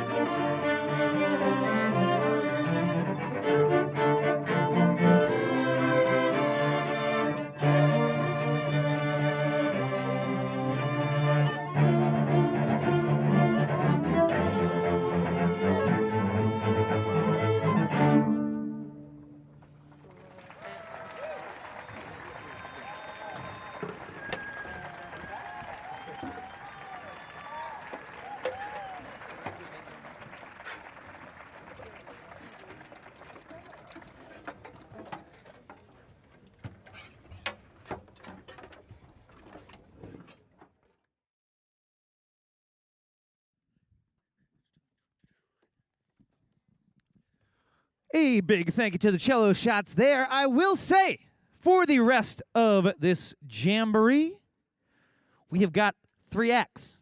They all sing. Some have 10, some have 15, and then we got a group that's going to be coming out in just a little bit that's got 20 plus people up here. They don't need any microphones. They're going to be rocking the world. And we've got some dance first, though. But before we get to the dance, we got to clear the stage. I got to tell you some things. So we talked about the number of pieces in the art collection, 15 grand. That's a lot. That is nothing compared to what is in the collections behind me in the library and special collections. Ballpark. Anybody have any idea how many books and things we got in there? Ballpark. 1 million? That's a pretty dang good guess. In fact, it is 1,005,242. I do not know how much time it would take to read or study those things. I would love to know, what Williams student has in fact read the most out of that 1 million piece collection. I have no idea. Somebody probably has, though. Other interesting thing, we're talking 1904, long, long before anybody in this audience was out here at Williams. Did you know there was actually, where the Williams Inn, our nice new Williams Inn down there, there was a lake at the bottom of Spring Street. I kid you not. There was a lake at the bottom of Spring Street. And so I don't screw it up, I'm going to check the name, but I'm almost positive it was named Christmas Lake, I think. Somebody could yell at me if I'm wrong. It is. It, in fact, was D. Christmas Lake. Oh, why was that there? It's because it was a multiple choice question and I read it wrong. It was actually just Christmas Lake. No D in front. My apologies. We're trying here. We're trying. All right. I do have a little statement here before we get NBC up here. So, NBC will be performing Ecstasy, a dance created by the founders of NBC that is performed at the spring show every year. If you're an alum in the audience, you definitely will know it. You may have seen it performed. You may even know the moves yourself. They encourage you to tap the foot, do the hand moves, get yourself grooving. You can even stand up in the middle of the crowd and really show it if you feel that way. Maybe, maybe not. With that, to the song For My People by Missy Elliott, let me bring up NBC to perform Ecstasy.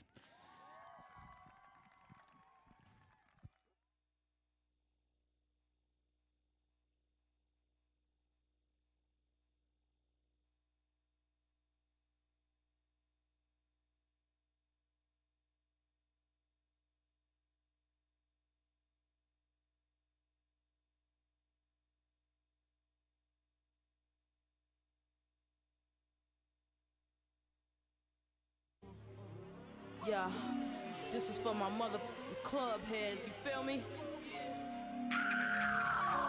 People, gangsters and pimps and people, smoking that people reefer, up in the club with speakers, hi-hats and bass and tweeters, DJs is dropping needles, sweat till I catch a fever, call me the illest diva, yo, I'm on fire! People go ahead and drink up, get in the club, up, see me, you got it looked up, someone to touch and rub up, show me some love, strip off your clothes and take off your socks. The party's jumping, I see something fine.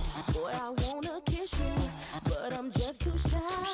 Let me dance with you, let me wear you out. Here's a glass of orange juice, let's go exit out. The music's banging, way down in my soul. When you dance behind me, I lose all control.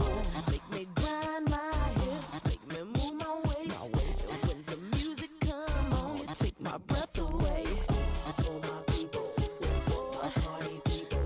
This is for my people, the people. Come on, get on down. Come on, get on down. This is for my people. Say what? Party people. This is for my people. Ecstasy people. Come on, get on down.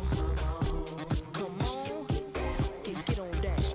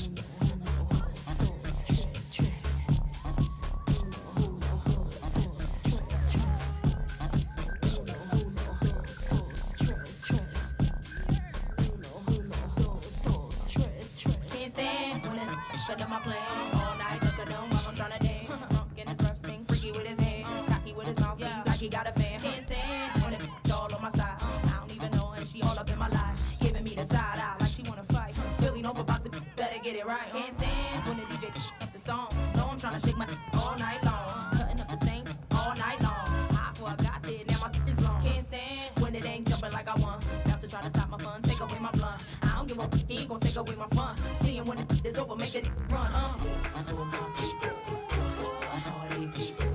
This is for my people, other people. Come on, come on, get down, get on down. Come on, come on, get down, get on down. This is for my people, support hearty people.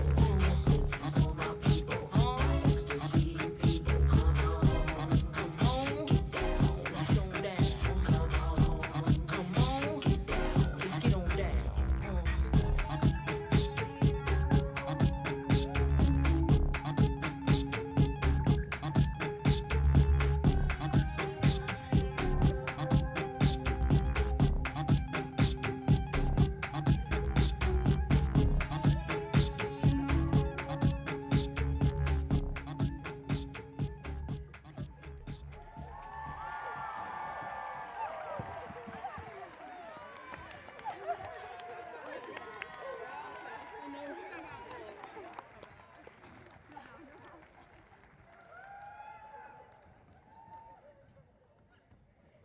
All right. If that did not get your blood pumping, I do not know what will. We have got 3 acts left. You have all been wonderful. Thank you for sticking around. I know the sun once again left us. The breeze picked up. We're trying here. We're trying, but we're going to keep it moving right along. So, performing Can You Stand the Rain? It is Purple Rain.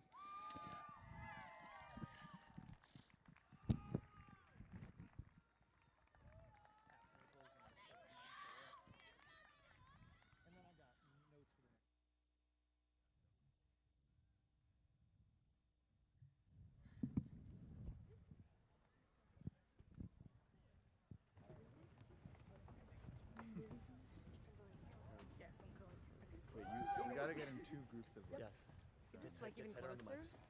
like as tight as we can be. Yeah.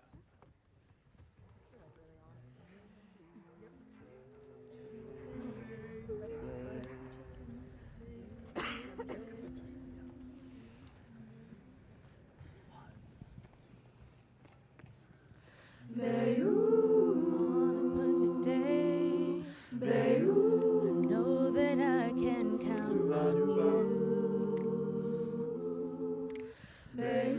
When that's not possible, tell me, can you weather the storm? 'Cause I need somebody who will stand by me through the good times and bad times. She will always be right there. Sunny days, everybody loves them, but tell me, can you stand the rain? Storms will come, this we know for sure, this we know for sure. Can you stand the rain? Your love unconditional. I'm not asking this of you. Got to make it last. I'll do whatever needs to be done. 'Cause I need somebody who will stand by me through the good times and bad times. She will always be right there for me. Sunny days, everybody loves them, but tell me, can you stand the rain? Storms will come, This we know for sure, this we know for sure. Can you stand the rain? Can you stand the rain? Can you stand the rain? Can you stand the rain? Can you stand the rain? Can you stand the rain? Can you stand the rain? Can you stand the rain? Can you stand the rain?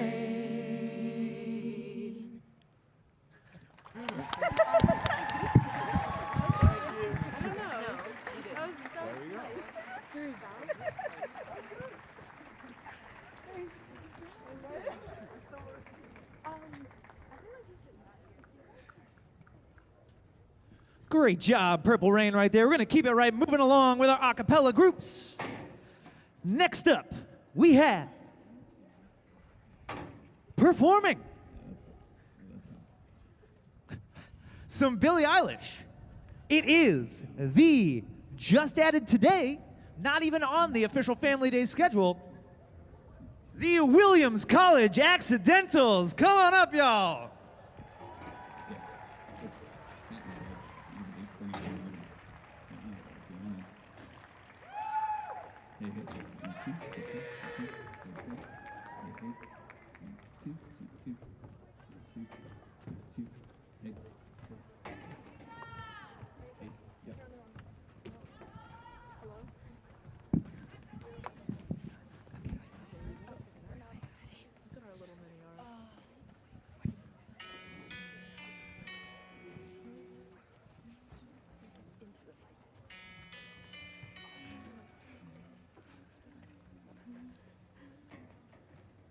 Three and four and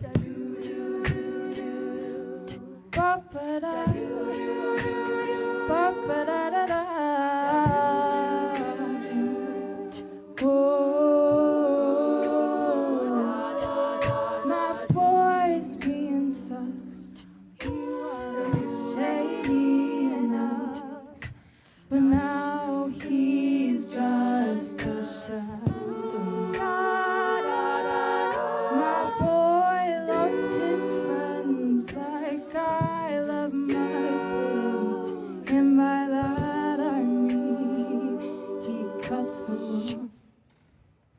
What? My boy, my boy, my boy, da-doo-doo, don't love me like he promised. My boy, my boy, my boy, da-doo-doo, he ain't a man and sure as hell ain't honest. My boy's being sus, and he don't know how to cuss. He just sounds like he's trying to be his father. Who are you? My boy's an ugly crier, but he's such a pretty liar. And by that I mean, he said he'd change. My boy, my boy, my boy, don't love me like he promised. My boy, my boy, my boy, he ain't a man and sure as hell ain't honest. My boy, my boy, my friend. I love, love, love, love. I love, love my friend. My boy, love, love, love, love, love, boy, love, love, love, love, love, love, love, love, love, love, love, love, love, love. All right, dude, go screw yourself. My boy, my boy, my boy, don't love me like he promised. My boy, my boy, my boy, he ain't a man and sure as hell ain't honest. You want me to be honest, well then gotta be mine. And if you want a good groove, then goodbye. You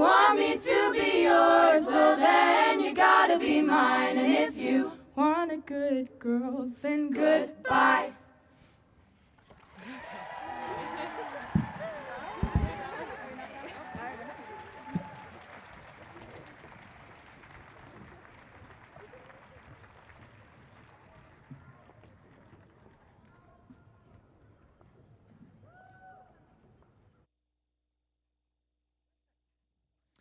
The Williams College Accidentals, everybody. Hopefully you enjoyed that. We've got one more group for you. One thing I just found out, no surprise, this entire thing is recorded. So if you want to relive this wonderful afternoon, these cameras I think are pointed at you right now. You can even catch a picture of yourself in the crowd. You can do so. It'll be on the YouTube page before too long. Somewhere on there. I will say this is the last official program of the Family Days thing. There are a couple things this evening, but this is, generally speaking, going to wrap up what we got going on for today. So, our last big performance group for the Williams Jamboree. They've been around for 25, possibly 26 years. 35, 36. They just told me I forgot. I apologize. All you need to know is they've got the skills. It is the Williams Gospel Choir. Come on up, y'all.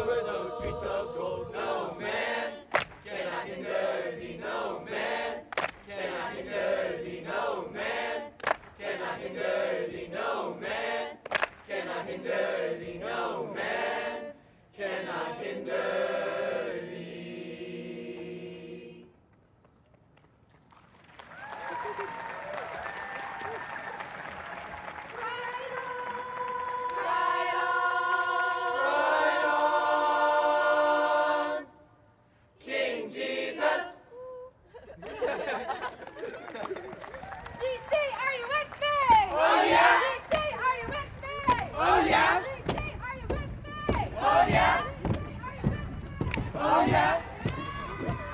Oh, yeah.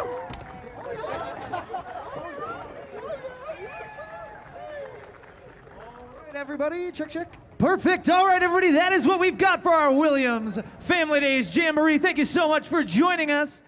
Be safe, be well, and we shall see you next year.